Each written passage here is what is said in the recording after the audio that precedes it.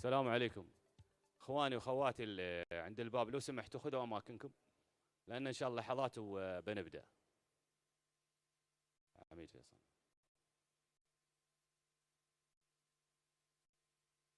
تفضل سيدي.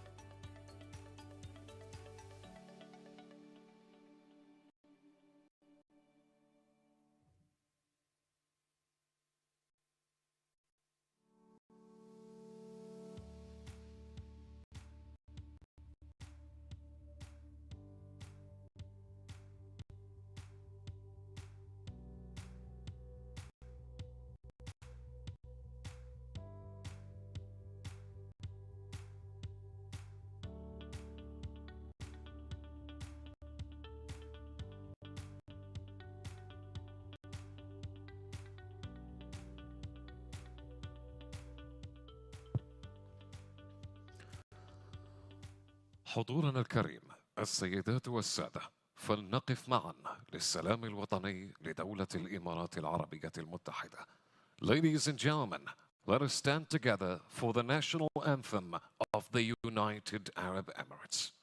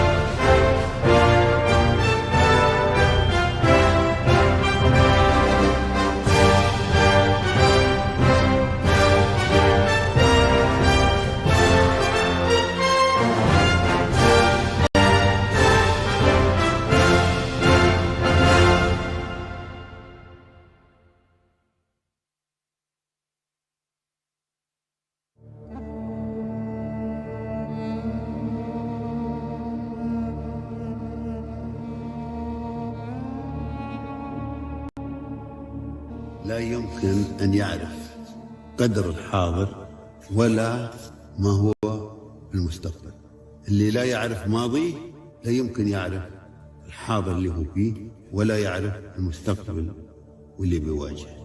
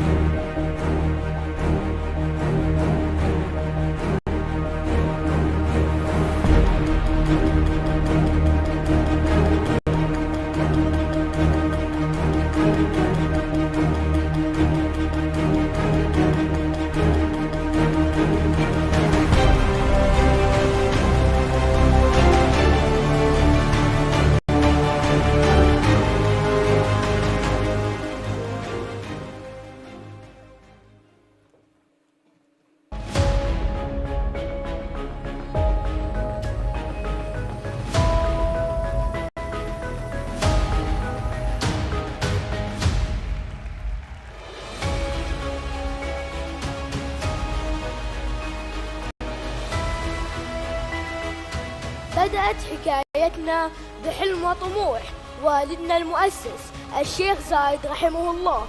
الشيخ زايد أمل دولة الإمارات. ليكمل الرحلة من بعده المغفور له الشيخ خليفة بن زايد رحمه الله، الذي يلهم رحلتنا بقوله: إن المستقبل مهما كان بعيدا فهو قريب، والاستعداد له يبدأ اليوم وليس غدا. ليحمل راية الرحلة قائدنا صاحب السمو الشيخ محمد بن زايد حفظه الله، الذي راهن علينا وآمن بقدرات شبابنا فقال لنا: إن رهاني الحقيقي أنتم يا أبنائي، ولديني إيمان بأن التقدم في هذه الدولة لن يتم إلا بكم. الإمارات أمل العرب، فحمل مسبارها الأول اسم الأمل. لم نعرف كلمة المستحيل، وشعارنا قولنا لقائد ملهم صاحب السمو الشيخ محمد مباشر.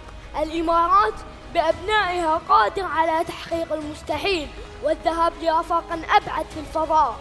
تسلحنا بالعلم والعمل، استكشفنا المريخ ودرسناه وعرفناه على مر السنين. سدنا دربنا بمعادلة ذهبية أوصلتنا للقمة، فبنينا مدينة الأمل، الحلم الذي راود البشرية يقود من الزمن أصبح بجهودنا حقيقة. فأصبحت دولة الإمارات أمل العالم بأسره ومصدر الإلهام للبشرية جمعاء. واليوم نحن أتينا لنتعلم ونستعد اليوم الذي سنكمل فيه هذه المسيرة خلف قيادتنا الرشيدة وشعبنا الملهم.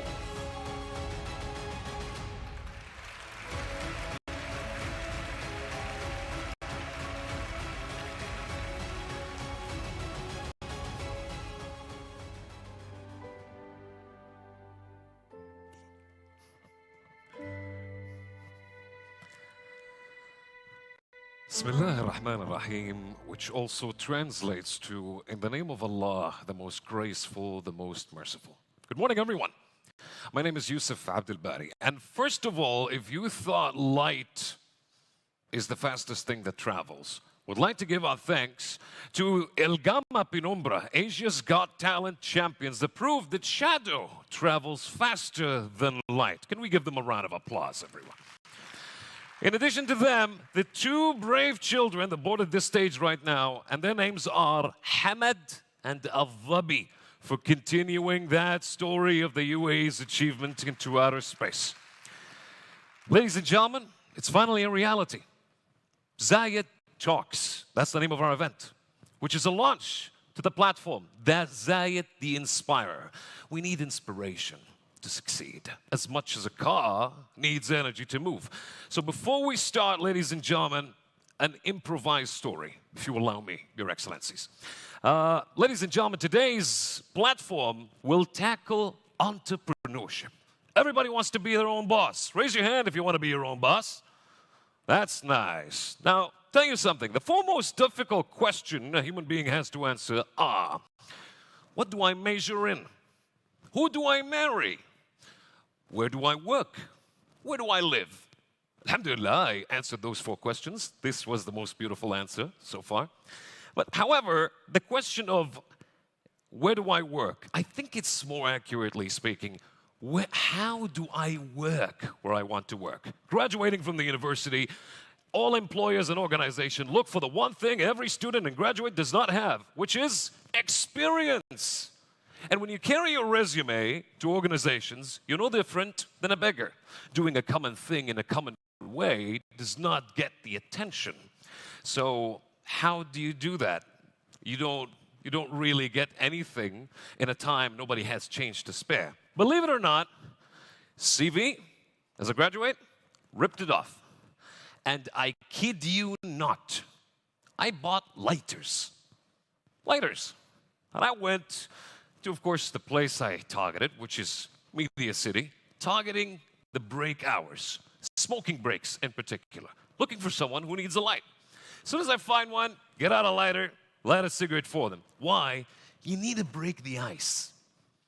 And it broke the ice until I lit my lighter for the right man. And he said, hey, where do you work? Careful. No, I didn't say, oh, I'm not working, I'm looking for a job and stuff, because if The employer needs to need you. If you're in need, then I gotta feel you're gonna be a quality addition. So I said, I'm looking for the right opportunity, taking my time. I say, you know what? Come on upstairs. We'll do a voice test. Did a voice test, and I swear to Allah, until this day, I remember what the general manager of that organization said. You're not here because of your expertise in politics, because they are zero. You're not here because of your experience in media, because they too are zero. You're here because you have a voice. Remember that, because if anybody is going to tell you, I got you here, tell them you're wrong, mister. Ladies and gentlemen, in short, you want to be an entrepreneur, you want to get married, you want to find the right apartment, the right villa, or you want to start the right business and make money out of that business, the one skill you need is how to sell yourself to people.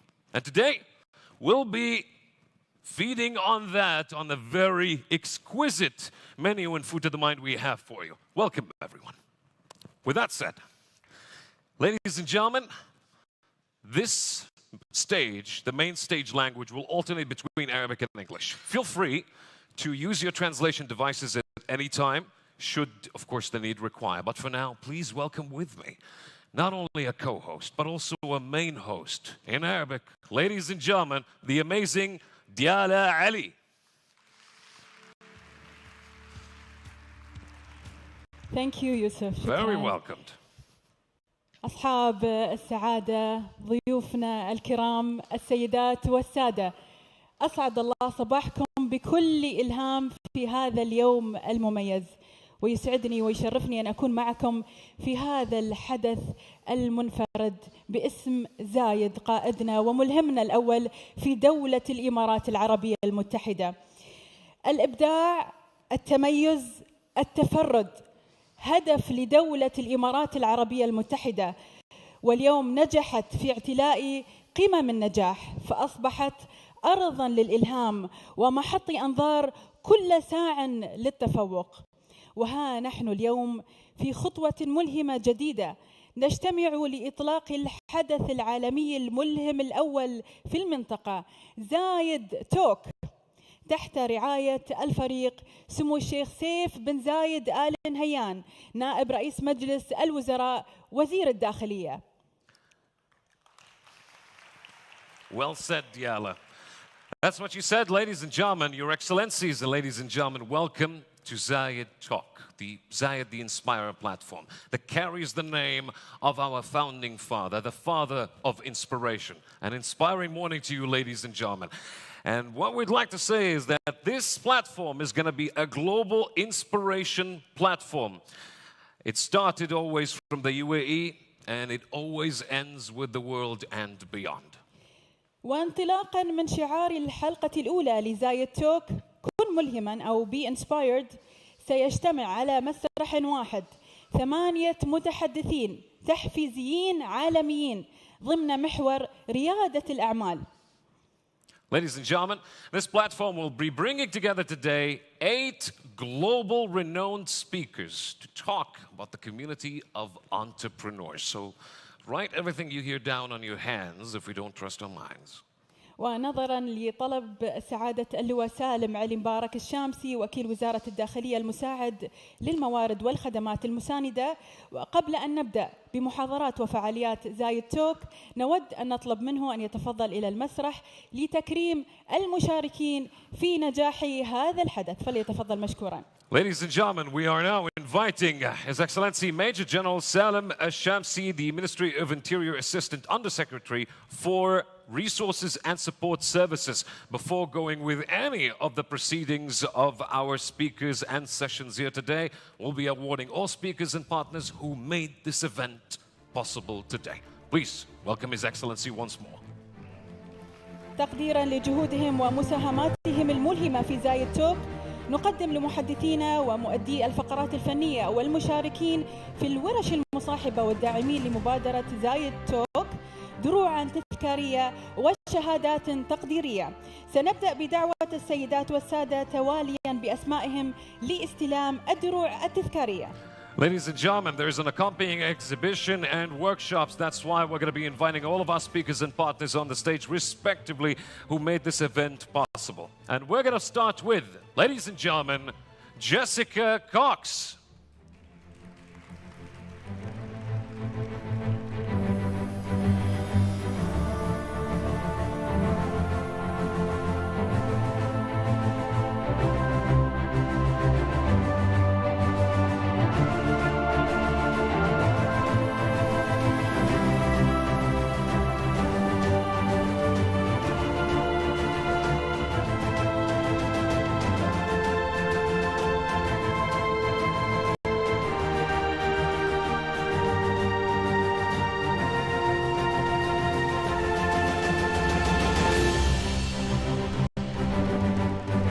From our awardees as well, ladies and gentlemen, we summon onto the stage Mike Zieler.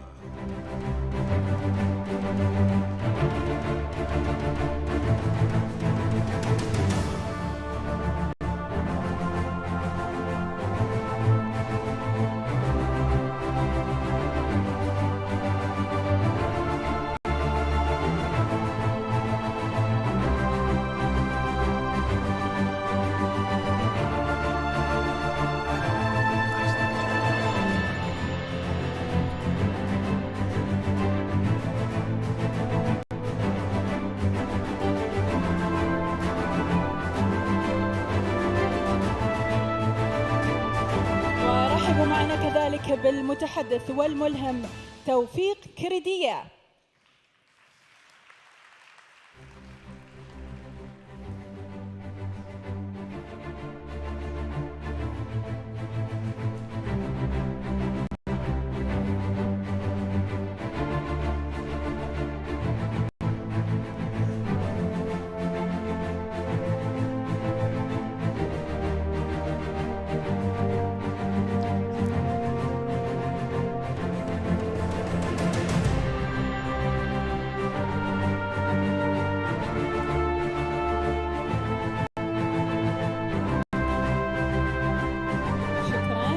كذلك ندعو إلى المسرح المتحدث ورائد الأعمال عمر البوسعيدي.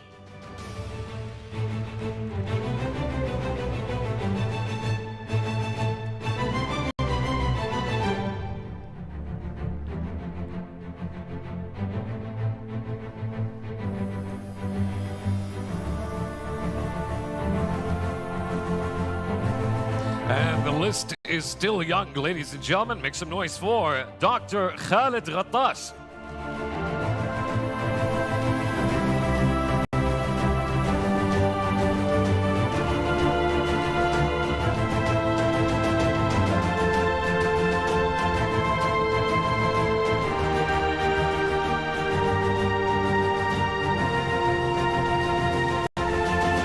Can I also have a round of applause for our next one, Ula Dudin.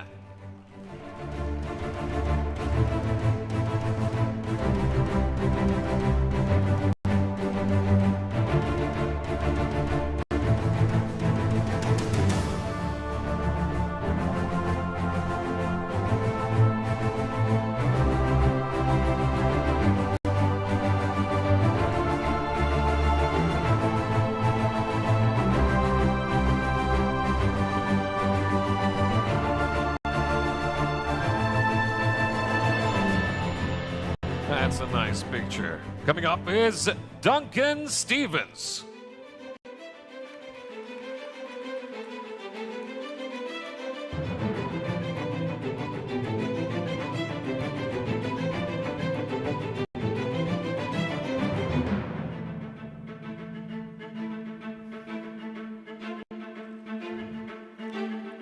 وكذلك رحبوا معنا إلى المسرح المخرجة الملهمة نهلة المهيري.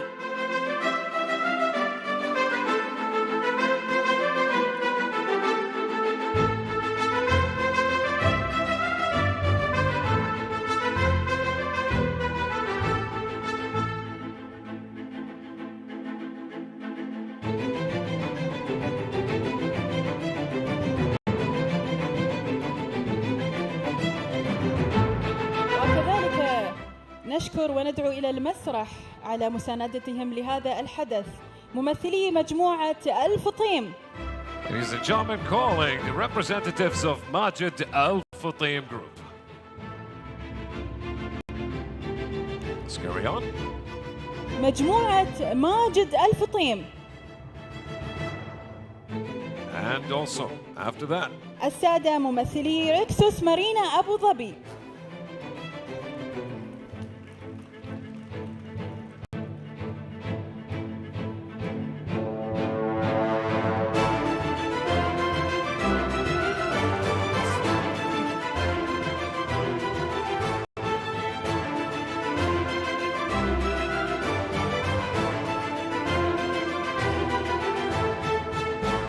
والسادة ممثلي مصرف أبو ظبي الإسلامي.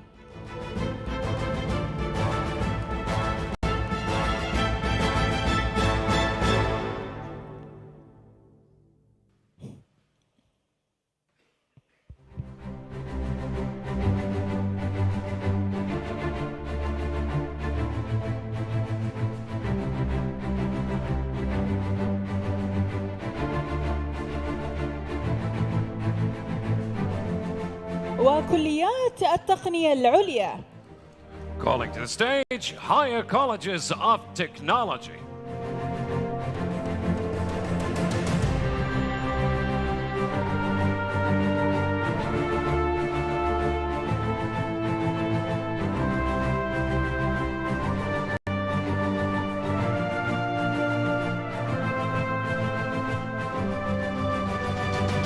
Even if they're not here, they still do deserve a round of applause for their support, don't they?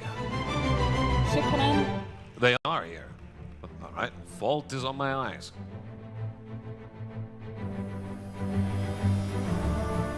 شكراً لكليات التقنية العليا. وكذلك نشكر وندعو إلى المسرح ممثلي دائرة الاقتصاد والسياحة في دبي.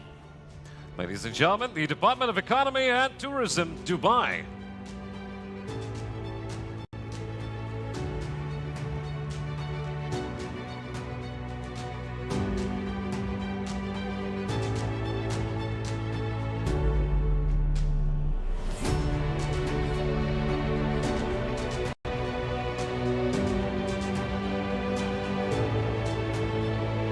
The best way to make a picture beautiful is to make the one taking it shy. And the best way to make them shy is to give them an applause. That's right. مؤسسة زايد العليا لأصحاب الهمم. Zayed Higher Organization for People of Determination.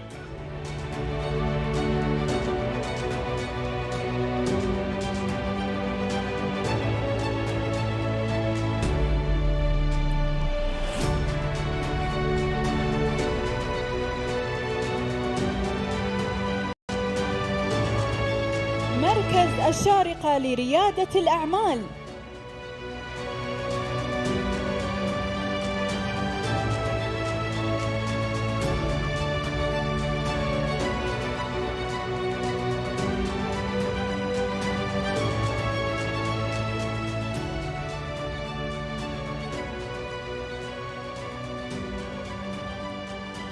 صندوق خليفة لتطوير المشاريع.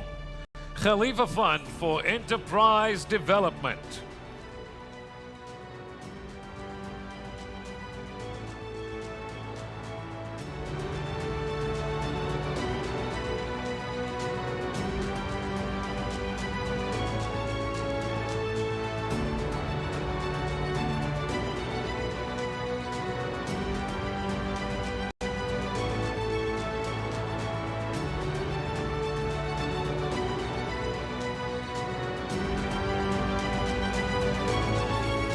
ومؤسسة سعود بن صقر لتنمية مشاريع الشباب.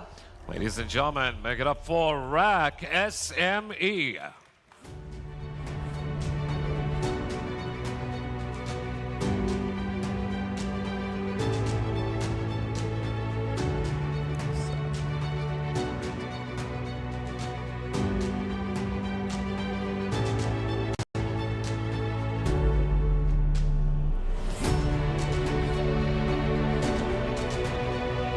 ووزارة الثقافة والشباب.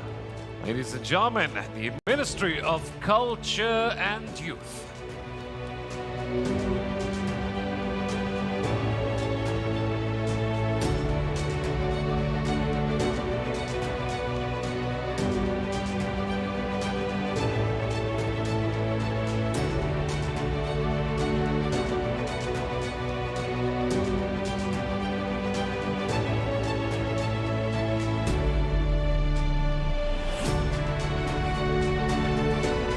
وأخيرا وليس آخرا جامعة خليفة.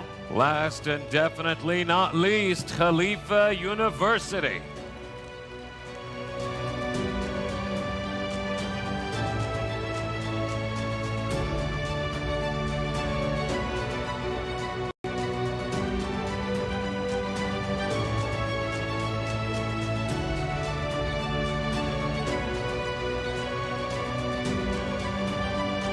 شكرا لكم جميعا. شكرا. Our شكرا thanks سعادة. to the Major General Salim al-Shamsi. Thank you very much شكرا for لك joining سعادة us. وكيل الوزارة مساعد في وزارة الداخلية.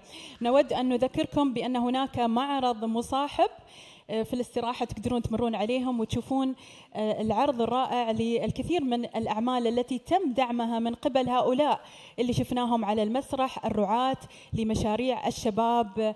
تقدرون تمرون عليهم وتشوفونهم وكذلك تستلهمون من الأعمال اللي قدموها. لا حدود للإبداع، مقولة يجسدها الفنان ناثانيال البيدي الذي جعل من هوايته في فن الرمل مهنة في دولة الإمارات. Ladies and gentlemen, creativity knows no bounds. The Guinness World Record holder Nathaniel Alapide, and with his magnificent sand murals, was applauded by many for his world's largest sand painting, which was a commemorative piece for the UAE and its rulers. Now, he will be producing one of his sand frames today during the sessions. You'll be able to see it, and we'll be going to reveal it by the end of today's program. So you can look, but you can't touch, and behold the art that will come to be. نعم، يمكنكم زيارة العرض الفني طيلة مدة الحدث، حيث سيقوم هو برسم لوحته المميزة معنا اليوم مباشرة من حدث زايد توك. خلال الاستراحة أو بعد الحدث إن شاء الله بتشوفون الرسمة متكاملة بالرمل في هذا المكان. That's a very big canvas right there. It's 3 o'clock to your position. With that said, ladies and gentlemen, it is time to get vitamin I, inspiration.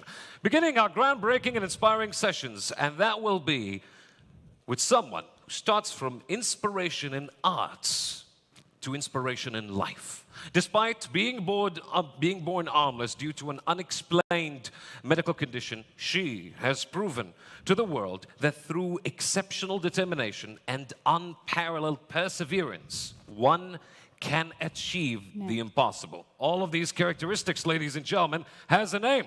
We welcome together, ladies and gentlemen, Jessica Cox. حان الوقت لنستمع لأول العرض وأول الملهمين بعزيمة استثنائية وإصرار لا مثيل له. دخلت موسوعة جينيس للأرقام القياسية كأول طيار بدون ذراعين في العالم.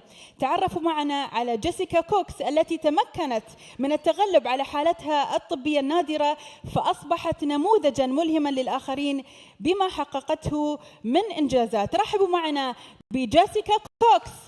The loudest applause. She deserves it. A lot of times people want to limit what they can do, limit what's possible. They want to call it the impossible. My whole life has been showing the world that it's not impossible. My name is Jessica Cox, and I'm a motivational speaker. I'm also the world's first armless pilot. I was born without both of my arms for no medical reason, but as a result, I learned to use my feet. My feet became my hands. I learned to do things from feeding myself, how to write with my toes, how to do everything I need to do to be independent with my feet. When I was a young person, I really wanted to fly, and I wanted to fly over my playground like a superhero. I actually learned how to fly in a standard airplane, an airplane that was not designed for me. But now I'm on a mission to build the first ever airplane that can be flown with feet. I've had so many inspirational people in my life who have led me to become the woman I am. I think about my own mother who lived out that example that anything is possible. that with your mind and your faith, you can do anything. Everyone has some purpose on this planet. To those of you who have your own challenges and you work through them every single day, whether they're visible or invisible, I want to encourage you to keep putting on this amazing fight. With determination, anyone can achieve the impossible.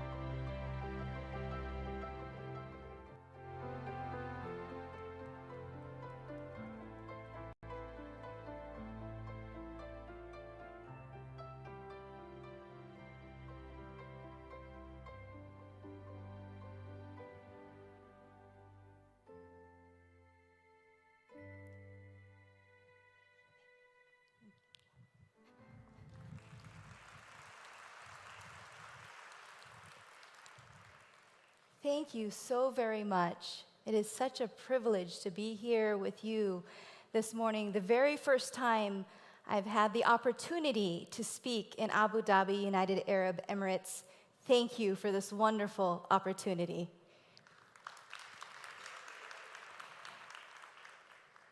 Now, I looked around when we landed. It was late last night, but I am aware that there are some similarities here than to my home. I live in the desert of Arizona. The only thing is I don't have the beach. So you have a wonderful beach, and I'm looking forward to seeing that at some point during my stay. In 20 minutes, I want to share with you how to turn an idea into a business. Think for a moment in your own life what that means. For some, it may be taking that step into a new career. For others, it may be overcoming a lifelong fear of taking action and starting your own business. For each of us, it's something different. What is the first step for you? For me, in order for me to take my first step, I had to first learn how to put on my shoes. So let me tell you a story. Growing up on the playground with all of my other classmates who had their arms and hands. And growing up on the playground, my teacher showed the whole class how to tie your shoelaces. You see, she sat down and she had both of her feet inside her shoes, and she used her fingers to grab a hold of the laces, make the loop over and through, and make a beautiful bow.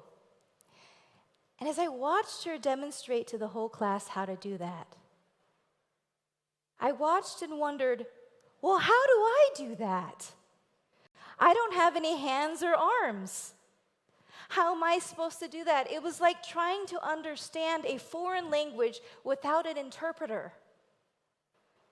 And I could have easily sat there and waited for someone to tie my shoelaces for me and spent the rest of my life relying on someone else. Or I could learn to figure this out on my own. And it would determine the opportunities for the rest of my life. So I sat there and I thought about this in a different way. I had both shoes off my feet, and I put one shoe in front of me at a time, and I watched as my teacher showed everyone else. For me, it meant to grab the laces just like this, over and through, and pull to tighten. One loop,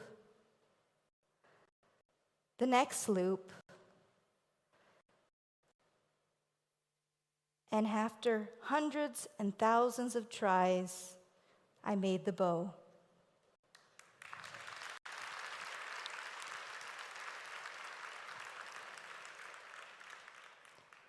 I did the same thing with the other shoe, over and through, and pull to tighten. And one loop, the other, and I made the bow.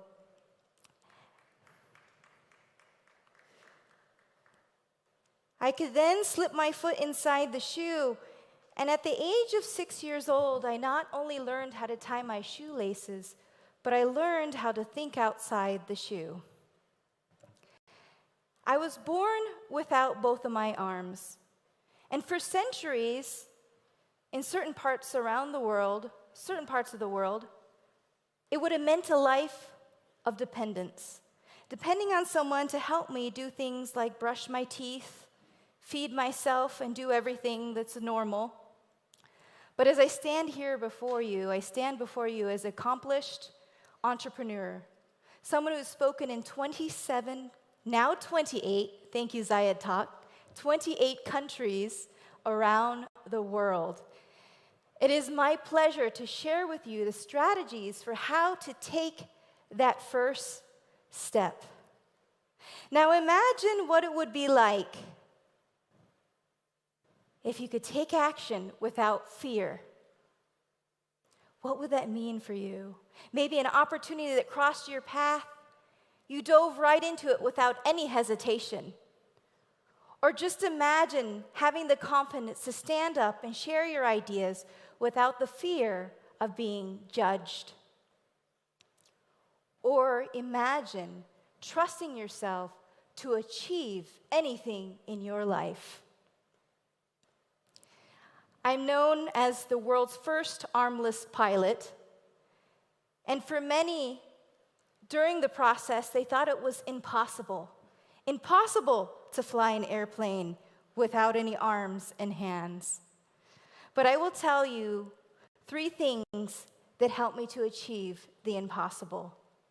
And you may want to write these down, and you don't have to with your feet.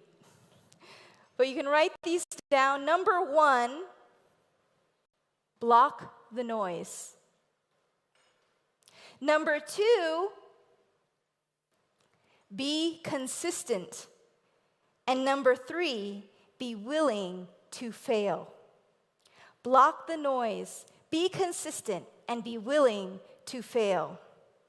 Now, I only have a few minutes with you, so I'm going to share with you these 3 points, but there are 6 more that I will be sharing at the very end of my speech, a gift to all of you to take home. But let's start with number 1, block the noise. There is a lot of noise, external and internal. And noise for you may be the internal noise, self-doubt. Oh, I could never do that. Oh, it's impossible. Or it could be external noise, something someone else is telling you. For me, it was external noise my entire life because I was born without arms. It was non-stop. I have a wonderful family, and my family doesn't talk much about hardship. We just learn how to get through it. I didn't cry much growing up, but times I did get angry and frustrated. And every day I went to school wearing prosthetic limbs. For those of you who are not familiar with prosthetic limbs, they're made out of plastic and metal. So these are made out of plastic and metal, and I wore them on my shoulders, kind of like a jacket. And I wore them, and it was very hot in Arizona in the desert, similar to here. So I was sweating a lot wearing these prosthetic limbs. And they also weighed about 5 kilos, so they were heavy. They were heavy, and they made me hot. They were very uncomfortable. For me, it was hard because they lacked sensation. I didn't have the ability to feel whether something was hot, cold, smooth, or rough. It just didn't have that capability. So why was I wearing them? Because of the external noise. You know what I'm talking about, that noise that you hear. Something you know it's not true, but you hear it. The external noise is what kept these prosthetic limbs on for 11 years. We have to be able to block the noise. And I remember one particular time jumping into a ball pit. As a child, I had my prosthetic limbs on, and I jumped into a big pit full of plastic balls, and I jumped in with all the other children, and I began to sink into this ball pit, all the way to the bottom of the ball pit. Every time I tried to climb out, the prosthetic arms weighed me down, and I kept falling deeper and deeper. And all the children around me who were jumping in this pit, it made it even harder to try to push myself out. And it felt like I was drowning. And then finally, the children got out of the pit, and I managed to push myself up out of that pit. I finally gave up those prosthetic arms, and it was one of the best decisions in my life. I challenge you to not let that external noise affect your success. We have to be able to block the noise, and we also must be persistent and be consistent in our efforts. Consistency is so incredibly important. Having consistency in what we attempt to do is so important. I have to share with you, when I decided to become a speaker, an entrepreneur, I knew that there were a lot of speakers in my field, and a number of speakers were speaking on different subjects, and I needed to differentiate myself from the speaking market. And so I decided to pursue becoming a pilot. But becoming a pilot was going to take a certain amount of consistency. It was going to take dedication, hard work, persistence. And so I went out to start my journey to becoming a pilot. After finding a flight instructor, I went out to the airport every single morning before the sunrise, drive an hour to get to the airplane. And when I was at the airplane, prep the airplane and then go through all the training that was required with my instructor. This was for months and months, 6 days a week before the sunrise. And I'm not a morning person, so this was very hard for me. But I would get up and I'd train with my instructor and go through all the consistent processes of learning to teach my body to do something no one has ever done before. And I just know that there were so many. We knew in the beginning there was going to be a lot of obstacles that had to be overcome. But we went through the process by consistently training. And there was a point in the training after 2 flight instructors, 2 years, training in 2 different states, that we hit this point where I felt everyone had given up on the possibility of me becoming a pilot. I just remember hitting rock bottom and feeling like everyone had given up. They've done everything they can. We've gone through all the processes, and it was going to be impossible to continue. But you see, consistency is more than a physical thing. It's mental. It's having the focus. It's having the motivation to keep going when it gets tough. And I pulled up a picture of an airplane, and I put it on the backdrop of my computer.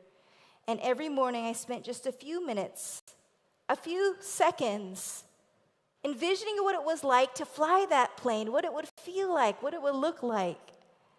And that's what allowed me to keep pushing through till I got my 3rd instructor. And my 3rd instructor was a very good instructor. He took me through all of the training. I was having a lot of trouble landing the airplane because it is one of the hardest things to do when you land. There's a lot going on. I was coming in too fast. I was coming in too slow sometimes. Sometimes I would hit the ground, and sometimes I would just not do it right. And so my instructor worked hard with me on this training when it came to landing the airplane and being consistent. And one day I remember I sat in the airplane with my instructor. He said, "Give me 5 consistent good landings, and I will climb out of this airplane and let you fly my airplane alone." That morning, I gave him the first good landing, the second, the third, the 4th, and finally the 5th good landing. And my instructor climbed out of the cockpit of his airplane, and he said to me, "Make sure you hear me on the radios and stay in communication with me. And I'm going to sign your logbook, and you can go and fly on your own now." And it was the moment I was waiting for. He signed my logbook, and I remember sitting there in the airplane thinking to myself, wow, this is what I've been waiting for. And the toes of my right foot were wrapped around the yoke. My left foot held onto that throttle. And I was so focused. My heart was beating. I was so excited. I was so determined to fly that airplane alone. And I started to lift off. As I started to lift off, it didn't even hit me that I was flying the plane alone. But I started to get higher and higher and higher until it was time to now turn back towards the airport. And when I made that turn going back towards the airport, all I heard was static. And I began to panic. Why is there static? This has never happened in the airplane. Something must be wrong with my headset. Something must be wrong with the radios. And I tried my best to troubleshoot. I looked over and the plugs were just fine. Then I looked up at the radio and I thought, well, maybe something's wrong with the radio, but the radio was fine. And then I started to drift. The airplane was drifting more and more as I took my focus off flying the airplane. And I began to panic and wonder, what is my instructor thinking on the ground? This is his airplane. His license is on the line. What's he thinking right now? I was supposed to be in communication with him, but I didn't because something's wrong with my radio. Something's wrong with my headset. I'm not able to communicate with him on the ground. And I could continue down this road and spiral out of control and crash the airplane. Or I could do what my instructor consistently told me to do. He said, fly the airplane first. Everything else is second. He consistently told me that over and over and over again. If something went wrong, fly the airplane first. Everything else is second. And I sat up when I remembered his words. I sat up tall, I grabbed a hold of the controls with both feet, and I went in to land. I landed beautifully without any form of communication because of the consistent training that my instructor gave me and his words of fly the airplane first, everything else is second. Are you consistent in your goals? Do you put dedication, hard work, perseverance in achieving your goals? We have to be consistent. And if you feel challenged at times, those 6 points I'm going to share with you at the end of my speech, those are going to help you get through it, to have the self-confidence, to push through. But before I share with you those points, I have one last point and just enough time for that. And that is be willing to fail. Failure is an opportunity to learn. Failure is only temporary. And we have to think about this in a positive way because sometimes the fear of failure is what holds us back from achieving, from trying, from doing something. As an entrepreneur, there's always a number of risks that you take. You take them regularly in business. And for me, I took a number of risks, especially in the earlier years of speaking. I remember one time receiving an invitation to speak all the way in Kenya, Africa. It was going to be my first time to speak on the continent of Africa, and I was super excited about this opportunity. I just remember getting the phone call and saying, oh, yes, I'd love to speak. And I was invited to fly to Mombasa, the capital of Kenya. And the organizer was going to be there to meet me. And I remember him greeting us at the airport. But before we landed, I didn't have all of the plans figured out just yet. I didn't have my payment secured. And I decided to go ahead and leave anyway because we were running out of time and we were dealing with logistics. So I landed in the country, and the organizer went to meet me, and he said, you know what, I don't have your payment just yet, but if you can hold on, I'm working on it. And I thought, well, what's 2 days? I'm already here. I'm already in Kenya, Africa. And 2 days went by. 30 minutes before I was to speak in front of the audience, the organizer came up to me and said, "I'm sorry, I cannot secure your payment." And I was stunned. And I thought, what am I going to do? There is a captive audience waiting for me in the room next door. And so I went into the room next door, into the auditorium, and I told everyone, "Thank you so much for having me." And I went home. Actually, I went to my hotel room. I didn't go home, but I went to my hotel room. And when I was in my hotel room, a bill was slipped under the door, and the bill read, "All of the expenses for my stay, in addition to all of the expenses for the entire event and all of the catering." And I said, this has got to be a mistake. I remember bringing this bill over to the front desk and explaining to them. I said, "This cannot be right. What do I do? This is not correct." And they explained to me, "No, this is correct. And in order for you to leave the country, you need to pay this entire bill in order for us to shuttle you to the airport." And my heart stopped, because here was a bill with thousands of dollars, and I didn't know what to do. I was halfway around the world. I didn't know anyone else local in the entire country. And now I was stuck. And fortunately, one of the sponsors picked up the bill. And I couldn't be any happier when I got on that plane on my way out of Kenya, feeling, though, as if I was a total failure. Here I was, thousands of miles away from home, and I was a complete failure. And I could have been out thousands and thousands of dollars. It was an embarrassment. But I could have stopped then, and I could have just quit the whole career of motivational speaking. Who would want to be at risk of doing something like that again? But I decided to push forward, and I continued with my career as a motivational speaker, and had some wonderful, wonderful things have happened since then. I met some wonderful people.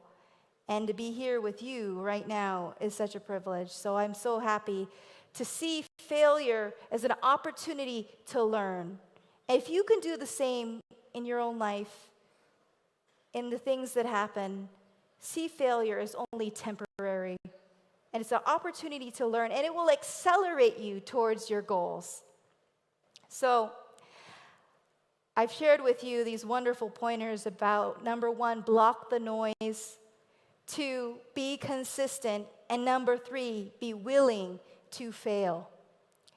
And I hope that you can use these same exact lessons in your own life.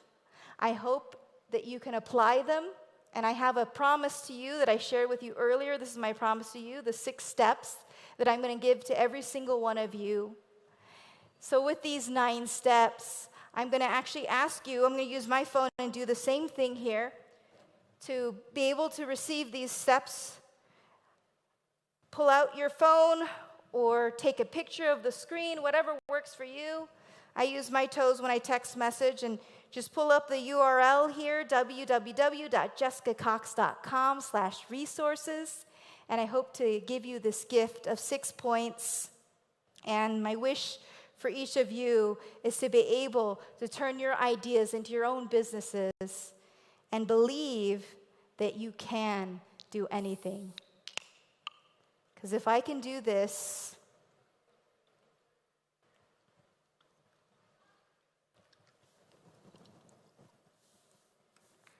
so can you. Thank you so very much. I am confident you will adopt these strategies and apply them to your own life and see the same rapid results as many have before you. It has been an absolute pleasure. I wish you the best and have a wonderful day. Thank you.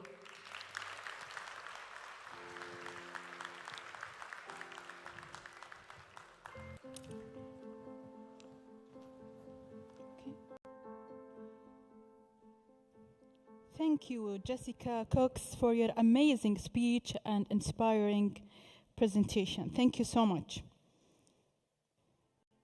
رجل الأعمال الذي أسس 12 شركة وأحد المساهمين في مجلة فوربس سيخبرنا بحكايته التي يشاركنا بها على مسرح زايد توك. رحبوا معنا بمايك زيلر المعمري. Mike Zeller, the stage is yours. Welcome to the stage. I'm Mike Zeller, an entrepreneur and author of The Genius Within. My obsession for decades has been unlocking the potential of myself and others, and I've found that if I know my genius or know the genius of my team, guess what? We have a capacity to flourish. If we play out of position, we will struggle and encounter more and more frustration because we are not in alignment with our wiring, with our gifting. At the end of the day, we've got to maximize our strengths and manage our weaknesses. How do we unleash the God-given capacity of you, your organizations, and even your nation? We are going to dive into the 5 fundamental premises of human genius and the 4 steps to unlocking the genius and potential of any individual. One of the greatest things that we see in countries that flourish, in organizations that flourish, and in people that flourish is they find themselves in exactly the right position more often than not. The greatness of an individual, the greatness of an organization, or even that of a nation is predicated upon whether or not those individuals collectively maximize their gifting, their human potential, and thus their genius. One of the biggest challenges, though, is the clues are scattered throughout our lives about our genius, about our gifting, about our potential, and until now there's not been a formula to gather the clues and bring them forth so that they pop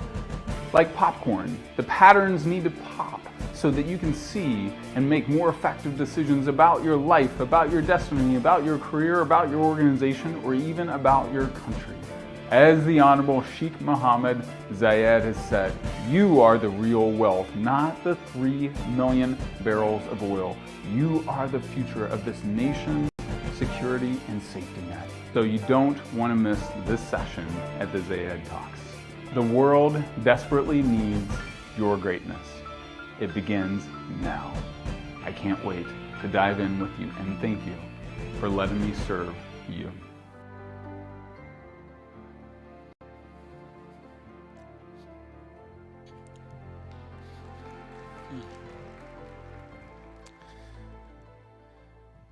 Hi guys. Well, I'm honored to be here for a lot of different reasons. March is a very pivotal month for me.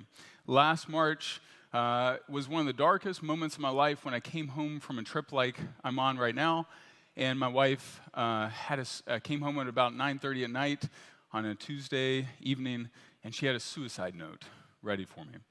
And that was a really dark moment and scary moment. Last year was a pretty intense moment for me as I was going through battle for her soul, battle for her life.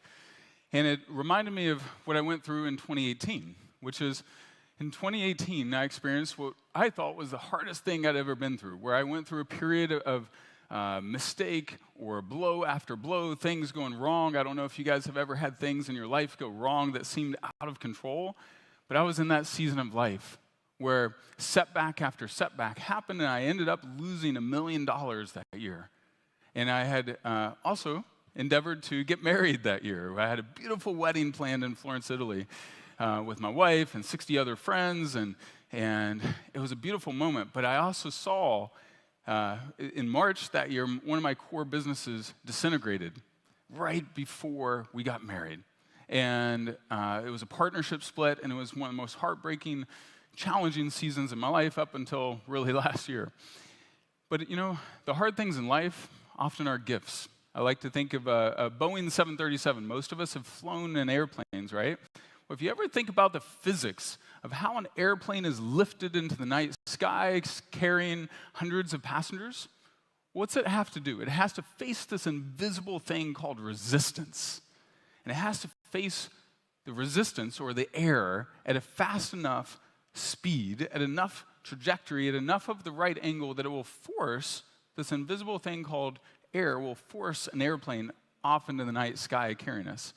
Well, the hard things in life are often those things that are our resistance. So I had to learn a lot of things the hard way. I don't know if anyone else here is stubborn like me, but I've learned a lot of things the hard way. But it started in 2018, it started causing me to pay attention to clues.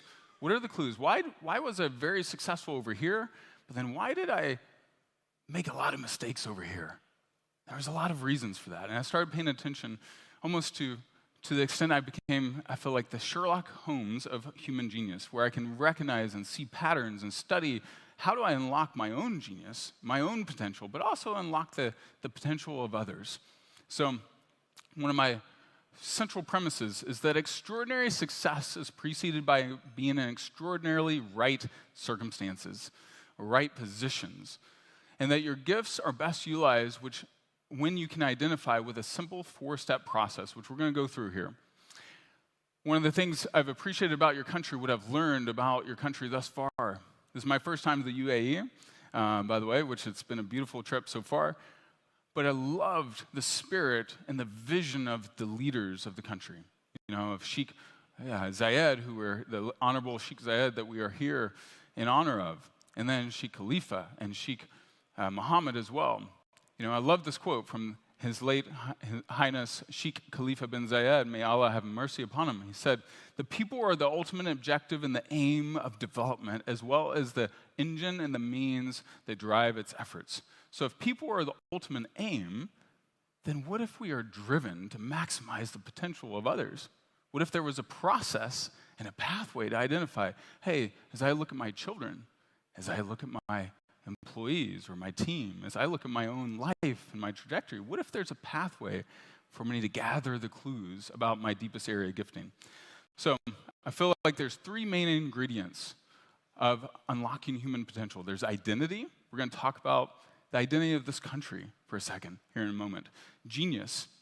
How do I decide and define and decipher what is my deepest area of genius? And then alignment. And it's true of individuals, companies, and nations, but identities can shift. Here's one of the craziest, coolest stories I've ever heard as I've learned about the UAE. In the early 1900s, this was a country of fishing and pearl diving and trade.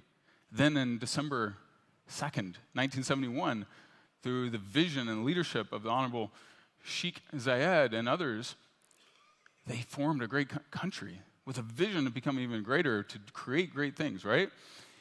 And His Highness Sheikh Khalifa advanced the vision and identity even further. Rising up out of the Middle East, you've become arguably the greatest country in the Middle East, from what I can see as an American. But now His Highness Sheikh Khalifa, Sheikh Mohammed bin Zayed Al Nahyan is forging a new national identity, the next level of identity on equality and renewable energy and cutting-edge innovation in all sectors. So as you look, one of the things that I see over and over in organizations and people and leaders and high achievers is that your identity precedes your destiny. If you think about it, when we're walking, when we're creating something or becoming something more, what we see in our mind's eye determines what we become, right?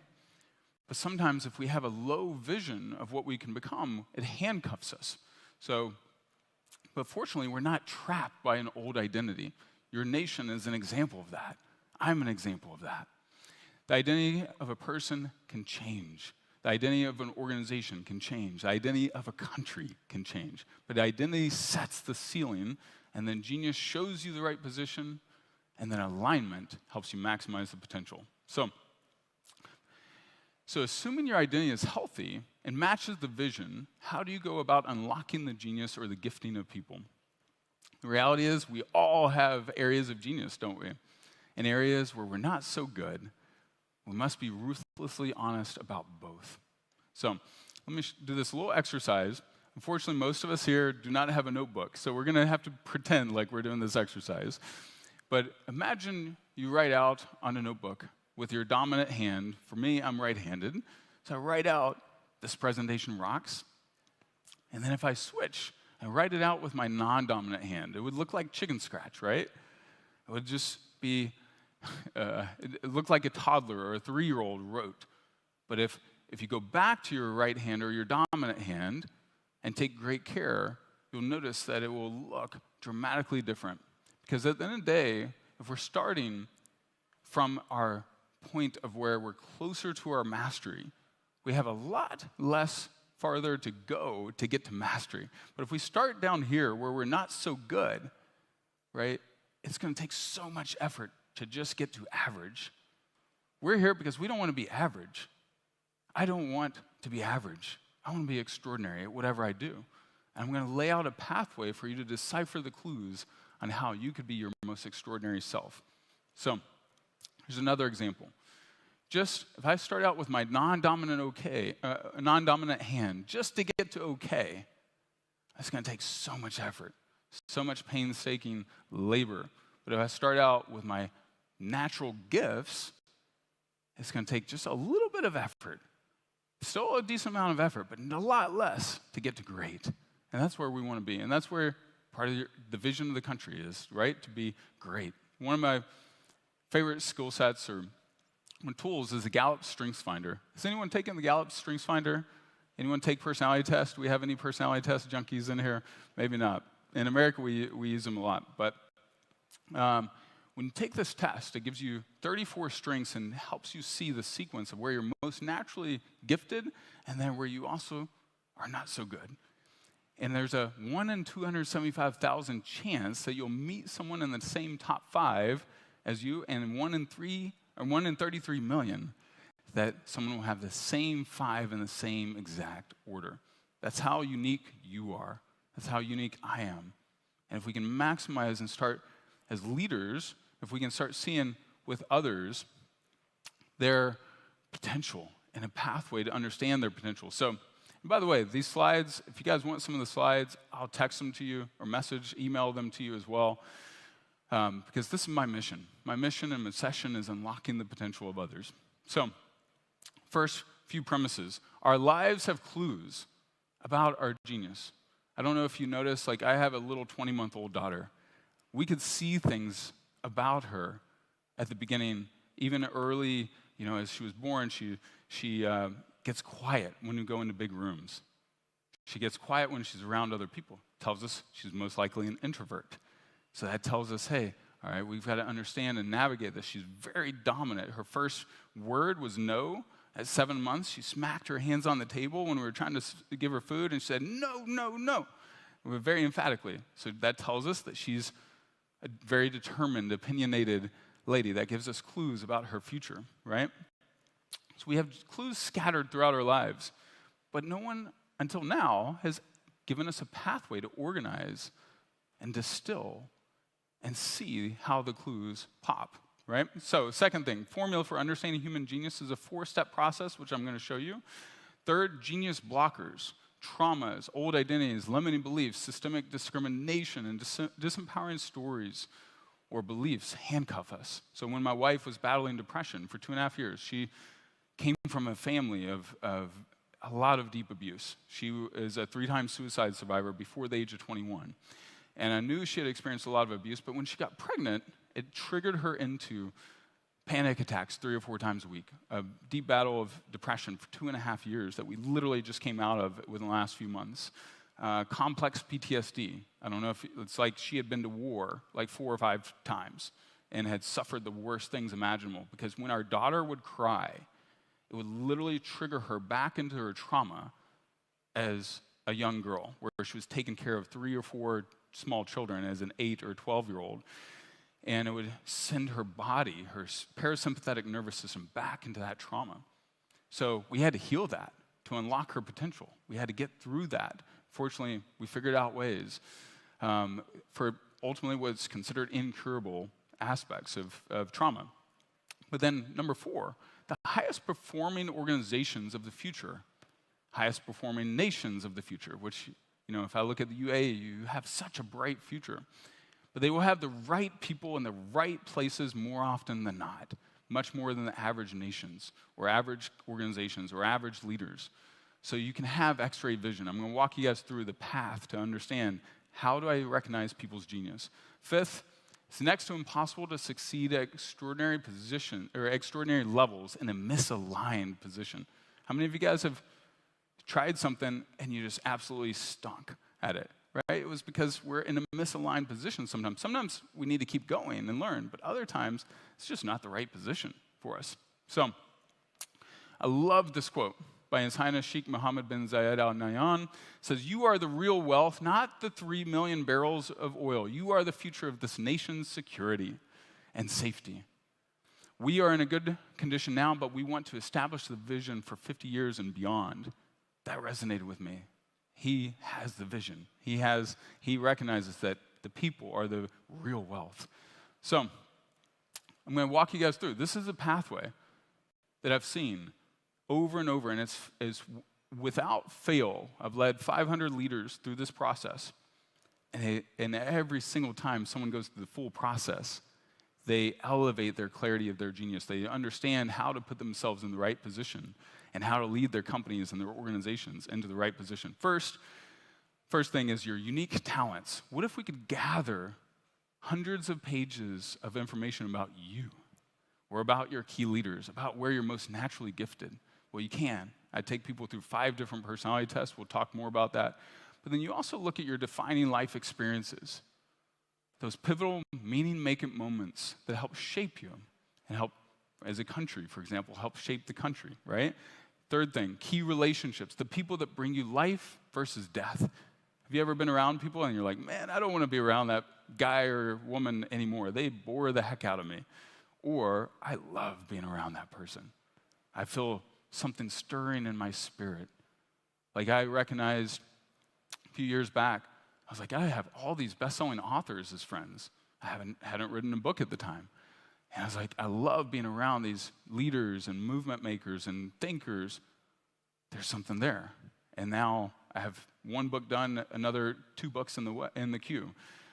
Last thing, your values and passions. What do you stand for and what do you stand against? And what are you curious or passionate about?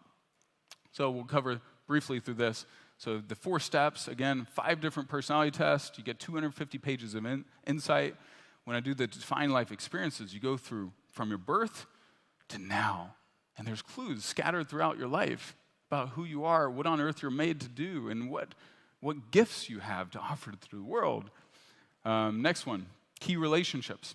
Again, who do you feel drawn to? Who do you already have a cluster of relationships with? Next one, values and passions. All right, I love Einstein's example, and also Sheikh Zayed. We're going to talk about him in a second.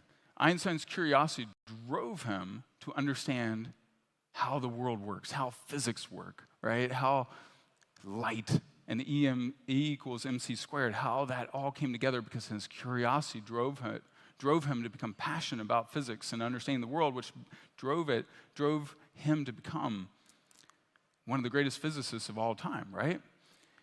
And then if you look, one of my favorite examples, from what I've learned about the Honorable Sheikh Zayed bin Sultan Al Nahyan, he was curious about what could happen if the 7 Emirates united to form a great country.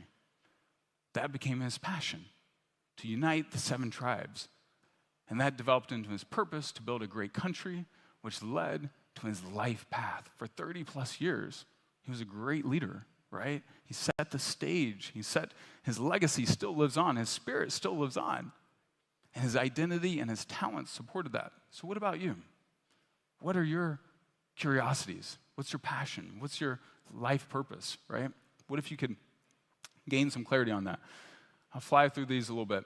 Reggie Shetty, one of my clients I work with, we went through the whole process we're talking about. He's got 350 employees, but we gave him a lens and a filter so he had x-ray vision. He could see his team at another level. What if you could see the people you lead, even your family, understand and appreciate their gifts and help them find their natural life path? So, in Rajesh's example, his communication elevated, his executives got more inspired, and his team got more inspired. Another one, Kristen Boss, she was just a hairstylist when we met. Now she's a best-selling author, an entrepreneur with a multi-million-dollar business. She's built real wealth for her company and her family because she stepped into her deepest area of genius. She did the hard work to figure it out, and she found confirmation that, one of the key quotes is desire. The root word for desire means sire, of the Father, of Allah, right? If we have a desire, a longing, a quest for something, it was given to us by God, by Allah, right? Trust it, explore it, step into it. Don't allow yourself to be captivated by what I call the disease of small-itis.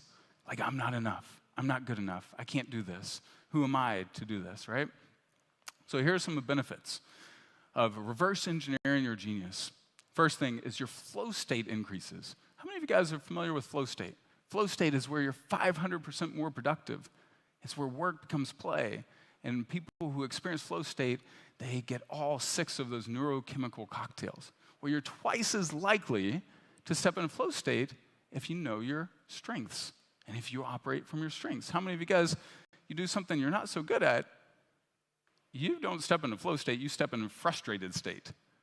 That's what happens to me. If I try and do something I'm not so good at, like my wife is a poet, I cannot write poetry. Not very well. If I try and write poetry, it's horrible. She would not let me sing to our daughter because I'm not a good singer. My wife's a great singer, but that's not my flow state, right? Second, your level of inspiration, natural drive increases dramatically. And then third, you experience a huge increase in happiness, fulfillment, and progress. All right? So those are some of the benefits. Love this quote from His Highness Sheikh Mohammed. He said, "I am certain from what I have witnessed from my simple interaction with bright minds and hopeful, optimistic faces that we are betting on the right people in the right generation for the future of the UAE." So I want to leave you guys with a few final questions. Are you operating from your deepest area of gifting right now? Are you effectively managing your weaknesses? What if you could actually see and understand your weaknesses at a whole nother level? What if you had x-ray vision? You could walk into a room and you could pick up on patterns. Like Omar, who's speaking here in a moment, he's brilliant and talented. Talking with him for 10 minutes yesterday. He left the room and I said, Omar's probably really good at this. He's probably not so good at this, isn't he? And his wife nodded. She's like, how'd you know that? Because I can see patterns. I can recognize patterns, just not because I'm special, just because I have a filter. And what I'm offering to you guys is a filter that will allow you to have x-ray vision on leading your people, your company, your family in a different way that will align with their deepest area of genius. So, second, what would happen in your life if you were 50% clear on your gifts and weaknesses? Do you know your own gifts and weaknesses with razor sharp clarity? What if you could, right? Third, for leaders, what if central to the design of your organization and your hiring and your leadership, your communication was the understanding of the gifting of the people you lead? And what if you had that x-ray vision we're talking about? Fourth, for romantic relationships, it changed my marriage, knowing my wife's strengths, her knowing my strengths, knowing my weaknesses. Like I don't know about you guys, but we could get at it a little bit. We could fight a little bit. We have a little tension sometimes because we're so opposite. But now we can flirt and play and laugh about each other's differences and appreciate instead of being frustrated. We've traded our expectations for appreciation because we understand and appreciate each other's strengths. Fifth, what does your organizational culture need to be to unlock the genius of others? So, I don't know if we're having questions or not, but I've got a few free guides and different assets for you guys, and I'm here for the next 3 days to serve. So if I can be of service, WhatsApp me, there's my number. I'd love to meet you. I'd love to serve you. I'd love to help you unlock your genius or however I can serve. So that's what I have for my talk. Also, if you're interested in any, I have a workshop coming up, and then I also do VIP and one-on-one mentorship. So that's my email as well. I'll be checking and responding as much as possible over the next 24 hours, but I'd love to serve you guys, and I'm honored to be here. So thank you, guys. All right. I don't know if we're doing questions. Let's see. I heard we were, but maybe not. So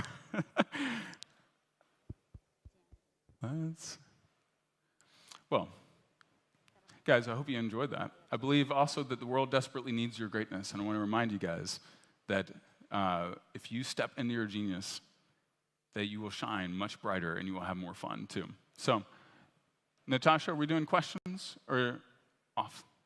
Okay.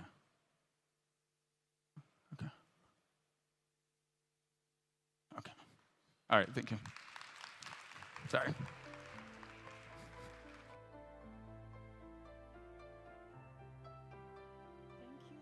you, Mike Zeller, for your inspiring presentation.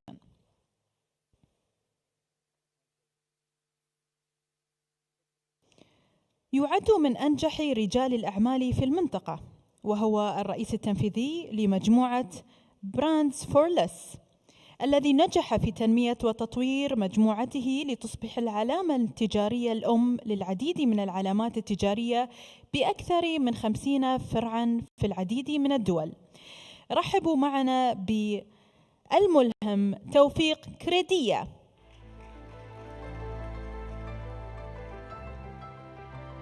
My name is Tawfiq Raidiye. I am an entrepreneur and the founding partner and CEO of Brands for Less BFL Group. I always believe that winners are not people who never fail, but people who never quit. Struggle is an important thing for you to really achieve your goals in life. I believe that it is my struggle that have allowed me to reach these heights and build a successful business with over 85 outlets in the GCC and Malta today. It's important to understand that only through struggles that one can have the strength to overcome challenges. Today, our life is a learning curve, and in every moment of life, we gather information, and gathering information is education, whether you are in a classroom or on the street. So you go out every day and try to catch new information that will really strengthen your character and give you more insights about life.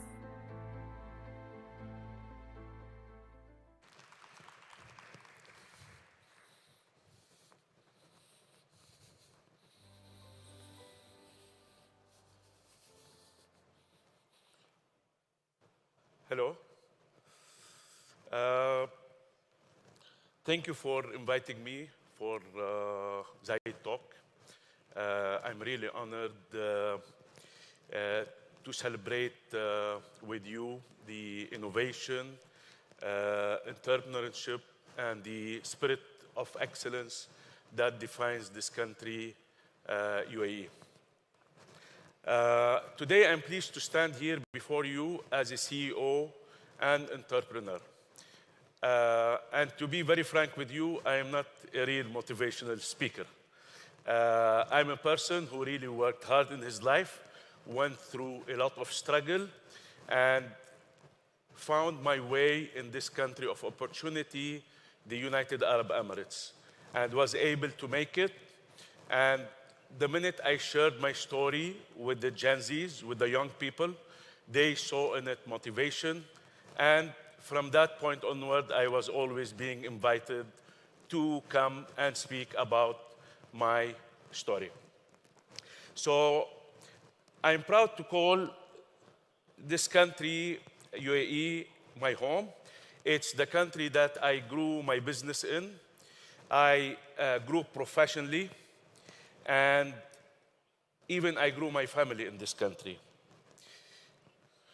Sheikh Zayed, may his soul rest in peace, laid foundations for this nation that today has become a beacon of hope. It's not only of hope, it's also of inclusivity and perseverance. Today, I want to tell you 3 stories from my life. That's it, 3 stories. Hoping that will not in some way inspire, it will some way inspire the future entrepreneurs and innovators that will strive and build upon the foundations that late Sheikh Zayed has laid in this nation. The first story is about capitalizing on your challenges and turning them into opportunities. Today, to be very frank with you, when I was young, I had a very challenging upbringing, growing up in Beirut during the Civil War. Lebanon at that time was going through a lot of turmoil and difficult economic challenges. Despite this, I was always curious and hungry to learn. I did exceptionally well in school. I might not have been the most or the smartest kid in the class, but for sure, I can say I was one of the most hardworking among my peers. I learned early on to take the opportunity. the opportunity that is given, no matter how small they seem, and turn them into something bigger and better. When I was younger, like any teenager, I was a person, or I was a child looking to really have a very joyful teenage life. But I also had responsibility towards my own family. I started working part-time jobs from the age of 13 to help them out in any way possible. I took different part-time jobs during the course of my life, including selling gasoline, selling insurance, building supplies.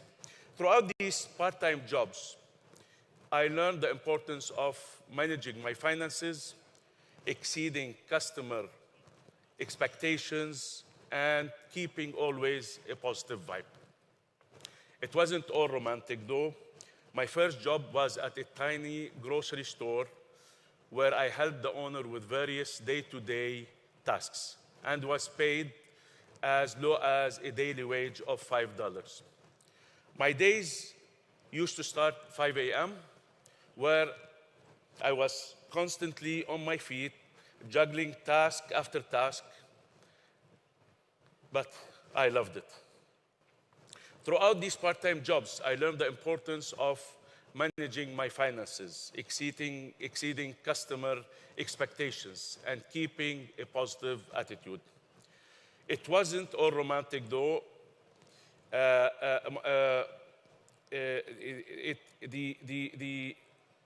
way that people perceive you as a person who's doing these small part-time jobs is not really rewarding at that time.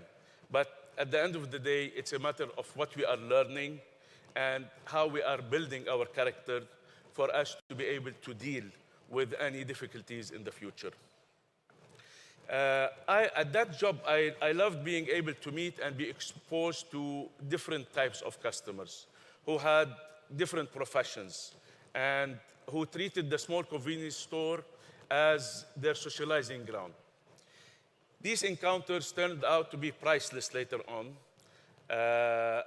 Let me give you an example. During my time at the grocery, I used to help the owner with, for example, maintaining the fast-moving items, making sure they're always restocked before they really run out from the shelves. Being close to the owner taught me the importance of listening to customers. His customers would come and socialize, and sometimes they are coming from abroad, and they would bring back with them some ideas about some products and ask about the availability of these products. And however, those small hints never left neglected by the owner at that time. He made sure to tap into that market by contacting suppliers, trying to find these items for his clients to supply them at his store. None of this had even a hope of any practical application in my life. But more than 10 years later, when my business partner and childhood friend, Yasser, we embarked on our entrepreneurial journey, we reapplied this exact lesson. The BFL Group was founded on the realization of a gap in the market by creating something really niche. It was introducing the off-price module to this part of the world, which for us at the beginning, it was an uphill battle due to the fact that this type of business was not popular or was not known in this part of the world. So based on these gaps and trying to fill these gaps and trying to really give something that is niche, this was the start of the success of this type of business in the UAE. So if I had never taken these part-time jobs, I might have never learned the importance of listening and observing market trends and gaps, of course. At that age, I did not see that. I was too young to really appreciate this information that I am getting on a daily basis. But of course, later on you will know how important it is to stay vigilant to the needs of your customers and to stay relevant to your market. My second story is about being approachable and relatable. Going back to Sheikh Zayed, may his soul rest in peace, he was known for his open door policy. He used to hold continuous and regular consultations with the country's citizens all the time. He used to follow the open door policy, and he used to always listen to the people, listen to their needs, listen to their concerns, and he was always connected to the people, and he was highly approachable. And his vision, driven by a passionate belief in leading by example, and this way a key essence behind his progressive socio-economic sustainable development and humanitarian vision. So I was really impressed of the way that this visionary man was connected to his people, and this connectivity to the people made the whole country so special because he always had his finger on the pulse of what is happening and how to make it better and how to listen to the people. And I believe through my journey with all the business experience that I have, I think this was my most inspirational lesson that I've learned was from Sheikh Zayed. So, when we started the business, we used to do everything. We started from scratch. We had no capital. We started with $10,000 loan, and we used to do everything. We used to cashiering. We used to clean the stores. We used to offload containers. We used to do everything. And that's why we know the business from down up. Now, until the day, I really take a great pride in walking through our extended network of stores and connecting with the people, connecting with the staff, connecting with the customers, observing, the business realm that we operate, and to make sure that, you have your finger on the pulse of the people, what the customers want, and what your staff are thinking of and they are aspiring to. So what really the late Sheikh Zayed applied in the country, I try to apply it on my small business in comparison. So the business that we have built 30 years ago evolved really, and we have made the advice we received with the insights of the younger and agile workforce, because to run and maintain a successful business, you must remove all labels and maintain inclusive workplace where all voices are heard and all ideas are taken into consideration. So keep humbling yourself with the knowledge that you only grow by embracing the ideas and innovations of the people around you.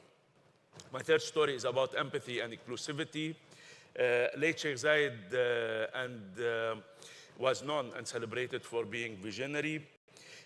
He placed great emphasis on education and on individual and social empowerment. This included addressing the welfare of the less fortunate for both in the UAE and for others around the world. No matter what business you choose to be in, always make conscious decision to give back and promote equally. It is humbling to have seen both sides of the coin. There were days that I struggled and others that I thrived. It was, however, the people that believed in me and in our vision that paved the way to where we are today. We can never do it on our own. Make sure to be there for the ones that you care for and love, and never be afraid to share what you have. Many of my life lessons were honed by my circle and influenced by the people I encountered. It's never about how much or how little you have. It's always about you and what you as an individual offer. Make sure to choose kindness and respect above all. Everyone around us is fighting and pushing through a battle that we might know little or nothing about. There's definitely more to this than meets the eye, and remembering to show interest and compassion to the people around us will help us. It will help us as individuals make more conscious and meaningful decisions. We are fortunate to live in a country that is as diverse and open as the UAE. Immerse yourself in different cultures, languages, and traditions. Appreciate the difference, all the differences, and respect everyone equally. Never stop learning, and never stop appreciating what you have. We are really fortunate beyond our realization, and may we continue to inspire the new generation to give back the same way the founders and leaders of this nation did. God bless the UAE, and may this nation continue to be the land of opportunities for generations to come. Thank you.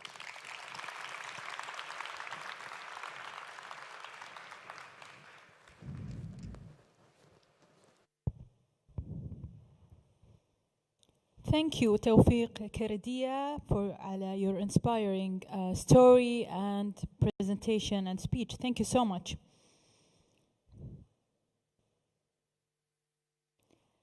دفعه شغفه في ريادة الأعمال لتأسيس شركة Global Possibilities الاستشارية التي تركز على تعزيز العلاقات الدولية في الأعمال التجارية والدبلوماسية العامة. واليوم سيشاركنا رحلته في مجال إدارة الأعمال في جلسته الحوارية تحت عنوان أن تكون مواطناً عالمياً. رحبوا معي برجل الأعمال والملهم عمر البوسعيدي.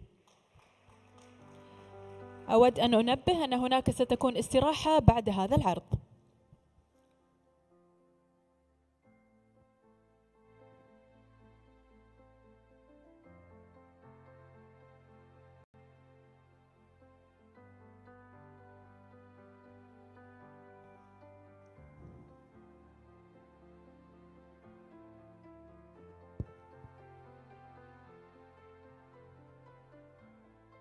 في مشكلة مع الصوت فسامحوني ما أعرف شو صار.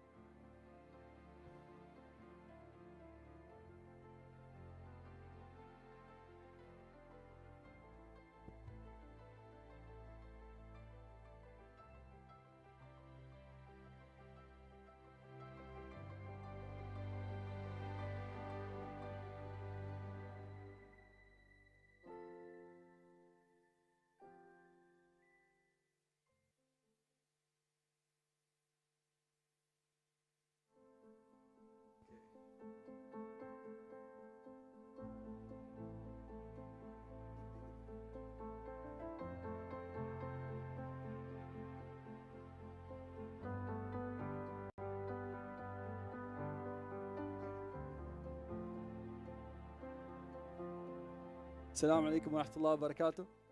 ايش حالكم يا الربع؟ سوري كان المفروض ان تشوفون فيديو بس ما ادري في مشكلة في الجهاز ورا، بس معاكم عمر البوسعيدي. صراحة كنت ابغى اكلمكم بالانجليزي بس ما ادري اكلمكم بالانجليزي ولا بالعربي؟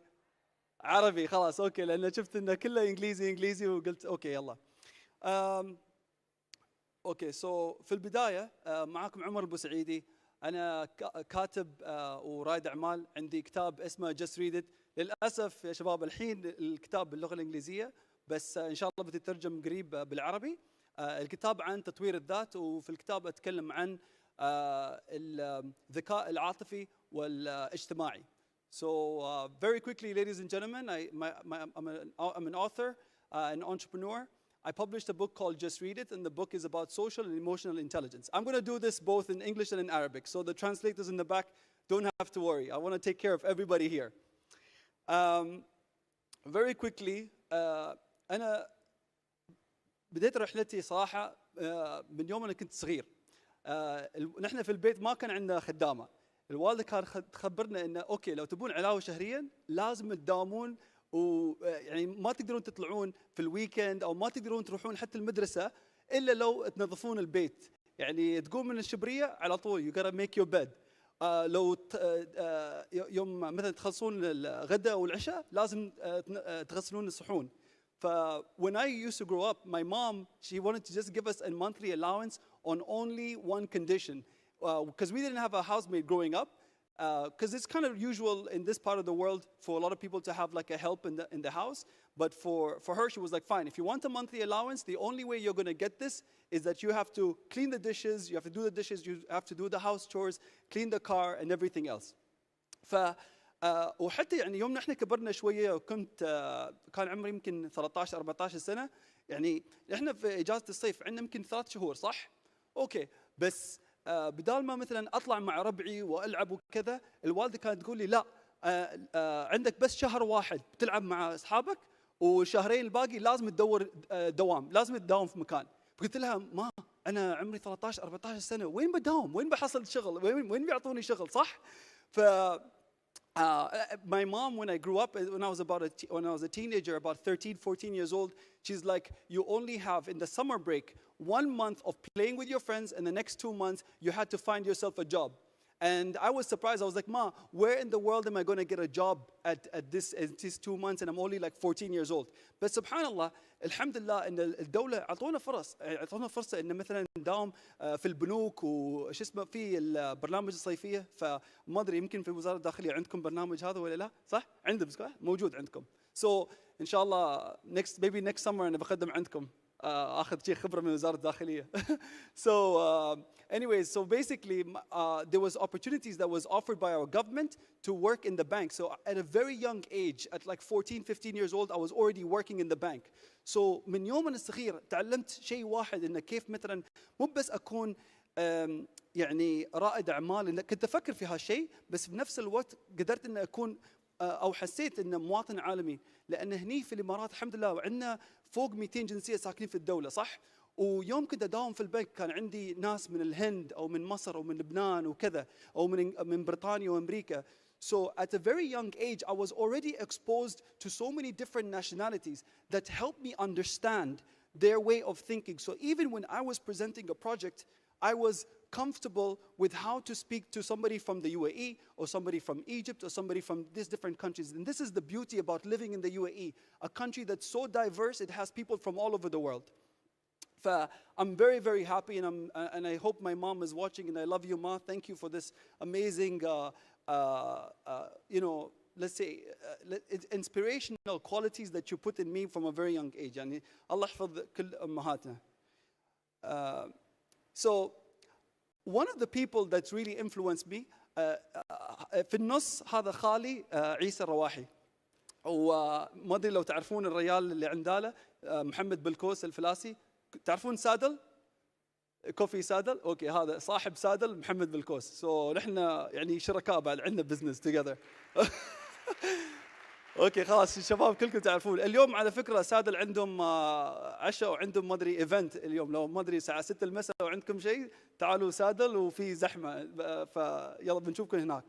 So anyways, my uncle دائما خالي كان يقول لي عمر لا تعتمد على راتب. اوكي انت صح بتداوم وكذا وبتاخذ خبره، بس بنفس الوقت انت لازم تفكر كانك انت مؤسسه او انت الدوله. تشوف الدوله مثلا نحن ما اعتمدنا بس على البترول او غاز، بس الحمد لله عندنا الحين كل القطاعات تقريبا صح. my uncle said to me the same thing. He said, listen Umar, don't depend on only one source of income. I want you to think of yourself like an organization or like a country where they have multiple sources of income. So I'm always grateful to my uncle. من يوم أنا كنت صغير كان دائما ياخذني معاه في اجتماعات وكان يقول لي عمر لا تتكلم، تم اسمع وخذ نوتس، يعني كل ما تاخذ نوتس كل ما تفهم وشي بتعرف كيف مثلا تتعامل مع الناس و how do you negotiate contracts وكل شيء. فالحمد لله I'm very happy ان خالي كان معاي من يوم انا كنت صغير وهو يعني الهمني. فانا صراحه ما كنت اعرف، اوكي قال لي ادخل في البزنس، ما كنت اعرف شو بسوي في البزنس. فواحد من اول الشركات اللي فتحتها يوم انا كنت صغير كان شركه دعايه واعلان. So I had an advertising agency. One of my first businesses, because I wasn't aware what I wanted to do, what was my passion. I was pretty young. I was around 18 years old. كان عمري 18 سنة. فيوم كان عمري 18 سنة قلت يلا شفت إن في الإمارات بدينا يعني مثلا نفتح للعالم وإن الناس يقدرون يستثمرون في الدولة وكذا، وشفنا عماير وإعمار يسوون دعاية ونخيل وكذا كل الشركات الدار. I was like, okay, this is the best chance now for me to do advertisement for these companies. قلت اوكي يلا انا بدخل في الاعلان. فالحمد لله كنت اجيب شركات، كنت اجيب بزنس، بس المشكله شو؟ كل ما تتعامل مع الشركات هذيلا يعني ما يعطونك مثلا 50% في البدايه، يقول لك يلا خلاص انا بشتغل معاك بوقع معاك بس بدفع لك عقب متى؟ مو حتى شهر او شهرين، كان يدفعوا لي يمكن بعد 6 شهور او 8 شهور. فانا كنت اتوهق، ما كان عندي السيوله في البنك. I didn't have enough cash flow in the bank. This is the problem when you work in advertising and consulting or maybe even events. You don't get paid on time. People want to pay you 60, 90 days later or sometimes even longer than that. And for a startup, a small business, this is the biggest issue. إن شاء الله الجماعة خليفة صندوق خليفة ودبي SME كلهم ياخذونها الملاحظات، لأن هذا الشيء إن رواد أعمال يواجهون هاي التحديات اللي نحن نواجه. You know? So الحمد لله that was the first business. So I had a creative agency. بعدين بعد 6 شهور سكرت الشركة لأن ما كان عندي فلوس. وأتذكر رحت عند الوالدة، لأن الوالدة هي دائما البنك المركزي عندهم بيزات ما أدري من وين يطلعونه من الشبرية، تحت الشبرية. You know, every time you need money you always go to your mom and they will always bail you out. مثل ما الحين استوى مع هاي البنك السيليكون فالي بانك، رايحين عند the Federal Reserve Bank يحاولون يطلعون فلوس من الحكومة الأمريكية حسب anyways sorry ذكرت في موضوع ثاني. anyways فشو استوى؟ I set up the first business, it failed. بعدين كان عندي شركة ثانية اسمها كنتسا بوتيك. كنتسا كنت أبيع فساتين والأعراس حق طبعا النساء وشي صح؟ ليش فتحت كنتسا؟ لأن أنا عندي أختي الكبيرة عايدة كل أسبوعين تروح عرس، وكل ما تروح عرس عندها فستان جديد وكذا. أملك عايدة ليش يعني كل اسبوعين وما ادري ايش؟ لا لان ما ربيعاتي كلهم موجودين هني وما يقدرون يشوفون ان في نفس الفستان اللي لبسته حتى من شهر او شهرين. قلت خيبه يعني انتم كل عرس تلبسون شيء ثاني شيء جديد. she's like hey I was like oh انا شوف I thought it was a bit crazy. I was like I don't know why، لان هاي الكندوره عادي انا يمكن لبسته الاسبوع اللي طاف والاسبوع يمكن سنه بعد ما ادري من متى عندي الكندوره. Okay so the second business I had was a women's boutique store selling wedding gowns and evening dresses, because my older sister used to always want to go to weddings and would always wear a new dress, and I wouldn't understand why would she wear a new dress all the time. So I thought that the best idea for this was to open a store that sells women's dresses and wedding gowns. بس المشكلة شو استوى في البزنس؟ بعد سنة تقريبا سكرت المحل، لأن سكرت المحل لأن المشكلة كان عندي المحل هني وعندالي كان مطعم لبناني. صراحة أنا حبيت المطعم، بس المشكلة ريحة الزعتر وزيت and everything else وثوم وكله كان يدخل في المحل وعند في الفساتين. So the problem with the shop was I was next to a restaurant open next to me, and this is the problem with planning, by the way. If the regulators don't plan where to open which shops, this is an issue.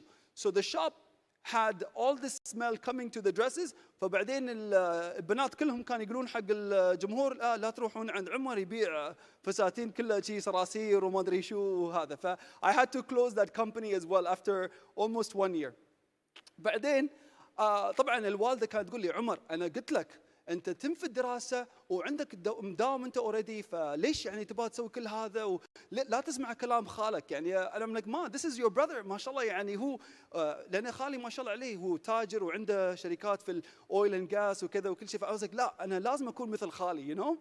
فقالت لي الله يعيني فيك وفي خالك. فالمهم بعد سنة after another a year and a half I set up a business consulting firm هني في أبو ظبي في بنات المعمورة. كان عندي مكتب اسمه Connections Middle East. الشركة الاستشارية هذه Connections Middle East كنت أساعد شركات من خارج الدولة إن يفتحون في الإمارات، خصوصا في شركات من بريطانيا. So I had a consulting company called Connections Middle East, where I used to help British companies to win contracts here in Abu Dhabi. Actually, I met before with وزارة الداخلية, وزارة الدفاع, and these companies were coming from different sectors. So I used to do like the introduction for them. Unfortunately, this business also failed لأن كان الأزمة المالية. So when the financial crisis hit, سكرت الشركة I was like, okay, خلاص, I guess this is not going to work. مكتوب هناك barber shop. كان عندي حلاق صراحة في دبي، بس also الحلاق يعني أنا بعت الشركة ما خسرت فيه. It wasn't a business that I failed with my barber shop, but I just saw an opportunity to sell it to somebody else. Moving on, just to let you know, so هذه كانت تجربتي في ريادة أعمال، بس في نفس الوقت الحمد لله كان عندي خبرة في عدة أماكن. يعني اشتغلت أنا الحمد لله في أول مكان اشتغلت فيه كان في بنك دبي الوطني. So when I worked in banking, again, like I said, I got that experience of working with people from different parts of the world. وعقب انتقلت لغرفة تجارة وصناعة دبي. كنت في علاقات تجارية. I was working in international relations, so I learned again how to inspire me to try to be like a global citizen. لأن كنت أداوم أو كنت أشتغل مع شركات جايين من حول العالم ويبون يفتحون في الإمارات أو في دبي at that time. So I worked over there. And then يوم سعادة خليفة المزروعي كان مدير عام بلدية أبو ظبي. He brought me from Dubai to work with him في البلدية. اشتغلت هناك سنتين وعقب انتقلت داومت في دار الثقافة والسياحة هذه في أبو ظبي.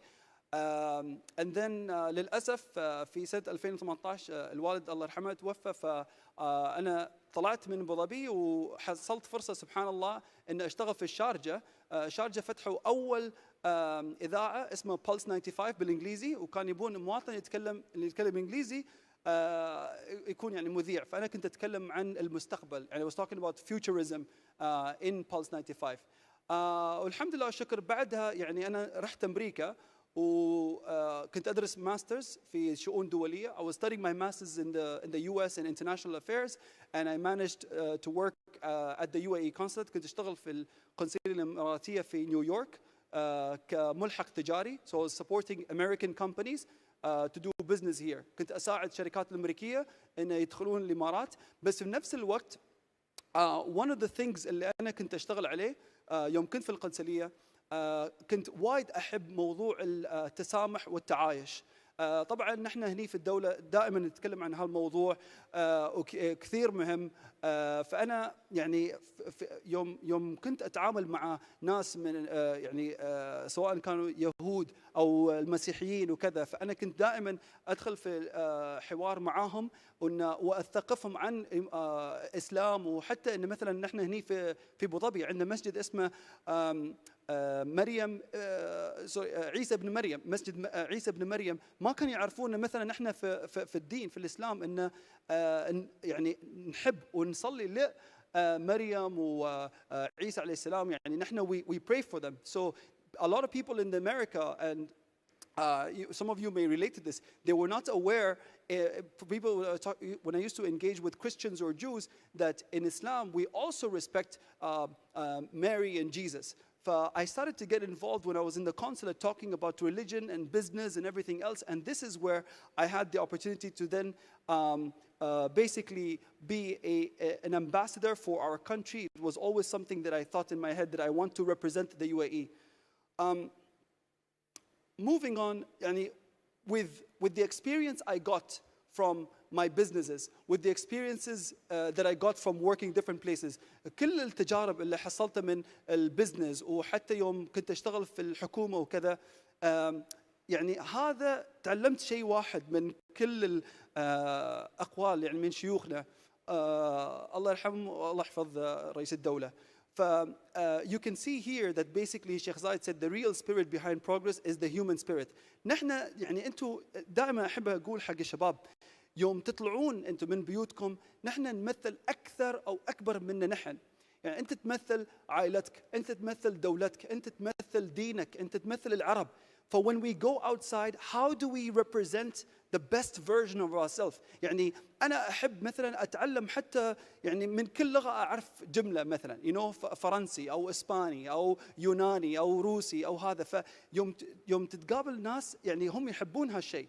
أتذكر هني في أرض المعارض كان في فعالية اسمها مجلس محمد بن زايد للأجيال المستقبل.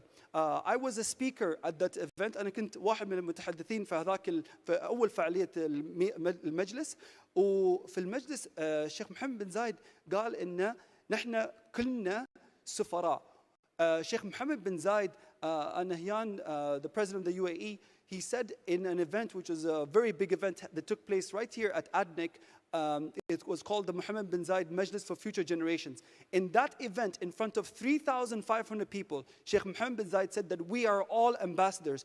Every one of us. You don't have to have a position that says أنت سفير أو قنصل. لا، نحن كلنا سفراء.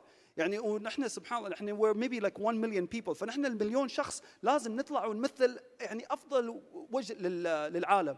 So this is our opportunity. One of the things أنا أحب أتكلم في هالموضوع.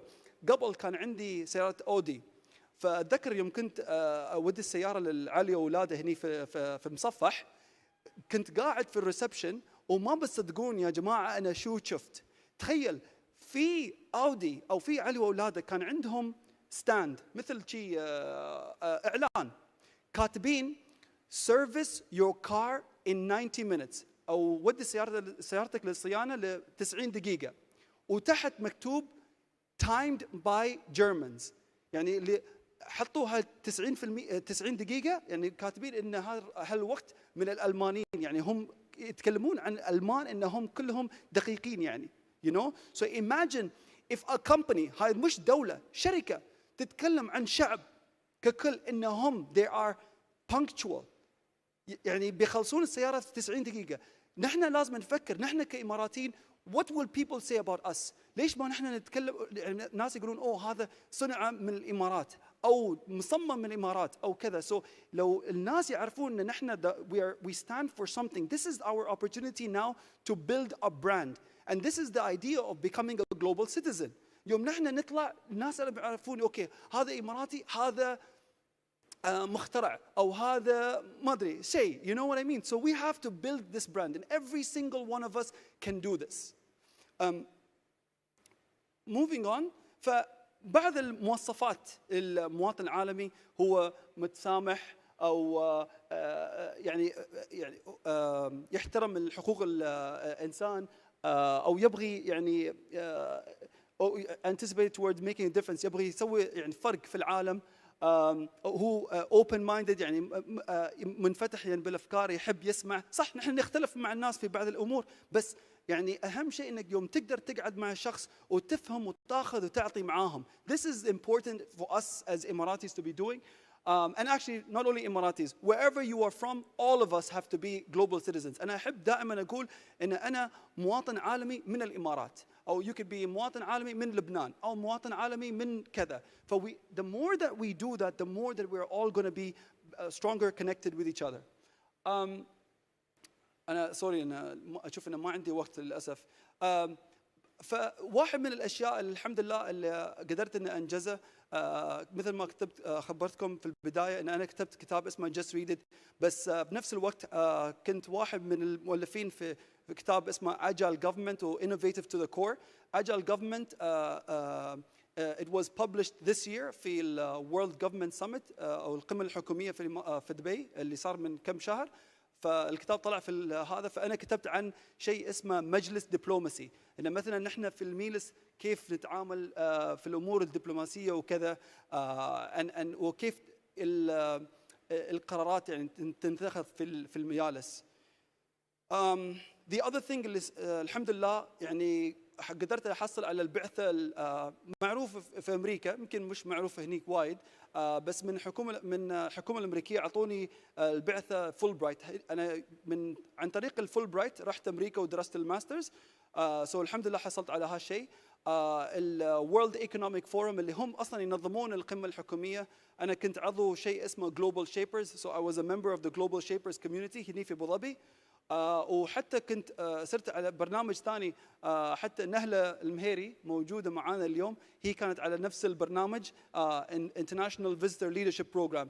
ففي كل هالبرنامج يعني هم يعني يوم المؤسسات او منظمات يشوفونك ان انت يعني تشتغل تحسين المجتمع وكذا، يعني بياخذونك على هالمشاريع ويحطونك في اماكن وين تقدر تمثل الامارات.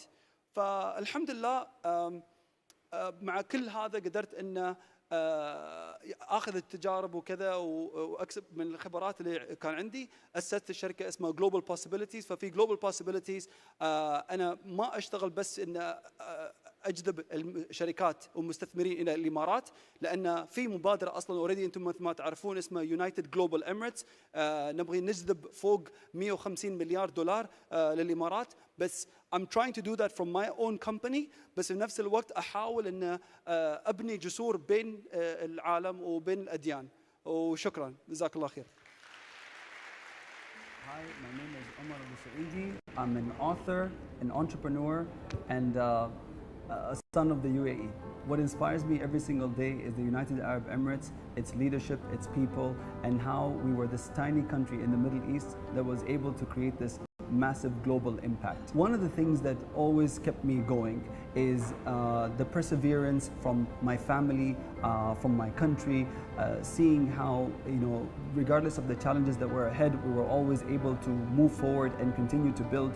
And for me, I felt like this was something that I had a chance to give back to the community, and which inspired me eventually to write my book, Just Read It, which is a self-help motivational book.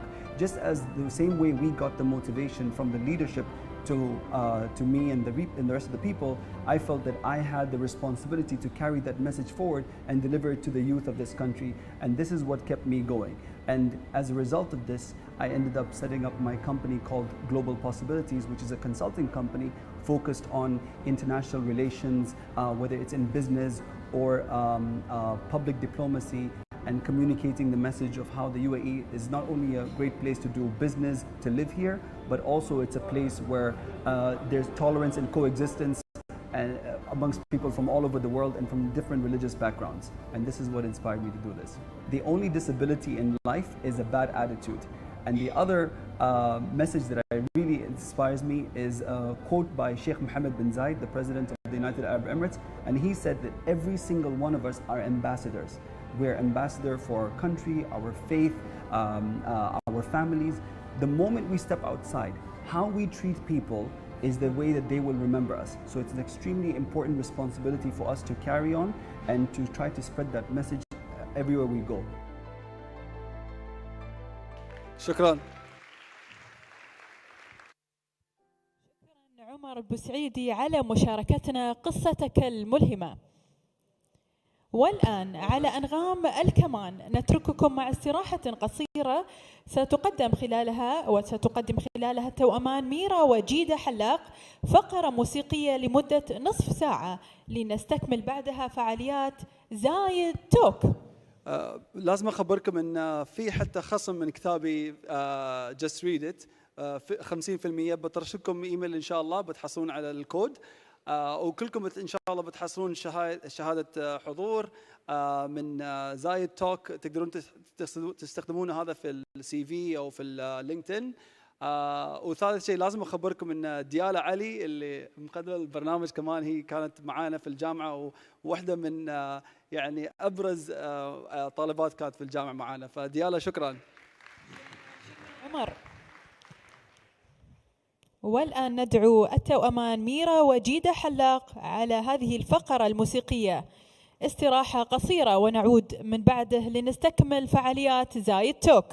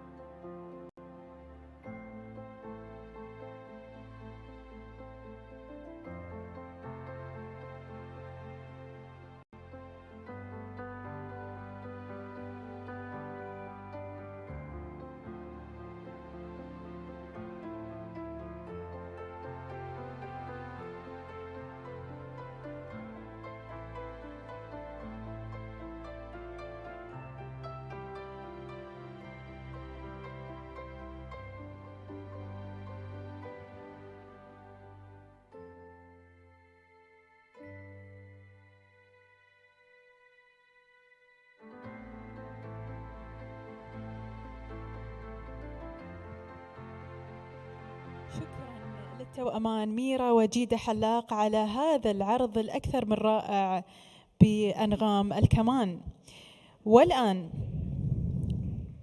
يستاهلون صراحة التصفيق، شكرا لهم على هذا الإبداع. والآن رحبوا معنا بموهبة موسيقية كذلك ولكن بشكل مختلف هذه المرة، لنتابع معا ونرحب بشيدي فدك. Welcome to the stage.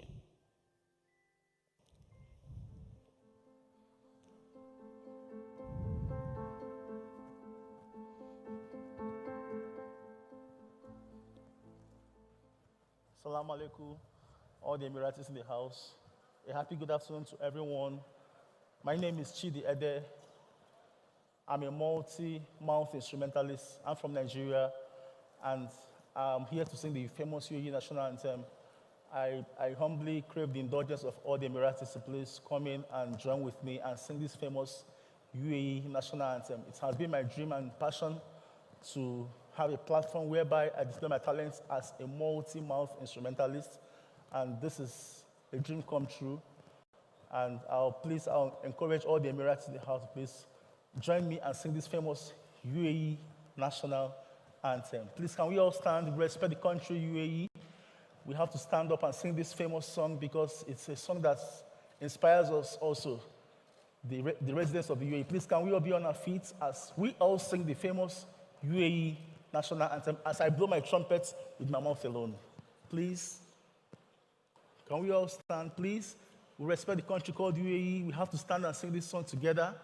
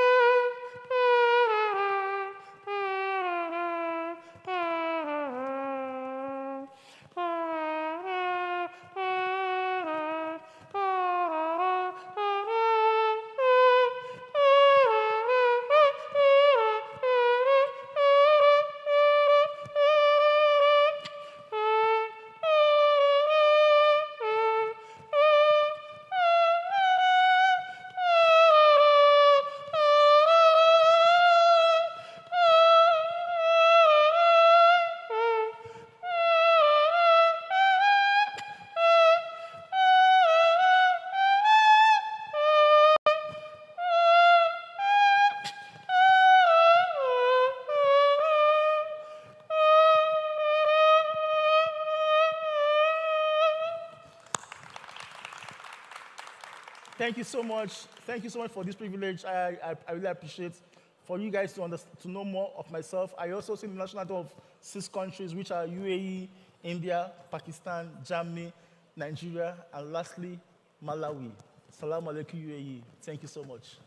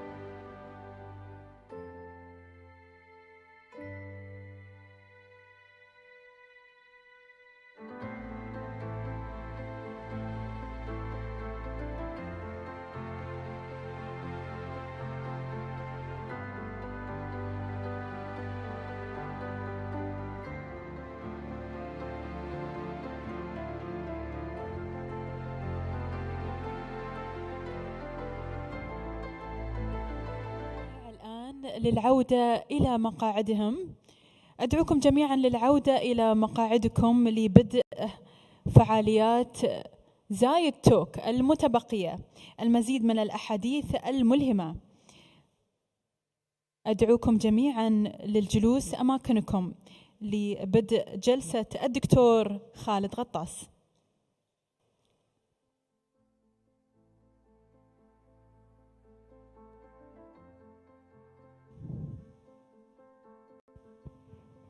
أنا اسمي دكتور خالد.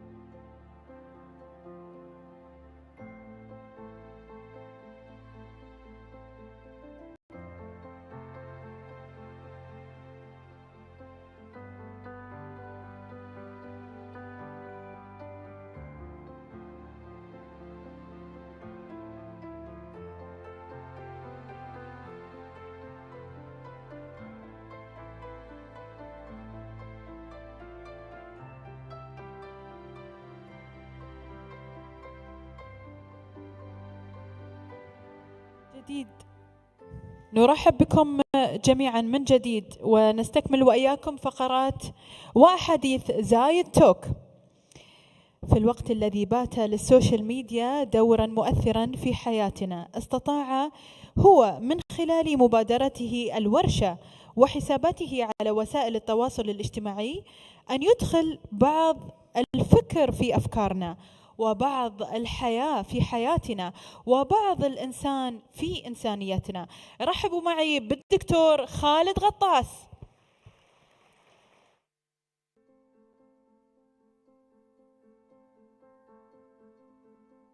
أنا اسمي دكتور خالد غطاس، لايف ساينتست، يعني أنا دكتوراه تبعي علوم الحياة.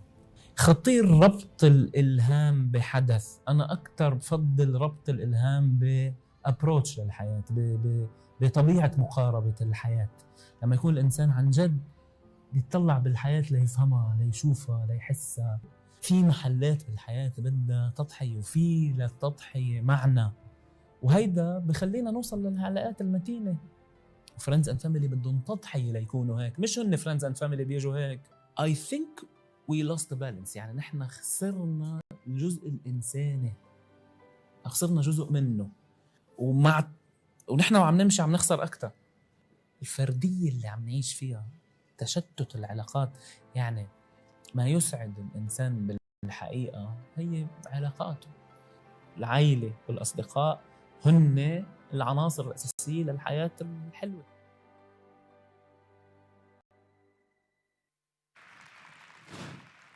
السلام عليكم، شكرا جزيلا.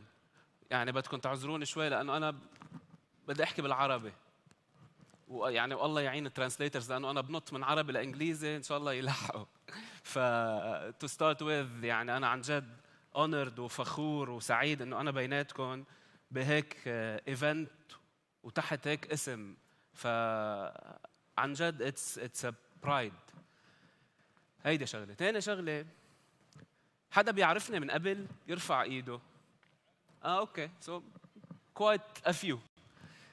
أنا بخاف لأنه انشهرت على السوشيال ميديا الناس تفكرني يا لعيب فوتبول يا مغني، فاي جت worried. أنا رجل علم، والعلم بيروح if we don't capture it. و a good way to capture it is to write it down.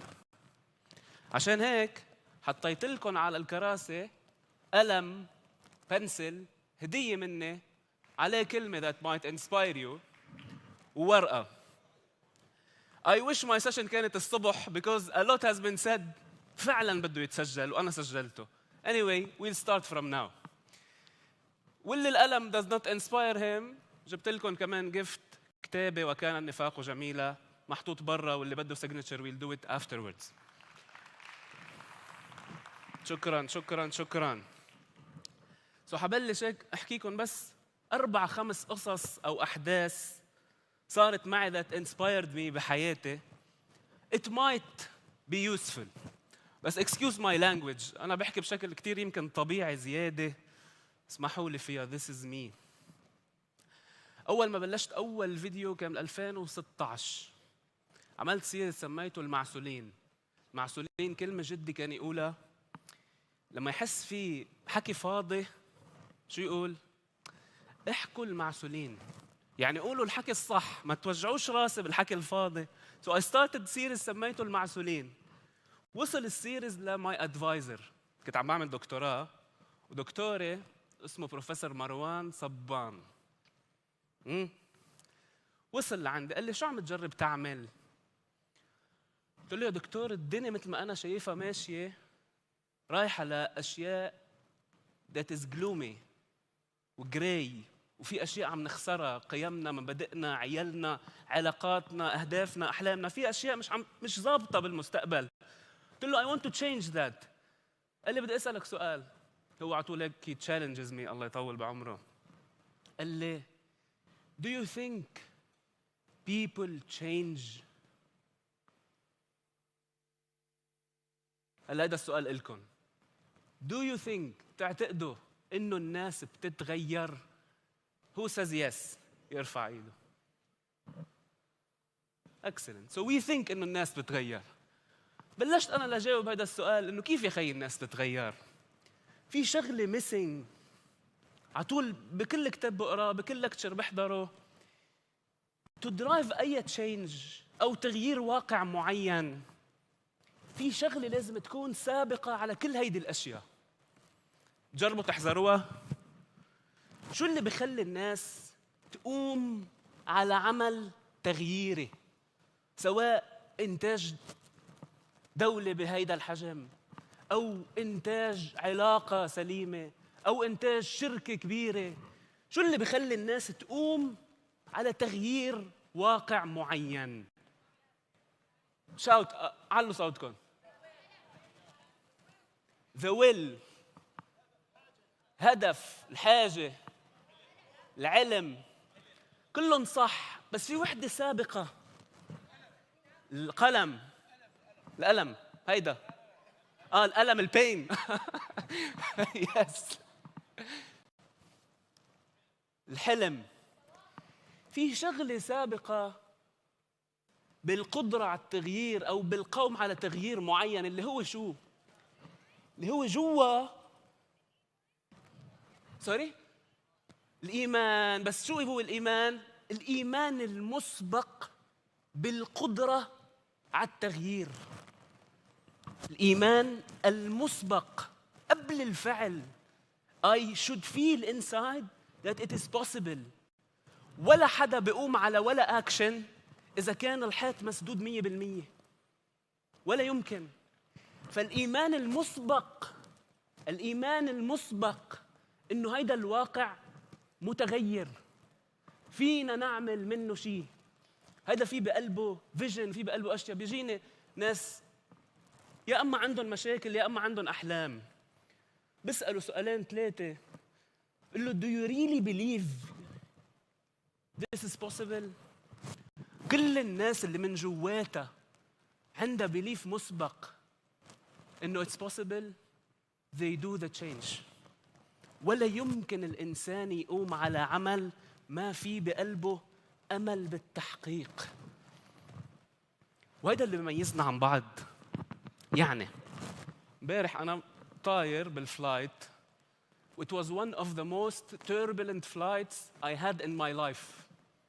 الطيارة عم ترقص رقص مثل العصفور والله العظيم، وورانا رجال ومرأة يعني قرأ القرآن مسكين، وعم بتهز الطيارة فعلا ما بعرف ليه. I think لأنه غيار الطقس هواء وبارد بنفس الوقت. So turbulence was really strong. أنا خفت. فاللي قاعد حدي شافني عم حضر هي والطيارة عم ترقص. قال لي دكتور شو عم تعمل؟ قلت له بكرة عندي سبيتش. قال لي ما تحضر شكلها حتوقع الطيارة. People هيدا الانسيدنس most people fall for it. لما تكون الدنيا turbulent أو الواقع أسود أو أنا عايش بمشكلة أو أنا بأنسرتينتي أو أنا عم بلش بزنس أو أنا عم بلش علاقة، people get stuck in the now. الناس بيعلقوا باليوم. They can't see past the now. لو أنا امبارح قلت إيه إنه يمكن توقع الطيارة وضبيت الكتاب اللي عم حضر عليه. Could I come and deliver what I want to say? So أول part أنا عم أعطيكم hints about the growth mindset. كيف الانتربرنور أو الإنسان أو الشخص أو الأم أو البي أو المعلم أو الدكتور أو القائد أو البزنس مان أي حدا have a growth mindset. أول step you have to have a belief that it is possible. وإذا هيدا البليف مش موجود ما توجع راسك ولا توجع لي راسي. روح اشتغل على البليف that it is possible. هيدا أول شيء. تاني قصة، كنت بالجامعة العربية، كنت سنة تانية وساقط سنة أولى وشعري طويل بلعب باسكت ومقضيها مع الصبايا. horrible person. بالصدفة ما في حدا من الشباب بالملعب، فقلنا هات لنطلع نحضر صف.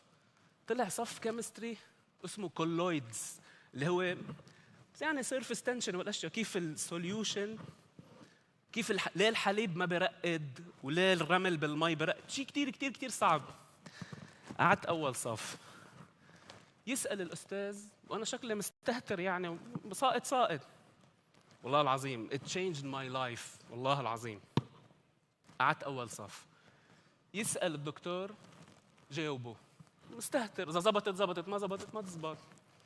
يسأل جاوبه. قال لي أنت اسمك إيه؟ مصري اسمه علي الخولي. قال لي أنت اسمك إيه؟ رجال كبير، حتى برمضان هلأ جاي رمضان نعاد عليكم كان يحط السيجارة وما يدخنها، صايم بس قد ما بيقدر الله يرحمه. قال لي أنت اسمك إيه؟ قلت له خالد. قال لي أنت أخذت الكورس ده قبل كده؟ قلت له لا. قال لي بدي أحكيك بعد الصف. قلت له طيب.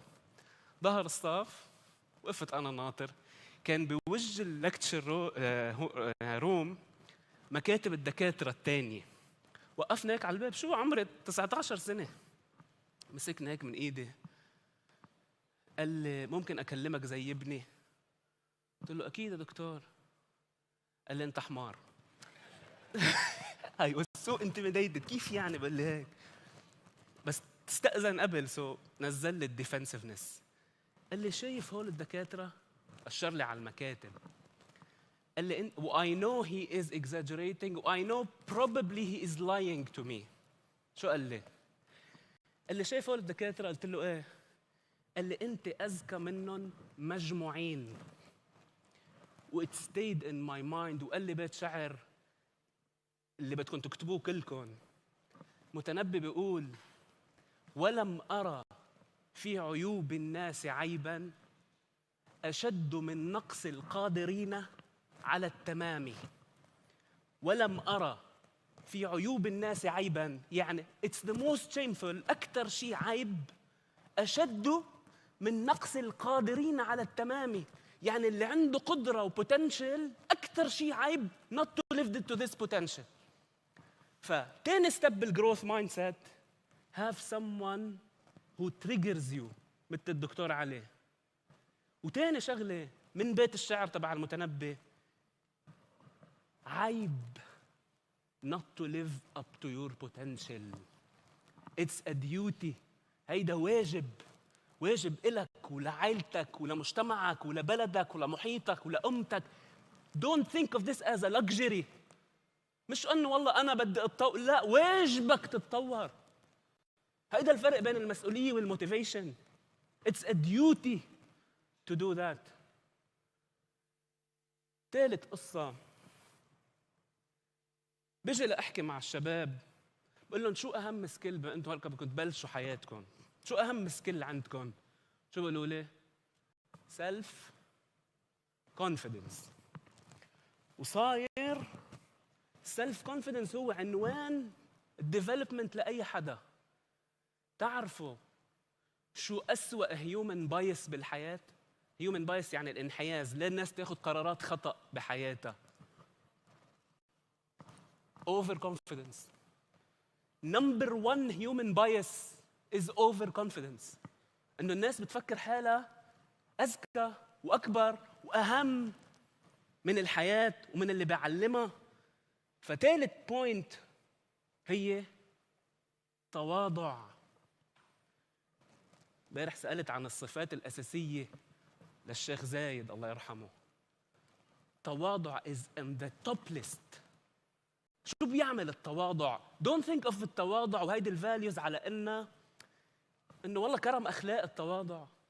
هيدي الفاليوز are core for our development. سيدنا محمد صلى الله عليه وسلم بيقول من تواضع لله شو؟ رفعه.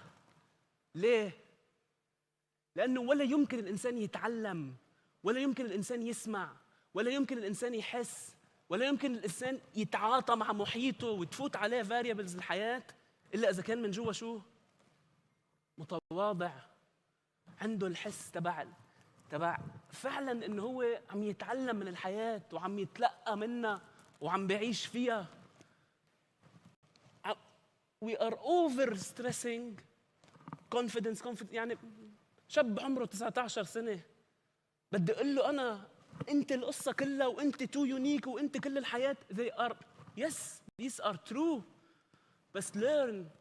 شو بلشنا الفيديو اللي كان بجنن الصبح؟ past present to build the future. إذا أنا اليوث تبعي رافض الباست ولا يمكن ابني future. this is core بأي vision which is what we are living in this country. يعني this country is an example of what I'm saying. اللي هو التواضع to understand, to build, to have empathy so we can build the future مع بعض. This is very important to كتير not focused on. And we should drive the focus there. رابع شغلة كنت درس بالميديكال سكول. كان في صبية كان ممكن تكون زوجتي، كنت حبها. في فيلم اسمه باتش آدمز، حاضرينه؟ باتش آدمز؟ لا. باتش آدمز لروبن ويليامز. هيدا الفيلم قد ما حضرته صرت أعيش مثله. هيدا دكتور حقيقي بعده عايش، باتش آدمز بعده عايش، غير الميديسن. صار كل هلا كل شيء، كل دكتور بتشوفوه حاطط تبعت الكلاون الأحمر من باتش آدمز. كل مستشفى مدهونة أزرق وفي بقلبها رسمات من باتش آدمز. كل هيلث كير انستتيوشن بتحكي بالبوزيتيف انفايرمنت سببها باتش آدمز. فكنت أعلم أنا ميديكال ستودنتس وكنت درسهم باتش آدمز. هلا الجامعة إذا بيسمعوني كان ممنوع بوقتها بس I didn't care. درسهم باتش آدمز واجي أعمل لهم كويز فيه. فهيدي الصبية كتبت أول ما بدك تفوت على الميديكال سكول تكتب intention letter. ليه بدك تعمل حكيم؟ كتبت بدي اعمل حكيم عشان باتش ادمز. بعد طبعا رجعنا اختلفنا وتركت وراحت على امريكا صارت طبيبه.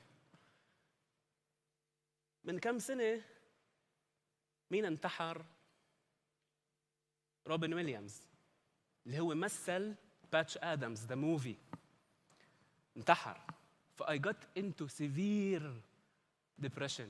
انا انه كيف يعني هذا اللي علمني الحياه وعلمني كيف بدي اعلم الميديكال ستودنتس وعلمني كيف الدنيا لازم تكون صح وتوقف الناس على حيلها وكل هذا الكلام، فجاه هي كويتس اون بيبل، هي كويتس اون لايف.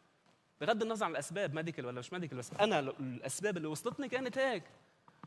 فاي واز ديفستيتد، وقفت حتى الدكتوراه وحالتي بالويل.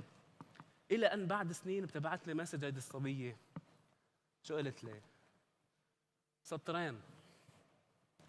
قالت لي remember Robin Williams was acting Patch Adams.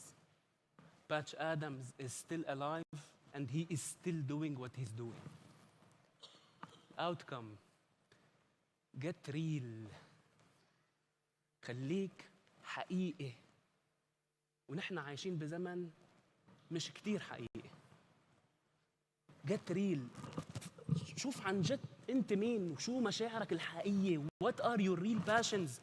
رحت على مطعم والله العظيم بعد الاكل عم شوف الدسير منيو، قلت له شو اطيب شيء عندكم؟ قال لي عندنا 2 طيبين انه مناح. قلت له ايه؟ قال لي بس وحده اغلى من الثانيه. قلت له مش قصه. قال لي وحده مش طيبه بس شكلها حلو للانستغرام والفيسبوك، ووحده طيبه بس ارخص. والله العظيم المشكله وين؟ انه اللي معي طلبه الاغلى والمش طيبه، لانه the more important thing is to post it. It's unbelievable. We should get real. يعني نتحول شوي، نفض هيدي الاوهام، نفض هيدي الاوهام. و this needs hard work و dedication.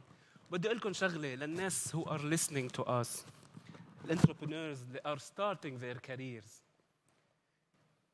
في شيء اسمه outcome bias. شو يعني outcome bias؟ يعني أنا واللي كانوا قبلي واللي حيكونوا بعدي حيوقفوا على هيدا الستيج. We already made it. So our stories now make sense. Don't get biased إنه this is the reality. We are not a good representation of life until you make it. Don't be biased to see إنه هيدا هو السكسس، هيك بيكون وهيك شكله وذاتس لحتى نوصل لهون. It was hell. But the drive هو اللي بوصل. The drive and thinking beyond yourself. Beyond yourself. When you build a business, don't think of your legacy. فكر شو بدك تعمل للناس. When you are in a relationship, فكر شو بدك تعمل للبارتنر. لما عم تربي أولادك فكر فيهم. لما you are running a country ما شاء الله بهيدا الحجم 100% التفكير is the people. Think beyond yourself. وآخر بوينت، حديث سيدنا محمد عليه الصلاة والسلام قريته من زمان فرق معي كتير. ظهر سيدنا محمد ايه؟ قال لهم اقبلوا. اجوا الصحابه قال لهم I will close with this وخلاص. قال لهم إن جبريل قد نفث في روعي أن نفسا لن تموت قبل أن تستكمل رزقها. نفسا لن تموت قبل أن تستكمل رزقها. شوفوا هذه الجملة الساحرة. فأجملوا في الطلب. أجملوا في الطلب يعني don't be too angry. Don't be too focused على اللي بدك إياه. وإذا اللي بدك إياه ما أجا مثل ما هو you get resent. بتكره الأشياء وما بتقبل وما بترضى. فأجملوا في الطلب. خلي طلبك راقي. In another way, slow down. What does slowing down does? لما نبطئ شو منشوف؟ منشوف كل الفرص. منشوف كل الدنيا. إن نفسا لن تموت قبل أن تستكمل رزقها فأجملوا في الطلب. خلي الطلب راقي مرتب، عارف شو بدك، على الهدى، ما تستعجل. Take part, look around, take it easy until it comes your way. ماشي؟ The last point I mentioned to you, Dr. Marwan, I mentioned to you, Dr. Ali, I mentioned to you, أبو الطيب المتنبي, I mentioned to you, Sheikh Zayed, I mentioned to you, Patch Adams, and I mentioned to you, Sayyidina Muhammad alayhi salatu wasalam. Inspiration is all over. I want you to take the last 20 seconds I have. فكروا بحدا who has inspired you. It doesn't end here. Whisper his name in the guy or the lady next to you. We need their names to be all over. ماشي؟ تذكروا اسم حدا that inspired you with a word. If you still can't find, look more. And whisper the name بداينة اللي حدكم. Do that. ماشي؟ شكراً جزيلاً. Thank you. Thank you so much. شكرا لك، وكذلك اسمك لن ينسى وسيتم ذكره دائما بكل محافل العلم والإلهام. شكرا لك دكتور خالد غطاس.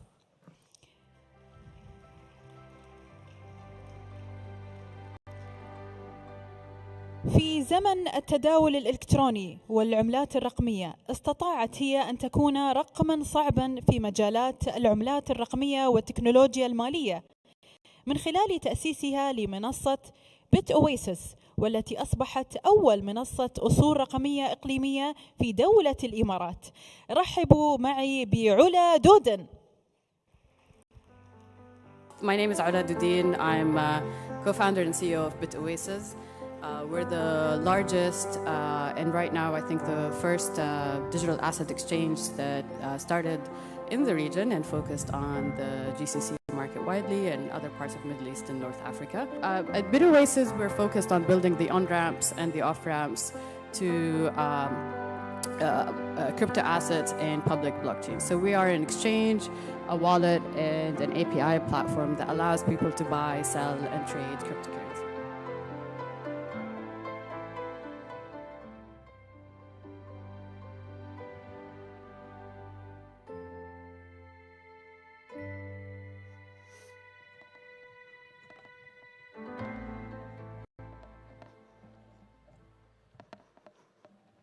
Hello, everyone. It's a pleasure to be here with you, with the esteemed audience and the crowd. And thank you for inviting me to be a speaker at Zaid Talks.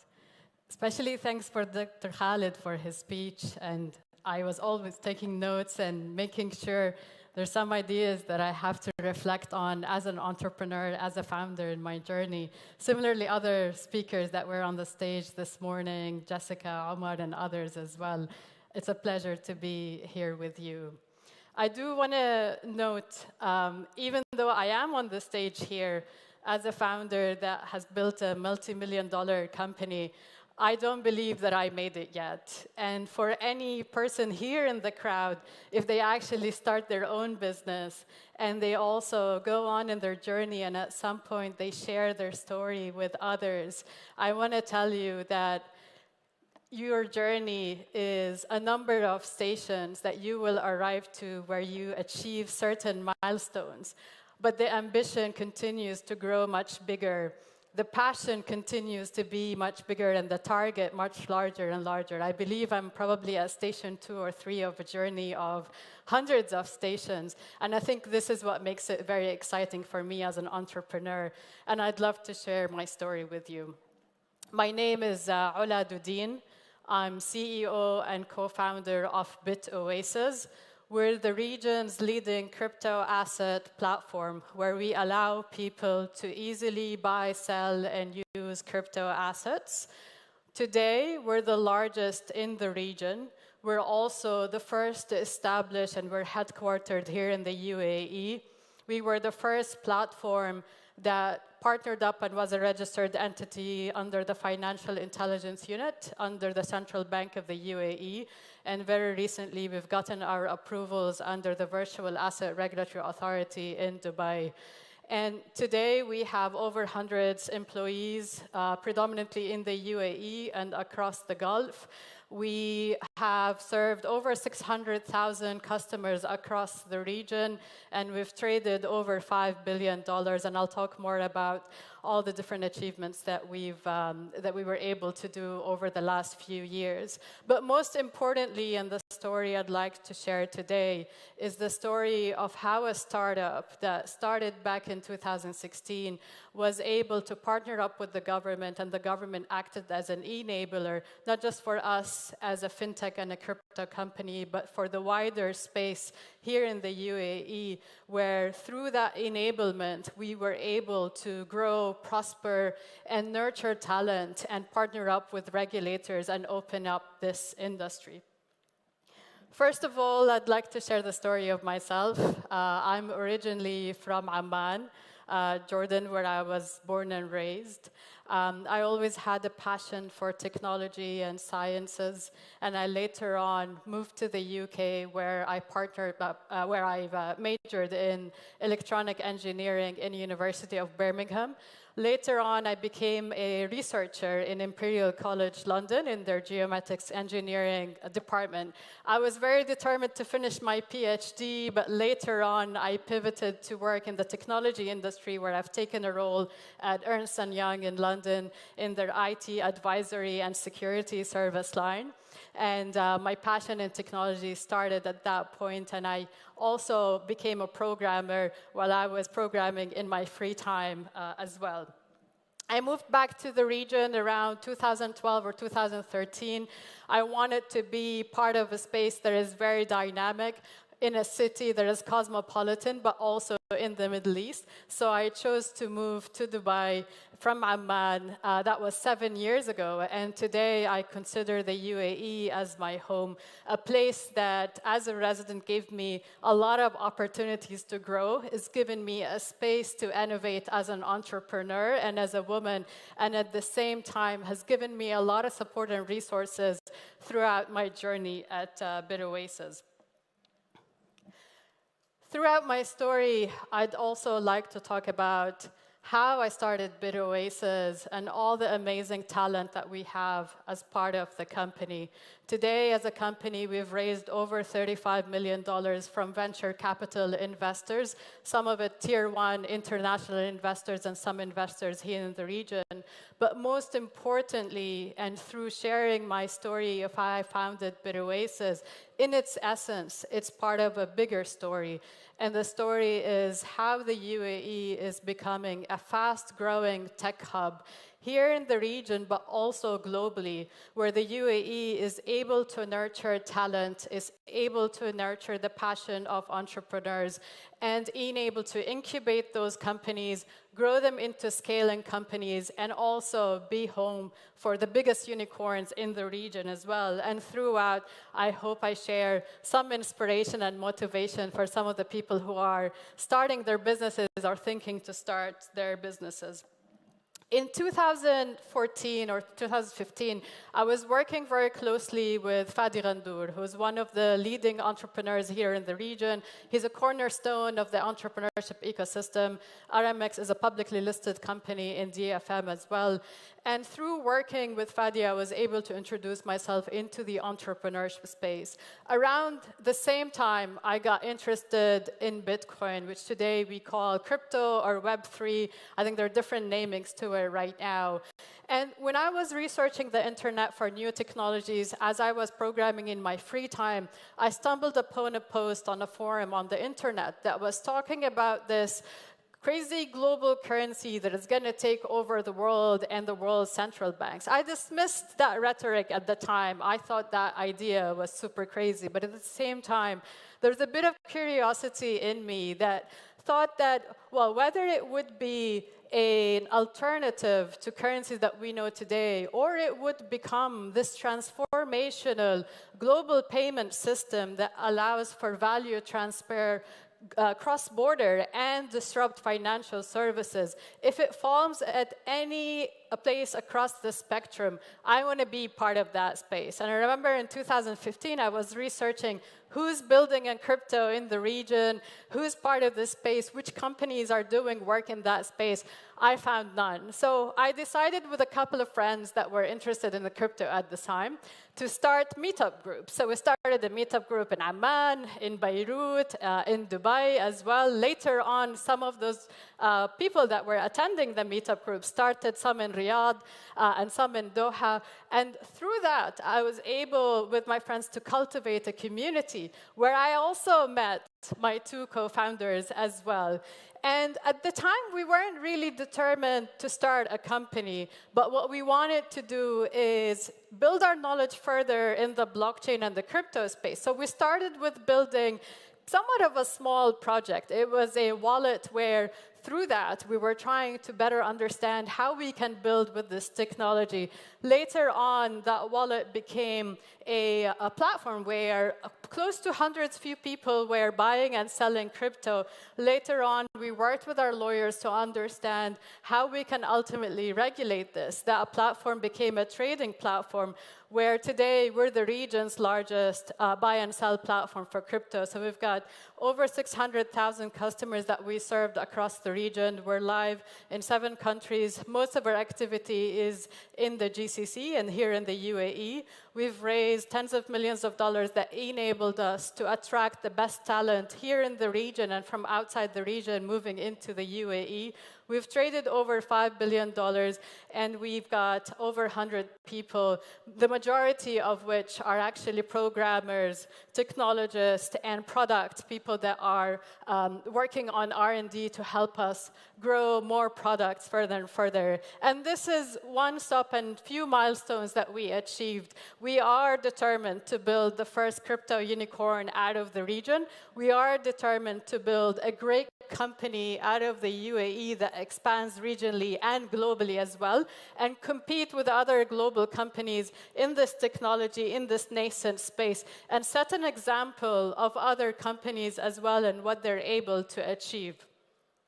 One thing I do want to point out that even though it's unique what we're building in Bit Oasis, our story as a UAE company coming out of the region here is following the footstep of so many other great companies that considered UAE their home. They were incubated in this country, and they've built amazing companies, and among the biggest exits out of the UAE, out of the region as well. So I'll share with you a few stories that I personally, as an entrepreneur, draw inspiration from. And similarly, other entrepreneurs building here in the UAE draw inspiration from. So a few of those examples is Souq.com, which was actually among the first companies at a time building an e-commerce where this industry was still in its nascency, and even electronic payment systems didn't really exist in the abundant way that it exists today. Souq.com employed over 3,000 people at the time that it was acquired. It had over 18 million unique visits and visitors buying e-commerce. It introduced e-commerce into the region, and overall it raised over $500 million in investments. Souq.com later on was acquired by Amazon. It was Amazon's entry into the region, but that was a monumental event because it really solidified and matured e-commerce into the industry and payments, where later on Noon became also the largest platform in the region, Noon Pay, and it really established and institutionalized digital payments, digital e-commerce in the way that it is right now in the region. Second is Kareem, which is really a role model, an example of a successful world-class company coming out of the UAE that also became the first unicorn in the region. And today, until this moment, is the biggest exit that actually happened or happened in the region out of the UAE as well. Careem, as some of you are aware, served over 6 million users. It had and created over 150,000 opportunities, employment opportunities for riders across the region as well. And it was live in 13 countries, employed also thousands of employees across the region, mostly here in the UAE, and it also raised hundreds of millions of dollars. So Careem was later acquired by Uber. It was Uber's entry into the world, into the UAE, and that was an exit of over $3 billion. That was a huge moment for any entrepreneur building in the region, any investor investing in the tech ecosystem here, but it also put UAE on the world map. It's a country that is able to nurture, incubate, and scale world-class companies that are in billions of dollars of valuation.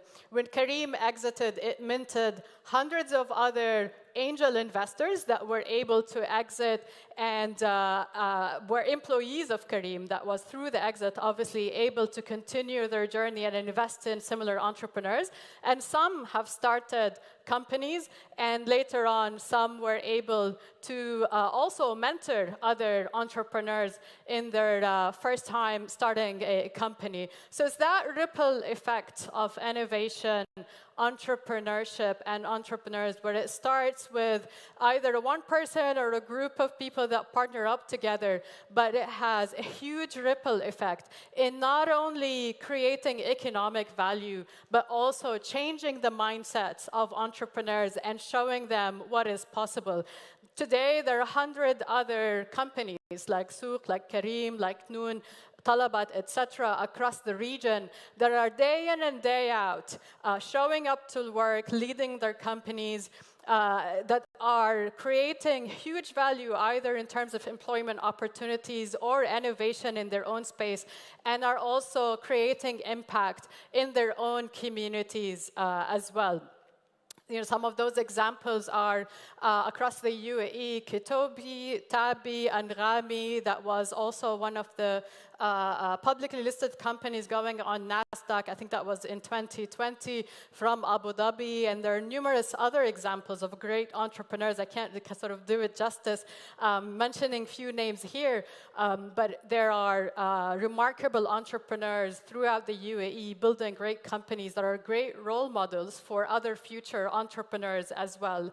All of that was not possible if those entrepreneurs weren't able from day one to partner up with the government to be able to enable them to continue growing and innovating, and at the same time, while growing and innovating, open up new sectors where there's more innovation and more economic opportunity that is able to grow. So to give you an example, Careem, which is a ride-hailing app, it's a ride-hailing company where you can book your ride on the app, and it really transformed or disrupted transportation and how we think about public transportation as individuals. Careem existed before there was proper regulation for ride-hailing and transportation overall here in the UAE, but they were embraced by the government. Later on, they were able to partner up with RTA. Later on, the government has introduced proper regulation for ride-hailing to open up this industry and to enable Careem as a company to realize that value, to be able to grow, to create more opportunities, and other entrepreneurs that are part of the sector to be able to create economic and innovation value out of that industry. That was at a time where other ride-hailing companies in other places were either cracked down onto, or the taxi industry was lobbying against them or or against that innovation, and similar companies weren't able to grow in those other parts of the world. And I think this is a remarkable story where the government was enabling that innovation, that ecosystem, where the government was taking similar risk and calculated strategy and risk to enable innovation at a time where other governments were shying away. What I'd like to close with is, when we talk about entrepreneurship and we talk about innovation, often people say, yes, it's the job of the entrepreneurs, it's the job of the private sector. But however, it cannot really happen if it, as a mindset, entrepreneurship and innovation doesn't start from the government. The role of the government is not just obviously policy making, it's having the right mindset with the policy making that enables entrepreneurs to grow and create. And with that, actually, as part of the UAE 50 agenda, there's a big focus on entrepreneurs and enabling entrepreneurs and 10 new unicorns to come out of the UAE. And with that, by 2031, establish the UAE as a global entrepreneurial nation. This is a goal that is very inspirational for me as a founder and as an entrepreneur. We at BitOasis aim to be one of those 10 unicorns that in the next few decades will be coming out of the UAE. And it's, as a founder and as an entrepreneur, something that we feel very proud of to be a partner with the government on. Now, I'll just share with you a few words as a closing remark. As a female entrepreneur among, I think there was like 5% female entrepreneurs that are part of the crypto space. I'm very proud to call the UAE home, home for BitOasis, a home that was enabling us to get our industry regulated and at the same time empower the work that we do. And it's a great story for me to be a partner of the government and the regulators that we work with day in and day out. It was a trust that was given to us, and ultimately we've also reciprocated it. We are at the beginning of our journey, and I'm very excited for the challenge that we will be pursuing ahead. Thank you very much for your time.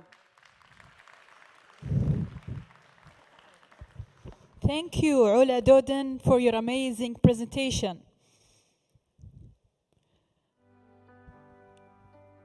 مؤلف كتاب Effective Influence المصنف من أكثر الكتب مبيعاً، وهو المؤسس والرئيس التنفيذي لشركة Influence Association.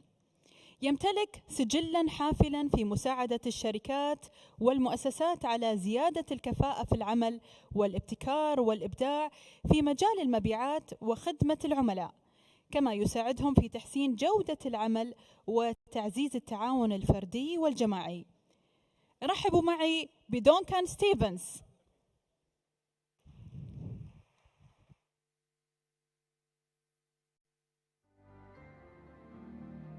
We are living in unprecedented times.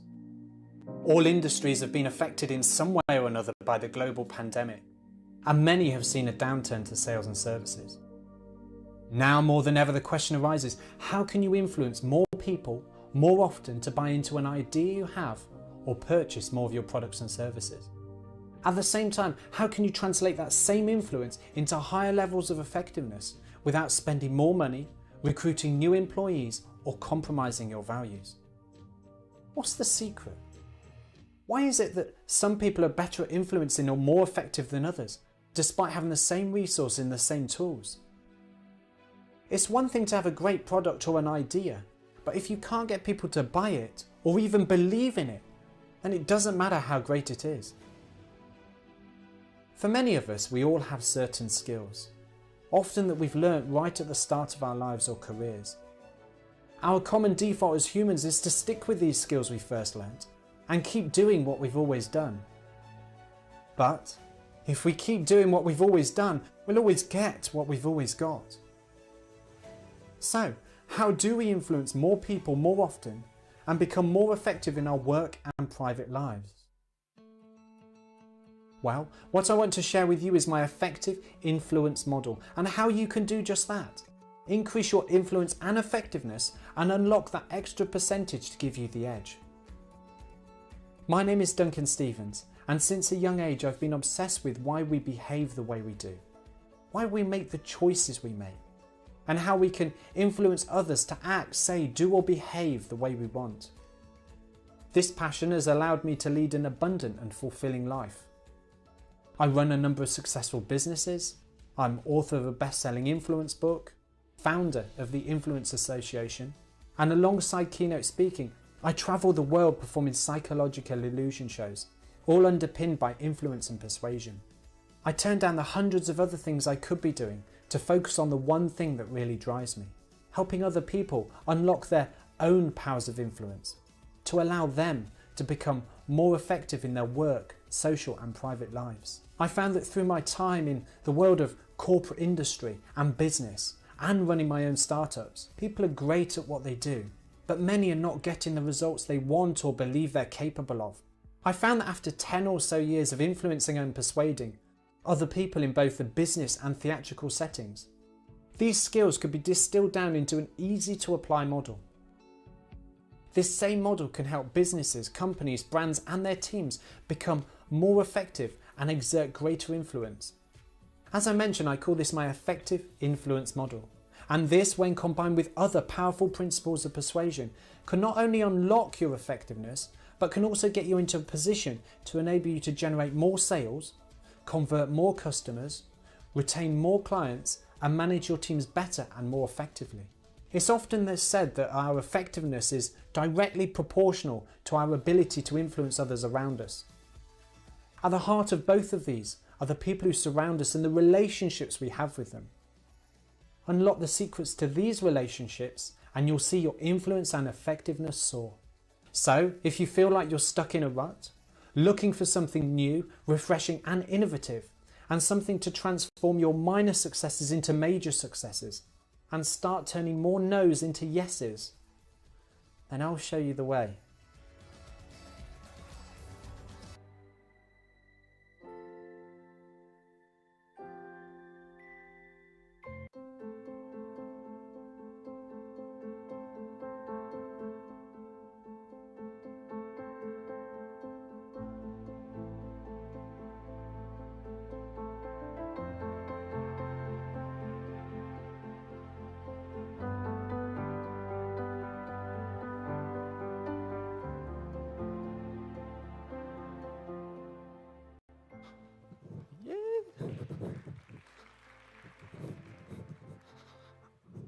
Okay, let's move this to the correct place.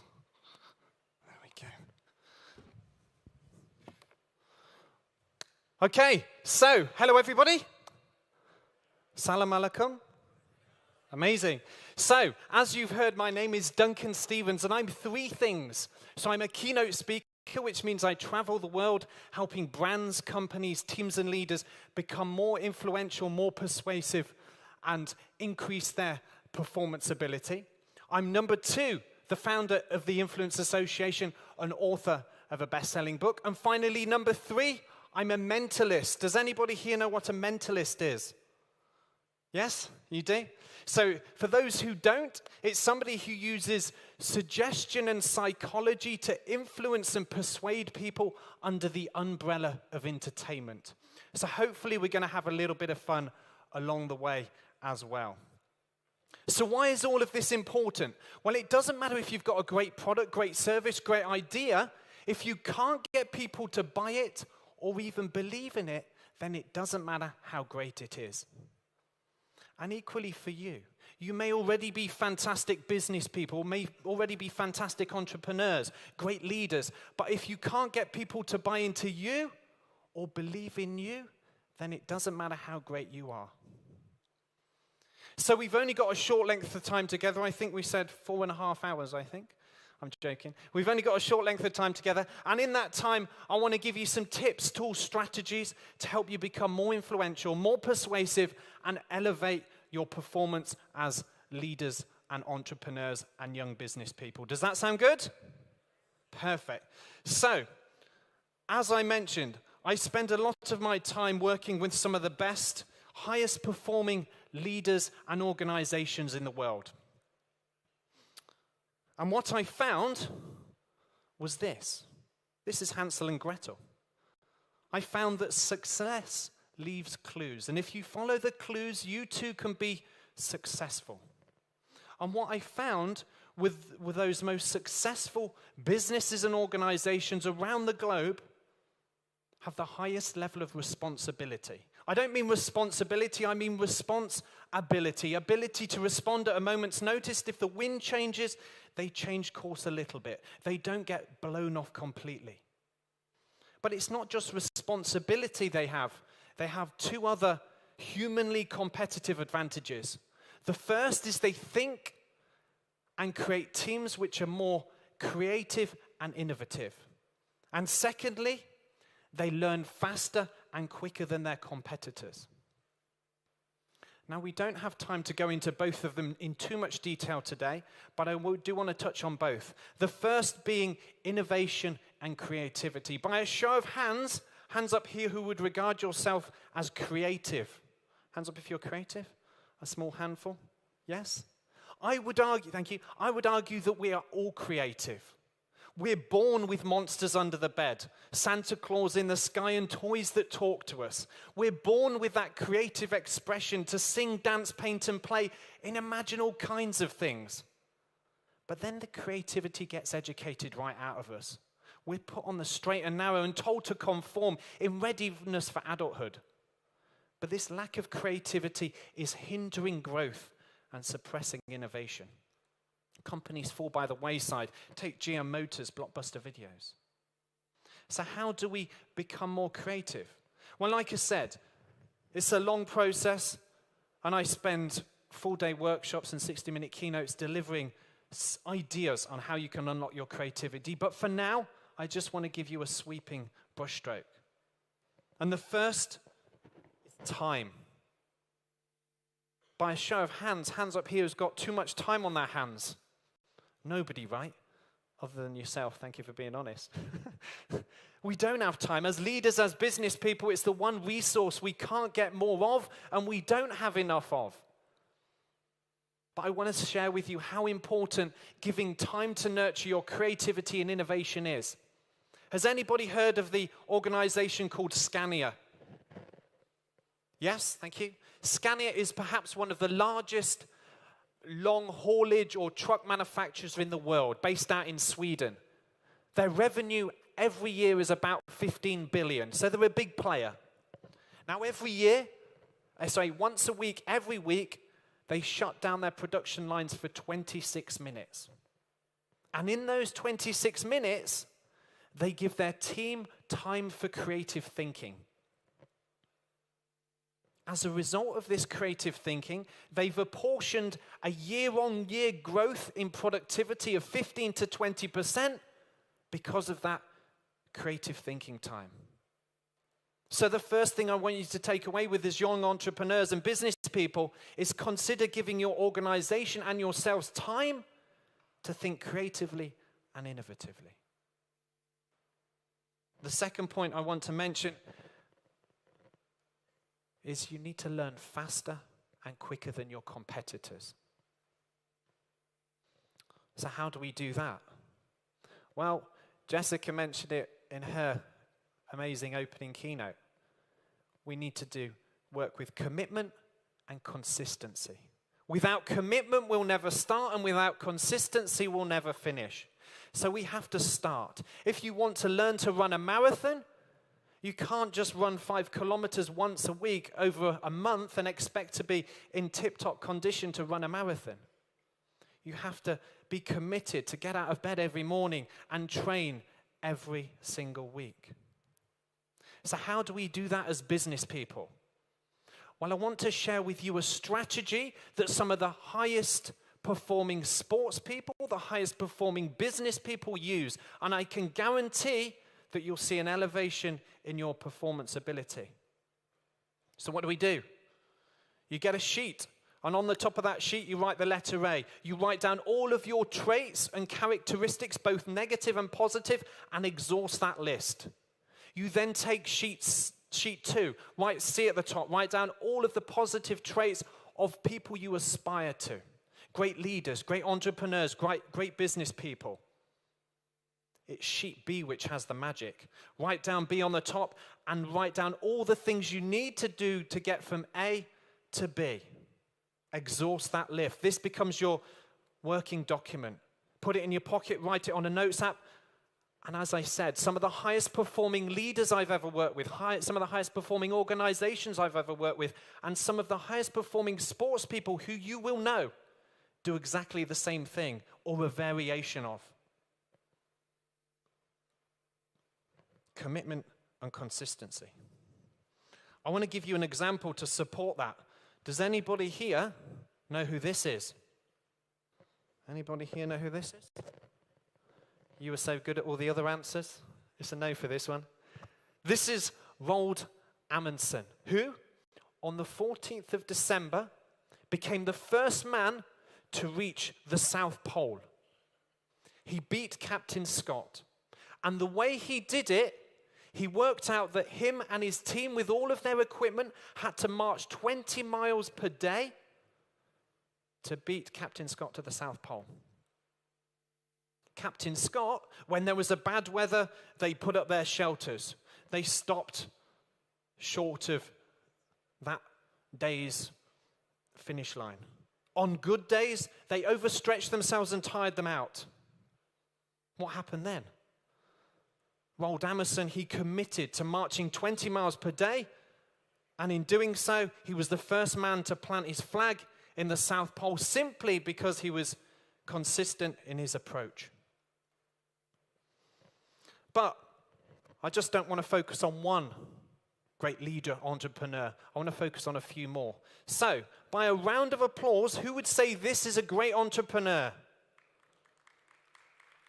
I would expect everybody. Steve Jobs, of course. Thank you. Who would say this is a great entrepreneur? Not as divisive as I thought. What about this next person? Oprah Winfrey? Yes? This person? Richard Branson? Any others we'd like to contribute? Yes? Perfect. On point with the talk. Thank you. I want to share with somebody who perfectly epitomizes great leadership and great collaboration and everything I want to talk about or epitomize in what I want to share. And it's this person. Please suspend your disbelief for a second. Does anybody recognize this person? Again? Dorothy. Thank you, whoever said that. This is Dorothy from The Wizard of Oz. Now, we all know, or some of you may or not know, the story of Dorothy from Wizard of Oz. She had to get to the Emerald City to ask the Wizard of Oz for help. How to help to get back to her hometown of Kansas City. And did she do it alone? No. She did it with the help of 3 other characters. The Tin Man, the Scarecrow, and the Lion. Had it not been for the other 3 characters, she would have fallen asleep in a field of poppies, and the Wicked Witch would have stolen her shoes. Had it not been for the other 3 characters, she would have remained captured in the castle and she would never escape. But it wasn't just about her winning. Of course, the Tin Man found his heart, the Scarecrow found his brain, and of course the Lion found courage. But even inside of that, there was a dynamic. She oiled the Tin Man to get him moving, put the stuffing back in the Scarecrow's chest, and wiped the tears from the Lion's eyes. But even inside of that, the Tin Man put out a fire to stop the Scarecrow catching light. Had it not been for them all working together to collaboratively, we'd all agree there'd be no story and none of them would have achieved their goals. So you might be thinking, okay, well, that's a nice story I can share with people, but what does that mean to us? How can we apply that in our businesses? So what I want to do is give you a framework, a very simple framework to help you build more collaborative relationships and how to think more innovatively about your approach to these relationships. And I call it my abracadabra method for collaboration. Why abracadabra? Because abracadabra literally comes from the Hebrew avracadabra, which literally translates, I create as I speak. So what we're looking to do here is create relationships. Because relationships, of course, create understanding. But before all that, we need to create better questions. So we're going to draw inspiration from the three characters, the mind of the scarecrow, the heart of the tin man, and of course, courage from the lion. We're going to enter every conversation we have with three ingredients. The first is curiosity. The second is empathy. And the third is courage. If we enter every conversation with curiosity, we should look through the eyes of the other person. Get some context into their specific situation, understand their specific needs, and explore it a little bit further. If we're able to do that, we're able to create an understanding. If we're able to create an understanding, we trigger this little switch inside of their mind, which is show me that you get it. If you're able to show the other person that you get it, you're able to work your way over to this empathy piece. The best definition I ever heard of empathy was caring about what the people you care about care about. I think it's a beautiful way of thinking about it. Empathy is caring about what the people you care about care about. And if you do just that, you're able to create a connection. If you're able to create a connection, you trigger the second little switch inside of their mind, which is show me that you know me. If you show them that you know them and show them that you get it, you're able to establish trust, the very foundation or the very core of every relationship. So where does this lead the courage piece? As leaders, as young entrepreneurs, as business people, the courage to encourage, the courage to try, to fail, and to persevere. This piece of trying is so crucial if you want to move anywhere. I always say to people, to discover new lands, you need to be prepared to lose sight of your own front door. And to do that, you need to embrace the possibility that you may fail. If you fail, it doesn't make you a failure. If you make a mistake, it doesn't make you a mistake. And equally so for others. If they fail, it doesn't make them a mistake or it doesn't make them a failure. It's just part of the process. And I want to draw on two people to support this. Thomas Edison and Muhammad Ali. Thomas Edison created the light bulb. To create the light bulb, he had to fail 9,000 times. He didn't consider himself a failure, but he saw it as 9,000 times his experiments didn't work. To create the storage battery, he had to fail 50,000 times. Again, he didn't see himself as failing 50,000 times, but he saw it as 50,000 rungs on the ladder towards success. But what about Muhammad Ali? Arguably the greatest boxer ever to have lived. What can he teach us about failure? When he was asked, how does he train for a fight? He said, of course, he does exercise, does sit-ups. How many sit-ups did you do? One reporter asked him. He said he doesn't count the number of sit-ups he does. He counts only after it starts hurting, because that's where he feels the real benefit. So failure is painful, but it's part of the process to success. And success consists of going from failure to failure without the loss of enthusiasm. So why do we fear failure? It's because of this, change. By a show of hands up here, who likes change? Yes? We don't like change. We're human. We love the status quo. We love habituation. I'll give you an example. Everybody cross your fingers for me. Everybody cross your fingers. No, not like that, the other way. It feels weird, right? Everyone's suddenly doing gang signs at me. It's weird. That's a perfect example of how a slightly little change makes us feel uncomfortable. But change is in everything we do. We read a new cookery book and it changes the way we cook. Read a new philosophy book, changes the way we think. And come to a city like Abu Dhabi, changes the way we think, feel, act and behave about the city. Even our phones. The minute you'll get used to using it one way, it updates and we have to get used to using it the new way. Let's try an experiment. Everybody stand up. Everybody stand up. Those of you who have fallen asleep, it's now time to wake up, put your books down, and turn to the person next to you and stand back to back. Stand back to back next to the person next to you. Back to back. Go in a group of 3 if you're only by yourselves. Go in groups of 3. Turn back to back. Guys, this is the experiment. What I want you to do, without looking at each other, but facing back to back, is change 33 things about your appearance. I'm joking, not 33 things. Change one thing. Change one thing about your appearance, and then turn and face the other person. What did they change? Go ahead, do that now. Change one thing about your appearance. Face the other person. What did they change? What did they change? Okay, turn back around. Turn back around. Turn back around. Turn back around. Face back to back. So, if you were a little bit conservative that first time, I want you to be a bit more outgoing, a bit more gregarious. Please don't do what somebody did last week and take off all of their clothes. But please try and be a little bit more open, be more bold. Change one more thing. Off you go, change one more thing, face the other person. What did they change? What did they change? Okay, everybody sit down. Everybody sit down. Everybody sit down. So, why did I do that?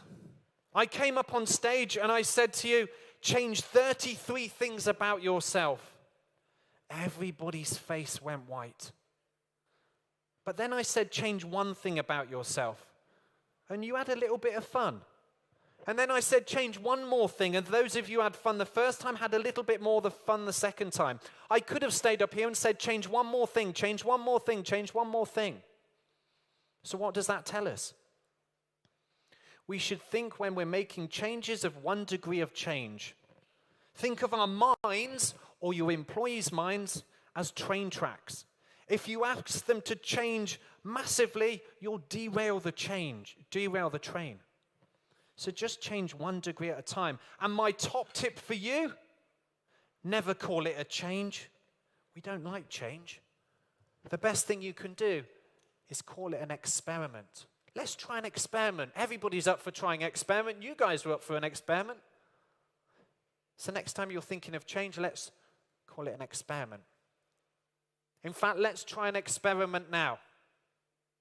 The reason why change is so important is because it gets us to shift our mind. It gets us to see greater possibilities. So I'm going to play you a video. There's about 10% of you who may have seen this video before, but what I want you to do is follow the instructions very carefully. It's an awareness test. So everybody, eyes on the screen. And what I want you to do is see how many passes does the team in white make. And if we could have some sound on this, that would be great.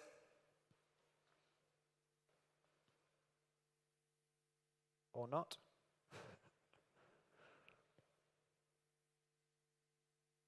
How many passes did the team in white make? 13? 14?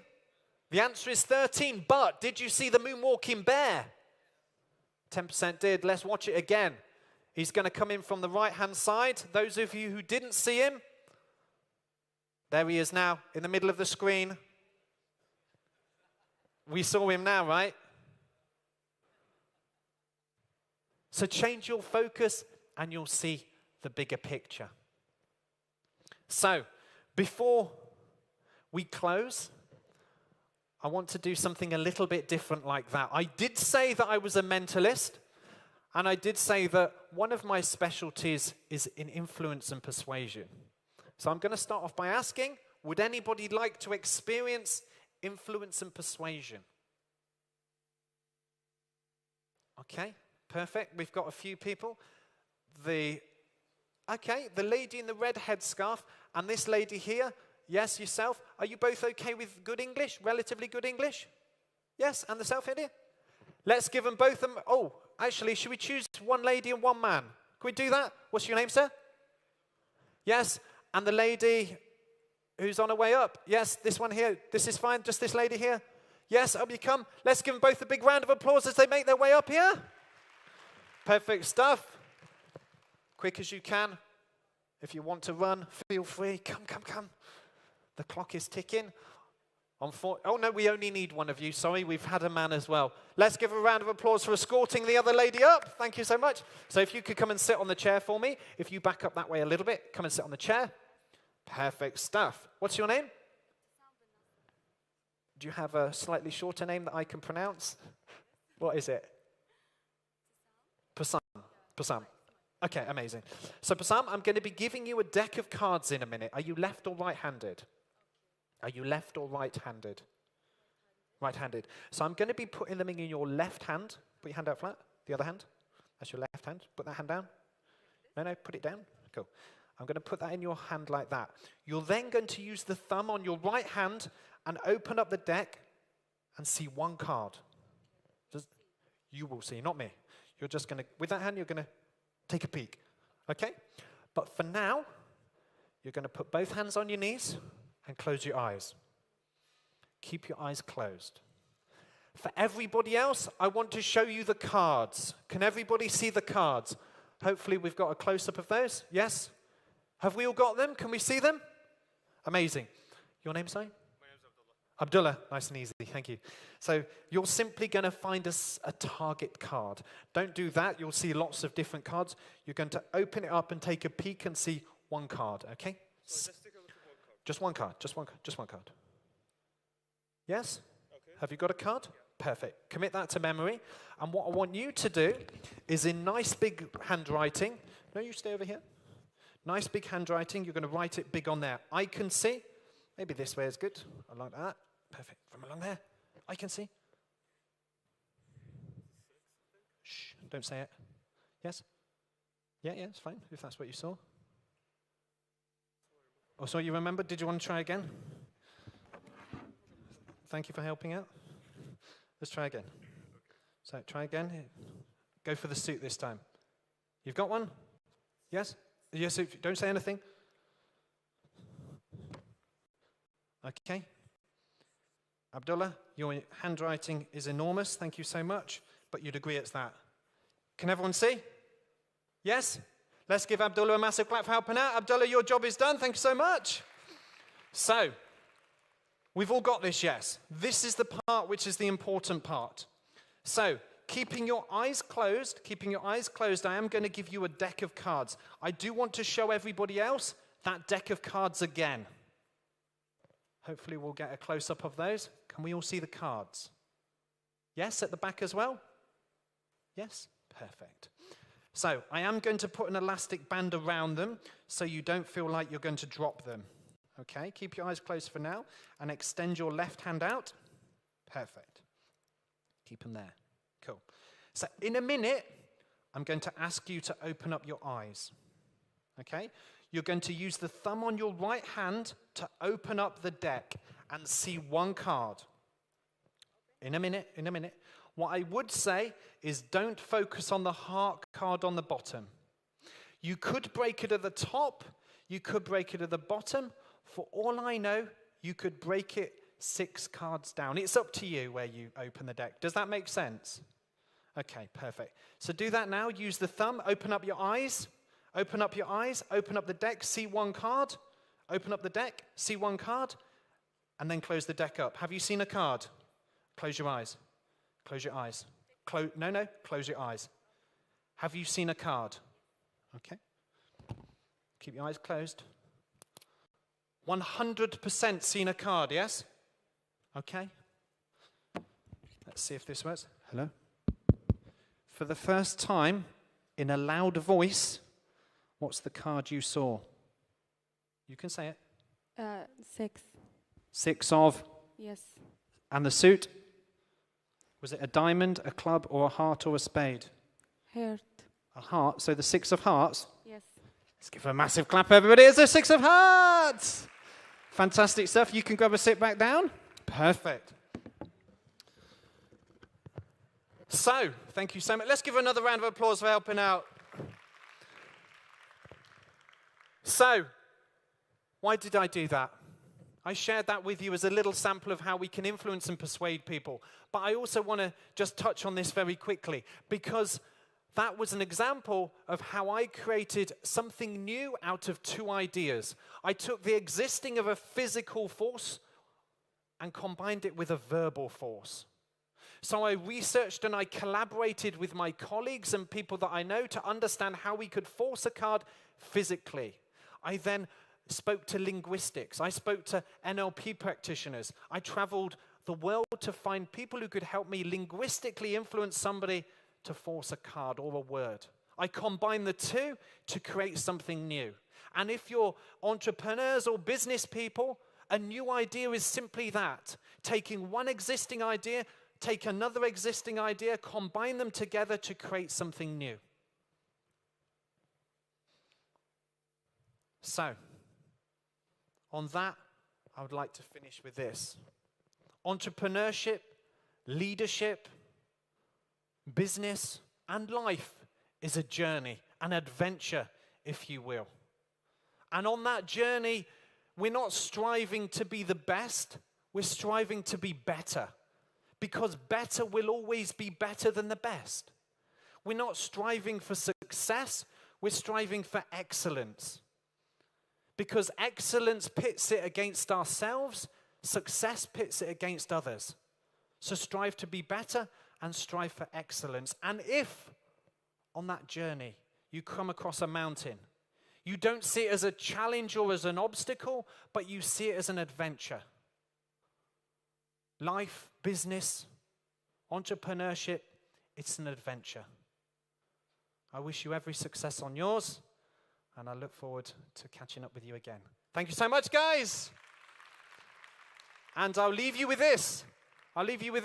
If anybody wants to open up the phone, grab a photo, I'm more than happy to send any of these slides over to you. And if anybody has any questions, if we've got time. Is that 3 minutes, 5 minutes? Is that a no? No time for questions. Questions later, maybe, guys. Thank you again, guys. Thank you so much. Thank you, Duncan Stevens, for your amazing session and experiments. Thank you so much.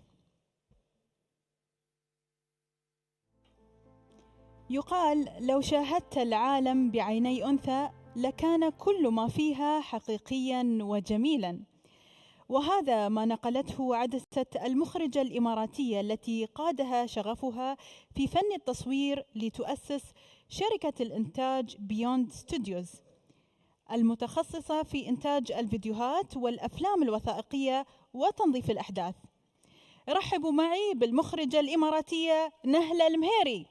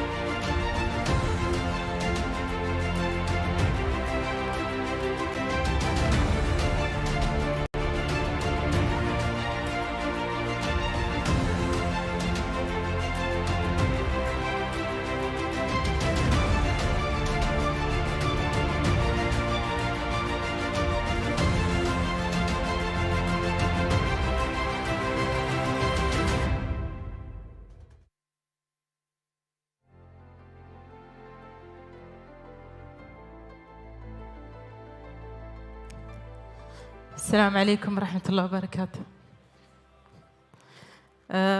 طبعا أتشرف أني أكون اليوم هنا موجودة معاكم. مثل ما يقولون إن شاء الله يكون ختامه مسك اليوم. سعيدة بهذه التجربة. الحين بنقلكم لأجواء شوي مختلفة بعيدة عن كل السيشنز اللي مرت، كلها كانت في البزنس والمال وفي التكنولوجي. فإحنا شوي الحين بندخل في شوي المجال الإبداعي والمجال الفني ومجال الإخراج، يعني مجال السينمائي بالتحديد. طبعا أنا وايد أنسأل، ويعني في كل المقابلات التلفزيونية اللي أحضرها، وتو حتى سألوني برا قالوا لي نهلة شو الفيلم اللي تحلمين تخرجينه، أو منو الشخصية اللي أنت عندك حلم أن أنت تخرجين لهذه الشخصية. طبعا أنا عندي 3 سيناريوهات اليوم قررت أني أنا أحدد فيها المحاضرة مالتي اليوم وأتكلم فيها. هذه السيناريوهات أنا وزعتها على 3 أشياء، وهي هذه تقريبا الأفلام اللي أنا أتمنى أني أخرجها، وأتمنى أني أتناول هذه الشخصيات بعد في أعمالي. حلم يعني بالنسبة لي. السيناريو الأول طبعا يتكلم عن نهلة الطفلة في بداية الثمانينات تقريبا في منطقة جميرة، أم سقيم بالتحديد. تخيلوا معاي أنتم هذا المشهد. إحنا دائما المخرجين يكون عندنا المشهد أو المشاهد والسيناريو تكون مكتوبة في أوراق، بعدين تي عندنا شغلة أن نحن ننفذها فعليا مع ممثلين، مع لوكيشن، مع مواقع، مع إنتاج كامل، فريق كامل متكامل. فالسيناريو الأول بيكون عن نهلة الطفلة في منطقة جميرة في بيت متواضع على البحر. بكون في الحافلة المدرسية الصفراء، أكيد تذكرونها. راجع البيت الظهر، تستقبلني أمي كعادتها، تعرف الموعد المحدد لعودتي للبيت. تستقبلني وتشوف بعد زميلاتي وصديقاتي والمشرفة، تسلم عليهم، وبسرعة بسرعة أستعجل أنا عشان أتغدى، أتناول الغداء مع أهلي. وبعدين نظراتي على هذا الصندوق الكبير اللي موجود عندنا في ركن في المنزل. هذا الصندوق مثل ما قلت لكم يعني هو كشكله كبير، مربع كذي وكبير، وصناعة يابانية أيضا مثل ما أتذكر. فوايد كان يعني أنا كطفلة صغيرة وايد كان يعني يستفزني، وايد كان يخليني أسأل أسئلة إن شو هذا الشيء بالضبط، اللي حتى لما نحن نزور أهلنا أشوفه عندهم بعد في الصالة، أشوفه عندهم في الميلس. بعدين عرفت إن هذا اسمه تلفزيون. هذا جهاز يوجد في كل بيت الحمد لله. يعني هذيك الأيام توفر الخير لكل الناس، والحمد لله استطاعت أن توفر التلفزيونات عنده في البيت. بصراحة أنا وايد انعجبت بهذا الجهاز من يوم أنا طفلة صغيرة، انعجبت فيه وبديت أسأل أسئلة دائما. إن بالتحديد الساعة 4 العصر كانت هاي الفقرة المناسبة للجميع أعتقد، اللي هي فقرة الكرتون، كرتون الطيبين، البرامج، بعدين تي المسلسلات، بعدين تي المسرحيات. فهذا الجهاز قام ينقلني لعالم ثاني، قام يعني يطرح أسئلة في مخي دائما، إن هذيل منو اللي في التلفزيون؟ كيف دخلوا في التلفزيون عندنا في بيتنا؟ كيف؟ فكنت أسأل إنه، وهذا شيء طبيعي ترى كطفل صغير يسأل أسئلة الواحد ما تخطر في باله، ولكن الحلو إن أهلي انتبهوا لهاي الأسئلة، لاحظوا اهتمامي أيضاً بهذا الجهاز. حتى عندي صوري وأنا صغيرة وين بتصور واقفة عند التلفزيون أو بتصور قبضة التليفون أو بالجرايد. فكل وسائل الكوميونيكيشن كنت يعني معاي في الصورة، كانت معاي في كل شيء. فأذكر كنت حتى أسأل إن هذه الشخصية اسمها يختلف عن هذه الشخصية، وهذه لونها غير، شكلها غير.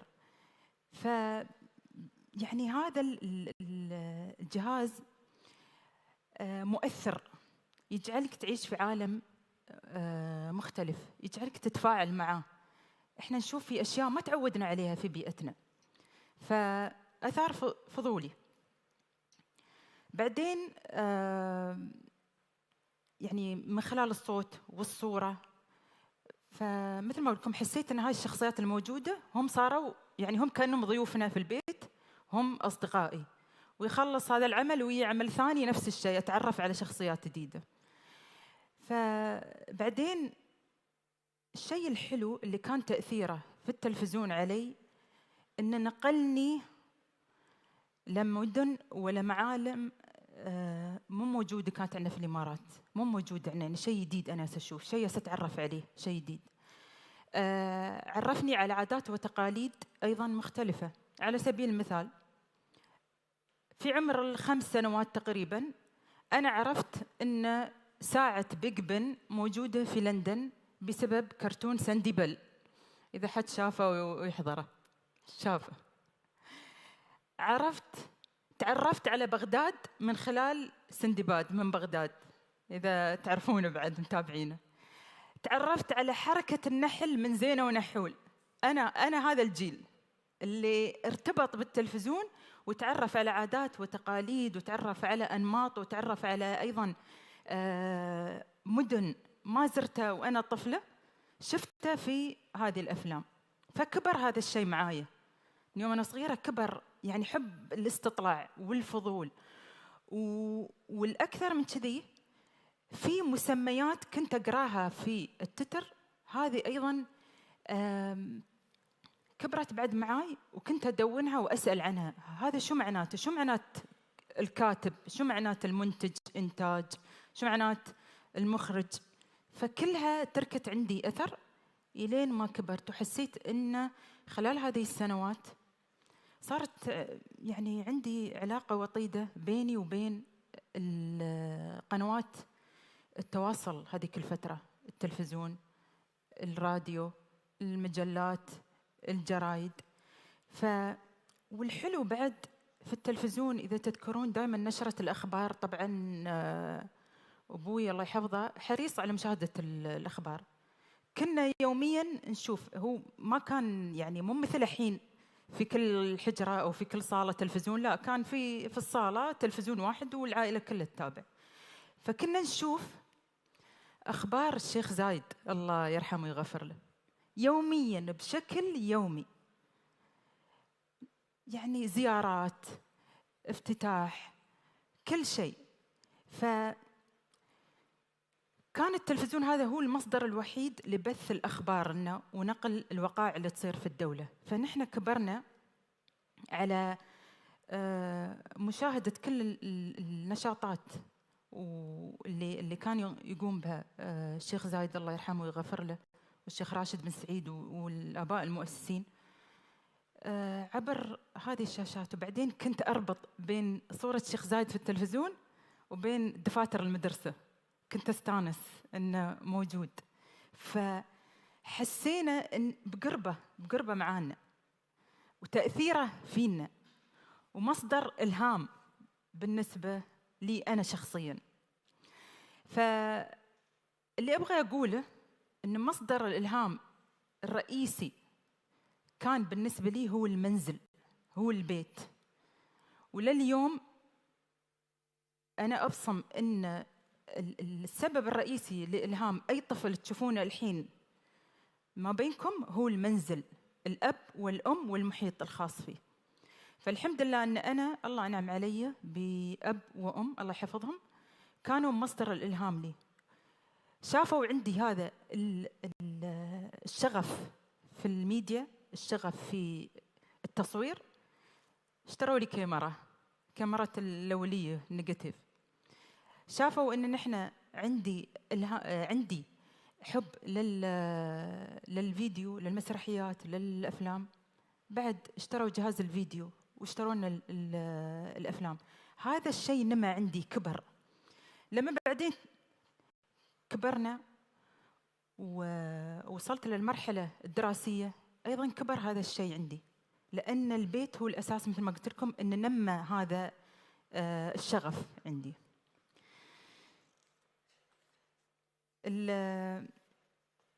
مثل ما ذكرت عن الوالد المغفور له الشيخ زايد الله يرحمه ويغفر له، طبعا هو اسم الشيخ زايد ارتبط معنا جميعا، مو بس مع أهله، ارتبط معنا بكل مراحل العمر الحمد لله، ولا زال لليوم.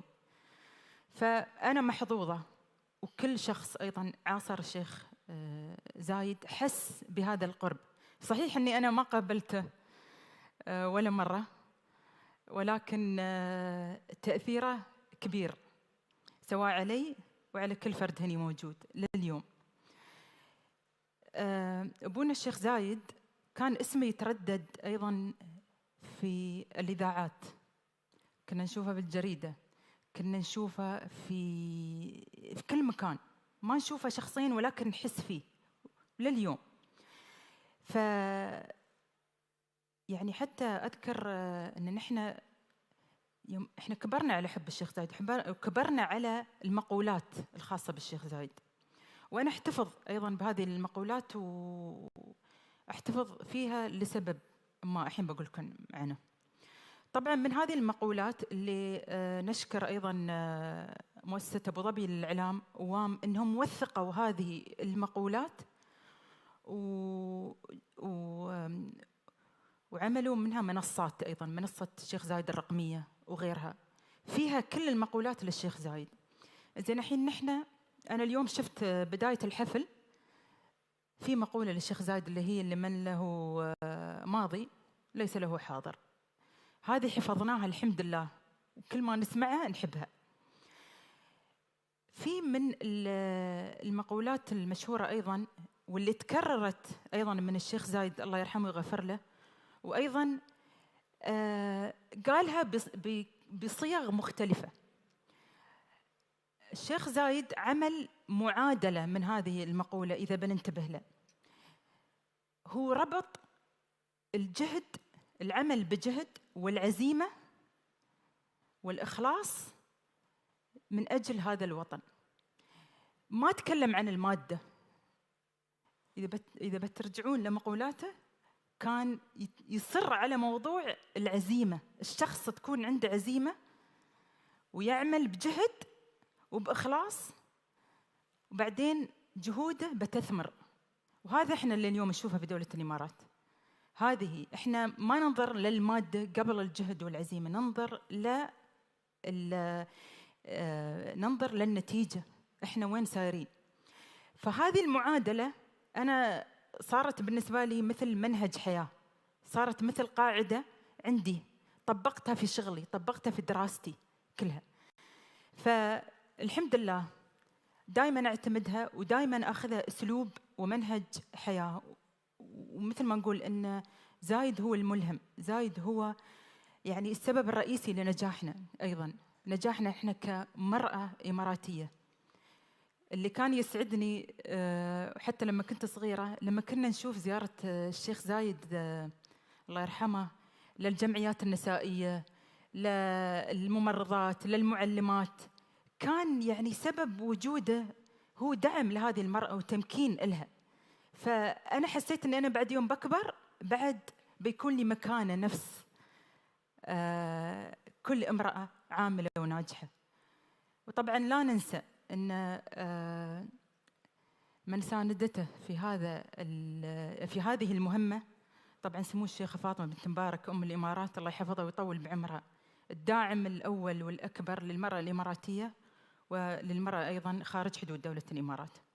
من أسبوعين كنت في مهرجان زايد التراثي، كل سنة أزوره، ففي زيارة لأحد المحلات مريت على محل مكتوب عليه جزيرة سقطرى، وعندي شغف أنا هالفترة بحكم حبي للسفر أني أتعرف أكثر على جزيرة سقطرى وتاريخها وعاداتها وتقاليدها. فسألت البنت الموجودة هناك في المحل، قلت لها بصراحة أنا أول مرة ألتقي بوجوه من سقطرى، وأول مرة أتعرف على منتوجاتكم وتراثكم. قالت لي الفضل يعود لسمو الشيخة فاطمة بنت مبارك. إحنا ليش موجودين في أبو ظبي؟ بدعم منها وإصرارها على تواجدنا اليوم نحن في أبو ظبي، وهذه مو بأول مرة، دائما تدعمنا إن إحنا موجودين. فهذا اللي أبغى أقوله، إن دعم وتمكين المرأة الإماراتية وغير الإماراتية الداعم الرئيسي هي سمو الشيخة فاطمة بنت مبارك، الله يحفظها ويطول بعمرها. فنحن محظوظين بهذه القيادة وبالتمكين هذا اللي حصلنا عليه، هذا الإلهام. يعني مين بيسألوني نهلة أنت شغلك صعب، إخراج، تصوير، سيناريوهات، ممثلين، هذا كله يهون. إحنا لما نفكر في اسم دولة الإمارات وموقع دولة الإمارات ووين وصلنا نحن، كل هذا يهون ما دام في عزيمة وإصرار وشغف وتحديات. فهذا الشيء شعرنا بسعادة. فمن الأشياء أيضاً المهمة، من الأشياء الثمينة اللي نحن لازم نقدرها ونشكر ربنا عليها، إن دولة الإمارات وفرت لنا جميع التخصصات في الجامعات سواء كانت حكومية ولا خاصة. هذا الشيء ساعدني أنا لما جيت أختار التخصص اللي أبغى أدرسه في الجامعة. طبعاً ما فكرت مرتين لما شفت تخصص الإعلام والكوميونيكيشن تكنولوجي وكل هذه الأمور، قلت خلاص أنا هذا اللي أنا بدرسه. وتخصصت درسته.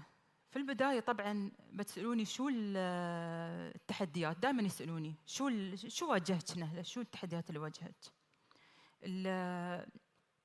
التحدي الأكبر أو اللي شوية كان عندي مثل في المنزل، هو يعني كان عندي مثل أسئلة وشوية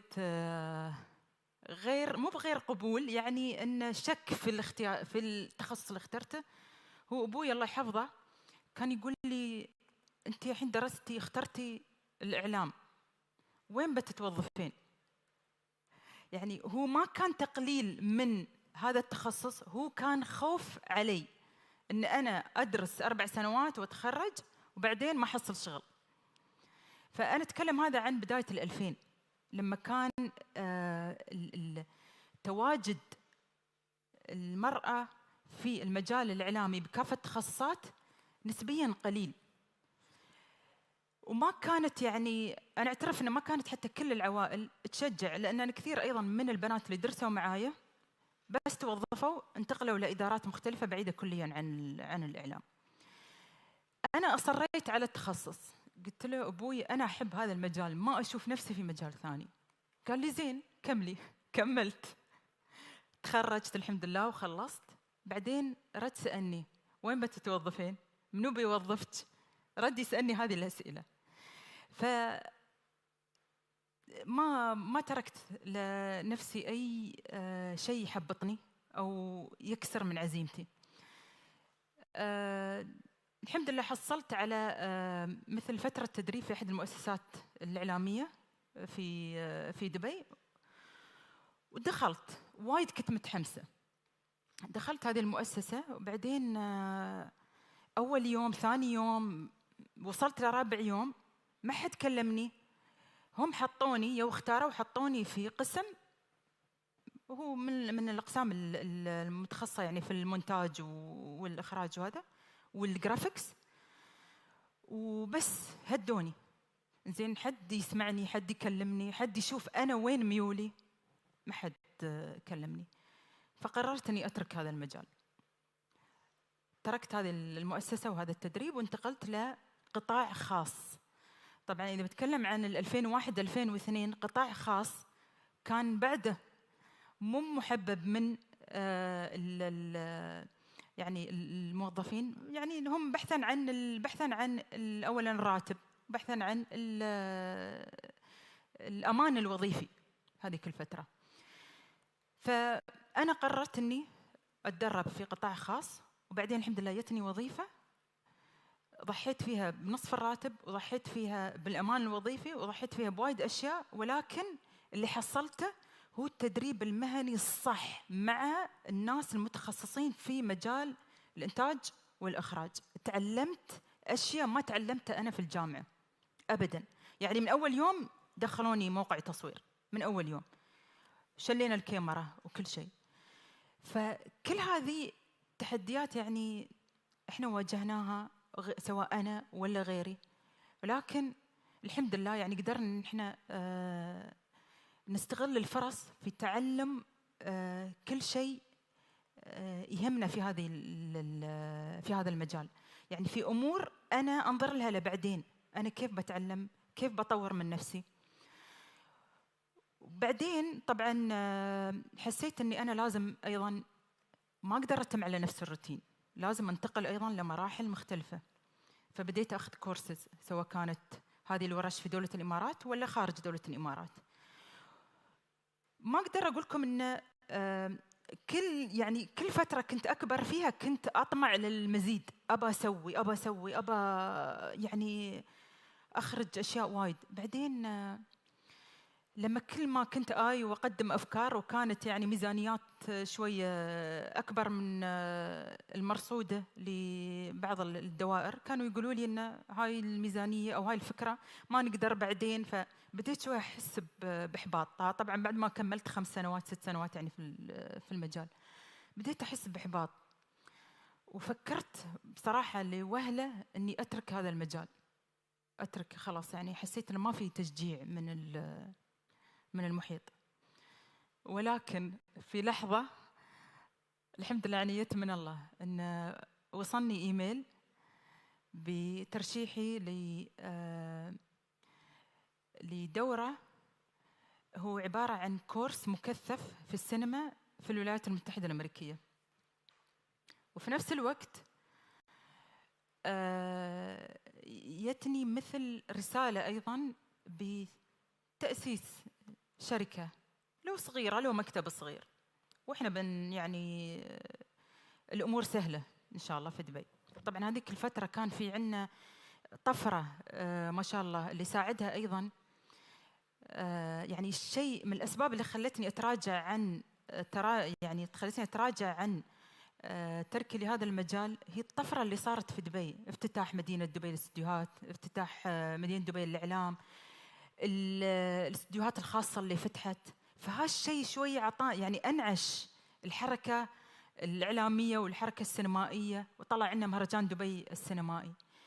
فقلت خلني أخذ هذه الدورة، وصرت أمريكا ودرست في 4 ولايات، ومن بعدها رجعت دبي، وتذكرت هذه الرسالة اللي جتني عشان تأسيس شركة. وكانوا في عندي زملاء أيضاً فتحوا، وأنا سايرة أفتح وجايبة أوراقي، الأوراق صورة الجواز، ورقة من البنك، هاي الإجراءات العادية. فرحت وأنا أعطيهم الأوراق وجالسة على الكرسي وبخلص، أعطوني الرخصة جاهزة، وأعطوني مفتاح المكتب. وكان والله المكتب 2 يعني من كبره. قالوا لي هاي الرخصة معفية من الأجور، وهذا المكتب أيضاً عندك سنة من دون ما تدفعين أجار. يعني شو أكثر من شيء نحن نبغى كدعم. أنا طبعاً صدمت وقتها وفرحت في نفس الوقت، ولكن هذا تشجيع وهذه رسالة إن نحن ما نتهاون وما نترك أحلامنا. بصراحة يعني هذيك الفترة أيضاً دبي هي كانت مصدر إلهام لي، إن وين ما نصد لا ما في مجال للتراجع.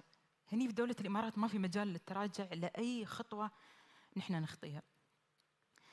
فبديت هذه الشركة الحمد لله في 2010، ولا زالت قائمة الحمد لله الحين 13 سنة. قدرت أحقق فيها أحلامي، قدرت أحقق فيها كل شيء كنت أتمنى أسويه. تعاملت مع الحمد لله الوزارات والدوائر الحكومية والدوائر الخاصة وأسست فيها كثير وأنتجت فيها كثير من الأعمال الحمد لله. فهذا الشيء من بعدها طبعا يتني أعمال كثيرة، وهذه الأعمال الفنية كانت يعني شو أبغي أكثر من أنها تحمل اسم، يعني من أشعار الشيخ زايد الله يرحمه، من أشعار صاحب سمو الشيخ محمد بن راشد، من أشعار سمو الشيخ حمدان بن محمد، بأعمال يعني متتالية ورا بعض.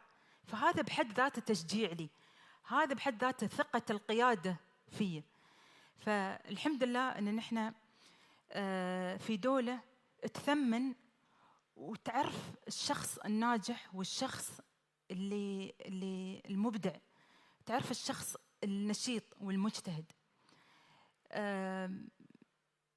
الحمد لله يعني حتى انتقلت من بعدها لمراحل متعددة من الإخراج والإنتاج، وكان آخرها طبعا يعني طبعا دخلت مجال إخراج المسلسلات رغم التحديات، تقديم ورش أيضا في المجال السينمائي كثير. دخلت أيضا تم اختياري أيضا أني أحكم في بعض المهرجانات السينمائية داخل الدولة وخارجها. وآخرها طبعا العمل أو الدور اللي أعتز فيه أنا هو لما وكلوني بإدارة المحتوى الإماراتي بالكامل في إكسبو 2020 مثل ما شفتوا في الفيديو، كنا نصور بعض الأعمال. فإدارة المحتوى الإماراتي ونقل الصورة الإماراتية للعالم في هذا الحدث الأروع كانت مهمة أعتز فيها وأفتخر فيها. والحمد لله يعني قدرنا أن نحن إن شاء الله نكون بيضنا الوجه. وهذه يعني من أحدث الأعمال. آخر شيء اللي أبغى أقوله، طبعاً اليوم إحنا بالنسبة لنا الإمارات هي ملهمة الأجيال. الإمارات اليوم هي أصبحت تستقطب الملهمين وأيضاً تصدر الملهمين. اليوم الإمارات هي من احتضنتني، هي مثل الأم بالنسبة لي، احتضنتني وآمنت بموهبتي ووثقت بقدراتي، وقيادتنا أيضاً اللي وثقوا فيا، وبسببهم أنا اليوم طبعاً موجودة هني، وبسبب دولة الإمارات أنا موجودة اليوم هني بينكم على هذا المسرح. وإن شاء الله يا رب دائماً نحن نشرف اسم دولة الإمارات ونرفع اسمها في العالي. مشكورين، السلام عليكم.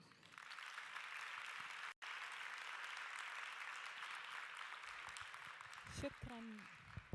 في أسئلة ولا طولنا عليكم؟ تفضل.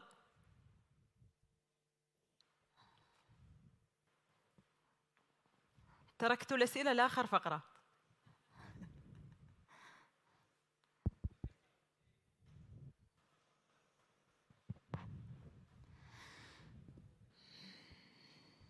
السلام عليكم. مجدي الشربيني، مؤلف ومنتج. وأنا أثرني أستاذة نهلة لما قلتي قدمت نفسك مخرجة وكان ليكي أحلام والدولة بترعاكي ما شاء الله يعني. والإمارات حققت خطوات كبيرة جدا يشهد ليها، وخدت مكانتها أو مكانة كبيرة جدا يعني. ولكن كمخرجة متخصصة بسألك، ده يعني المكانة دي لغاية دلوقتي مش متواجدة دراميا ولا سينمائيا، مع ان زي ما سمعت منك دلوقتي مكتب ما شاء الله كبير وانتاج متوفر وحاجات زي كده. لكن فين اي عمل درامي او سينمائي يصدر مكانة الامارات للعالم؟ الناس والملهمين بيجوا هنا بيروحوا في ما شاء الله كل حاجة واضحة جدا قدام الأعين، لكن فين ده دراميا؟ ما دي رسالة مش أقل من إنجاز حربي. نعم. أوكي، فين الرسالة دي متقدمة؟ فين دراميا سينمائيا مش متوظفة ليه؟ شكرا. شكرا على سؤالك. اللي أبغى أقول لك إن اليوم نحن في دولة الإمارات الحمد لله عندنا نشاط درامي وعندنا نشاط سينمائي، ولكن بنسبة قليلة إذا جينا قارناه بالدول الأخرى. اليوم أنا معاك أتفق أن الإنتاج الدرامي نشوفه فقط في رمضان اللي هو شهر واحد من السنة، وهذا نسبياً معروف قليل.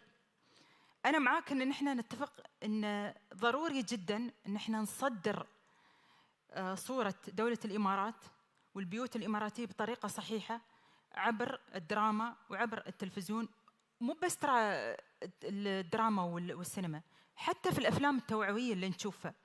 اليوم نحن لازم نحسن اختيار الممثلين، نحسن اختيار الحوار اللي ينزل في هذه الأفلام، نحسن اختيار أيضاً سيناريو كامل، إن هل هو يمثلنا، هل هو يعكس بيئتنا وبيوتنا وصورتنا. احنا لا، هذه الأمور لازم ننتبه لها. أنا معك أن الإنتاج نسبياً قليل ولكنه متواجد، نكون متواجدين أحسن ما نكون غير متواجدين. يعني حتى في عندنا أفلام سينمائية، والحمد لله أنا شاركت في أفلام سينمائية، الحمد لله شاركنا في مهرجانات عالمية كبيرة وحزن عليها جوائز. فوجود الحركة أحسن من عدم وجودها، وإن شاء الله يعني نحن ما في شيء يصعب علينا في دولة الإمارات. إن شاء الله تعود المهرجانات السينمائية، وأيضاً يصير في كثافة عندنا في الإنتاجات سواء كانت الدرامية والسينمائية، وأيضاً يصير في كثافة أيضاً في الأفلام اللي تنشر عبر قنوات التواصل الاجتماعي وتنقل الصورة الصحيحة للعائلة والبيت الإماراتي.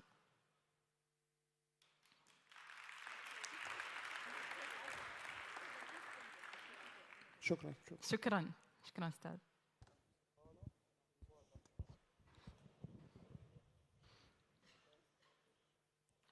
في سؤال؟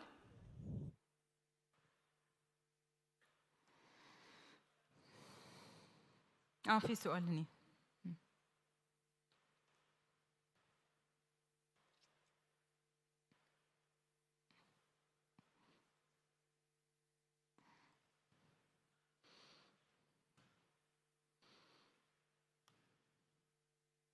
أنا قلت لكم في البداية إن 3 سيناريوهات أنا أبغى أشتغل عليهم كأفلام. أولاً قصة طفولتي، ثانياً عشان نعكس نحن كيف كانت البيئة الإماراتية الصحيحة، ثانياً الفيلم اللي حلمي إني أنا أكتبه وأنتجه وأخرجه هو سيرة حياة المغفور له الشيخ زايد الله يرحمه ويغفر له.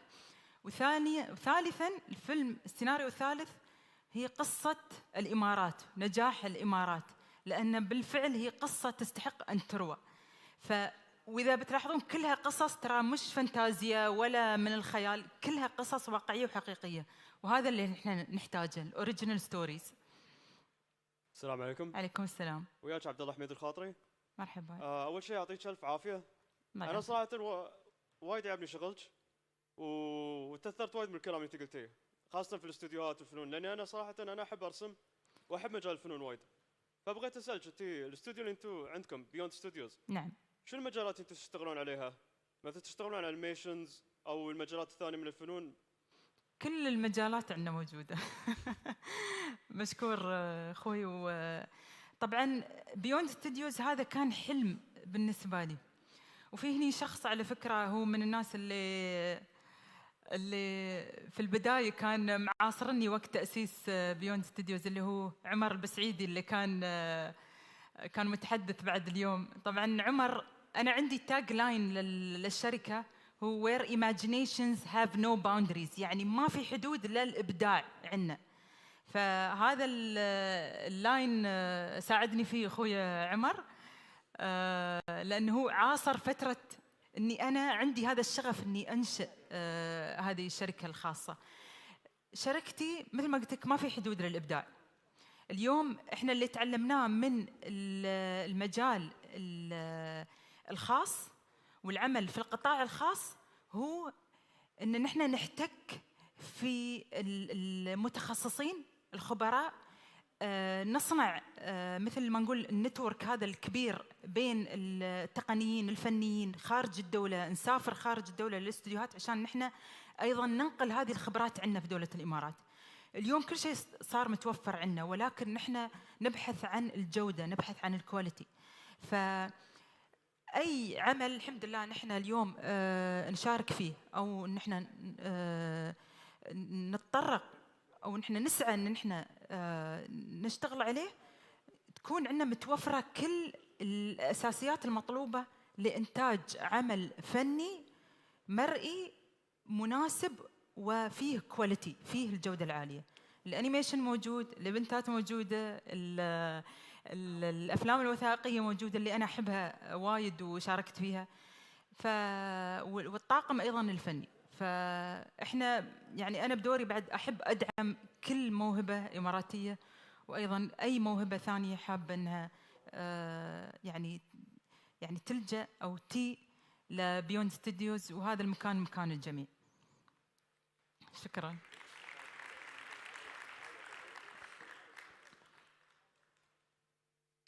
في سؤال ثاني؟ لا بس ها كان السؤال. شكرا. يعطيك العافيه. الله ما يعافيك. شاء الله عندنا في الامارات عندنا مجتمع الرسامين والفنانين وايد ترى. نعم. ومجتمع صغير وكل حد اصلا محتك ويا بعض. وكل حد مجتمع. نحن نفتخر فيكم كلكم. ان شاء الله. الله يحفظك. يعطيك العافيه. شكرا. في بعد ورا. شكل المجال السينمائي والفني محبب عند الجميع. عاد اسمحي لنا اخذنا من الوقت. لا بالعكس. وياك عبد الله الهناي. مرحبا هلا اخوي عبد الله. عندي سؤالين. السؤال الاول، هل ليتكم مشاركه للمؤلفين من خارج المكتب، يعني من الشباب الاماراتي او غيره؟ اكيد. وتم تنفيذه ونجاحه؟ اكيد. والسؤال الثاني، متى بنشوف فيلم النهله الصغيره؟ ان شاء الله. بالنسبه تقصد كتابه السيناريو من شباب اماراتيين؟ اي نعم. تنفذ ولا لم ينفذ؟ تنفذ ونجح. تنفذ. انا عندي فيلم كان نفذناه لاماره راس الخيمه. كان طبعا انا وكلت المهمه كلها لشابه اماراتيه موهوبه، قلت لها لازم يكون كتابتك انت واخراجك انت. فكانت هي كل شويه تستشيرني انا لان شايفه شغلها، فكانت عندي ثقه، يعني كنت واثقه فيها ثقه تماما بالشغل اللي هي بتنتجه. فحلو ان نحن بعد اليوم دورنا ان نحن ايضا نعطي مجال للشباب الاماراتيين الموهوبين اللي حابين انهم يخطون خطوات في هذا المجال. فطبعا هي كتبت الفيلم وهي نفذته بالكامل، وانعرض امام صاحب السمو الحاكم واشاد فيه كثير. يعني في افلام ثانيه، في افكار ثانيه. طبعا نحن نشتغل على الافلام السوشيال ميديا، اترك ايضا المجال لكتاب اماراتيين موهوبين اللي حاب يشارك. طبعا مثل ما تقول يعني دوري معاهم يكون مثل المنتورشيب. يعني تقريبا استشارتكم اكثر دوري شيء. يكون معاهم. ما احب يعني اني اكون معاهم كمستشار، احب اكون معاهم نحن نكون كعائله. هذا مجال ابداعي. كجزء منهم يعني. مجال ابداعي حلو ان نحن كنا نتناقش على نفس الطاوله على الفكره، على المنتج النهائي كيف بيطلع، على الصوره اللي احنا كيف حابين وحريصين على انها تطلع. فبالعكس المجال مفتوح للجميع، اشتغل معاهم. وعشان النهله الصغيره؟ النهله الصغيره ان شاء الله بنشتغل عليه، بنوثق كل لحظه في ان شاء الله من هذه اللحظات الجميله اللي عشناها ونحن صغار ودائما نسمعها، ايام الطيبين والطيبين. ففي تفاصيل، يعني انا وايد احب التفاصيل، فهاي التفاصيل اتمنى اني انا انقلها بحرفيه، اللي يشوفه يتذكر هذيك الايام صح ان شاء الله. شكرا على الوضوح. شكرا اخوي. شكرا.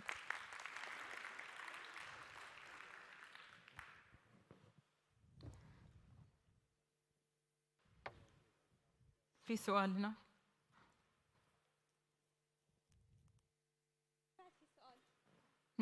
ها هني؟ اي اوكي. في البداية شكرا على كل الجهود اللي سويتيها، وياك فاطمة الكربي. بما انك تمكنتي وصرتي يعني المثال للمرأة الإماراتية الملهمة واللي نجحتي هالنجاح، في سؤال اعتقد بتكون جوابه يعني كلمة واحدة. شو المهارة اللي استخدمتيها عشان تواجهين المنافسين؟ المهارة اللي استخدمتها كلمة واحدة تبين؟ عشان ما نطول عليهم بس. عشان أواجه المنافسين، هو شوفي أنا في شخصيتي عندي حب الاستطلاع وايد، يعني أعلم نفسي بنفسي، ما أتريا إني شيء أتعلمه من منهج أو من مدرسة أو شو ما كان. لا، إذا حبيت أتعلم شغلة أو سمعتها من شخص مصطلح أصير أبحث عنها. فهاي السلف إديوكيشن يسمونها، لما يكون الشخص يعني يعلم نفسه، يثقف نفسه، قراءة، حب الاستطلاع، هذه بتعطيني مجال لأني ممكن أتعلم أشياء.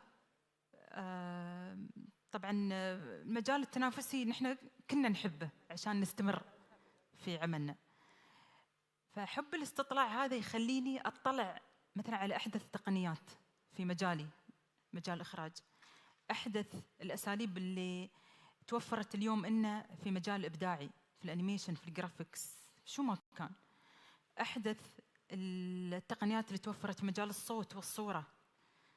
فكنت قبل أستحي إني أسأل عشان ما يقولون إنه ما تعرف، فصرت أتعلم بروحي عشان أعرف وما أستحي من السؤال، يعني أسأل هذا شو، هذا كيف يستخدمونه، هذا شو بيفيدني إذا استخدمته. فهذه الأشياء ضرورية لكل شخص، إن لا تكتمين السؤال عندك، قولي، اسألي، عشان أنت بالنهاية أنت مستفيدة. يعطيك العافية وما قصرتي. شكرا. خلاص، شكرا لكم، شكرا على أسئلتكم، وأتمنى لكم يوم سعيد. شكرا. شكرا للمخرجة الإماراتية نهلة المهيري على الأحاديث والقصص الجميلة. شكرا لك على مشاركتك لنا هذه القصص الشخصية والطموحات الكبيرة التي تحققت في حياتك. شكرا. بعد أن شاهدنا رحلة إبداع نهلة في السينما، ننتقل لنستعرض فيديو قصير عن الفنان ناثانيال على منصة زايد الملهم.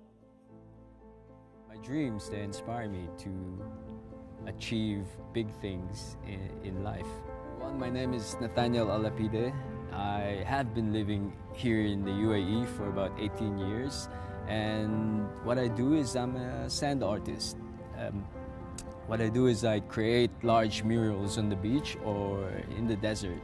What motivates me and inspires me in life are the relationships that I have with the people around me and the relationship that I have within the community that I live in. Well, the sand art, I started making it when I made a tribute for my grandmother. So I did this massive tree on the beach at Jumeirah. So every time I'm off or whenever I have time, I would go to the beach and create something. And it started from there, so people started seeing it, and newspapers, they made a story about it, they made a video, and then now here we've broken the record for the largest sand image in the world. So to really know what you love, what you want, you know, and nurture what you love. It can be singing or dancing, but really take care of it, because this is who you are, you know, and when you do that, you inspire. والآن لنكشف عن اللوحة الإبداعية على الرمل والتي خصها للحدث العالمي للإلهام زايد توك.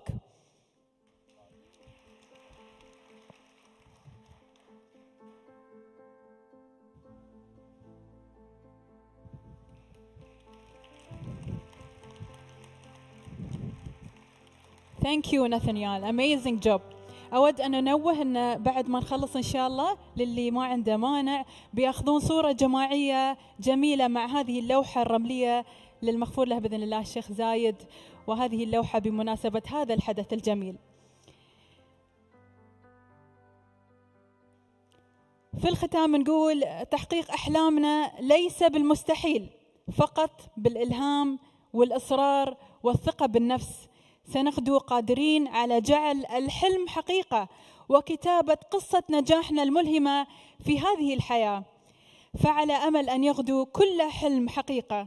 نلقاكم في فعاليات إبداعية وملهمة أخرى على أرض الإمارات العربية المتحدة. شكرا لكم جميعا على حضوركم. ندعوكم الآن للانضمام إلى مأدبة الغداء. نشكركم على حضوركم هذا الحدث. إلى اللقاء.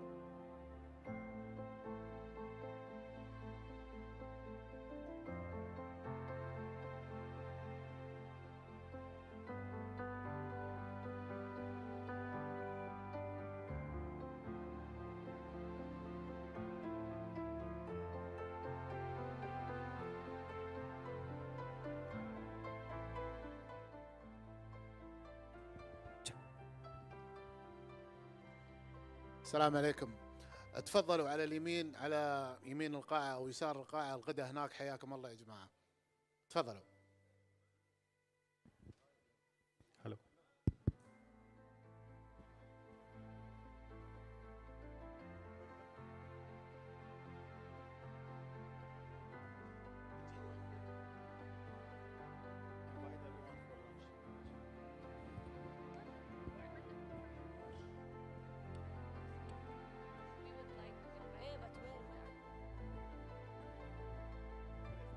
We would like to invite everyone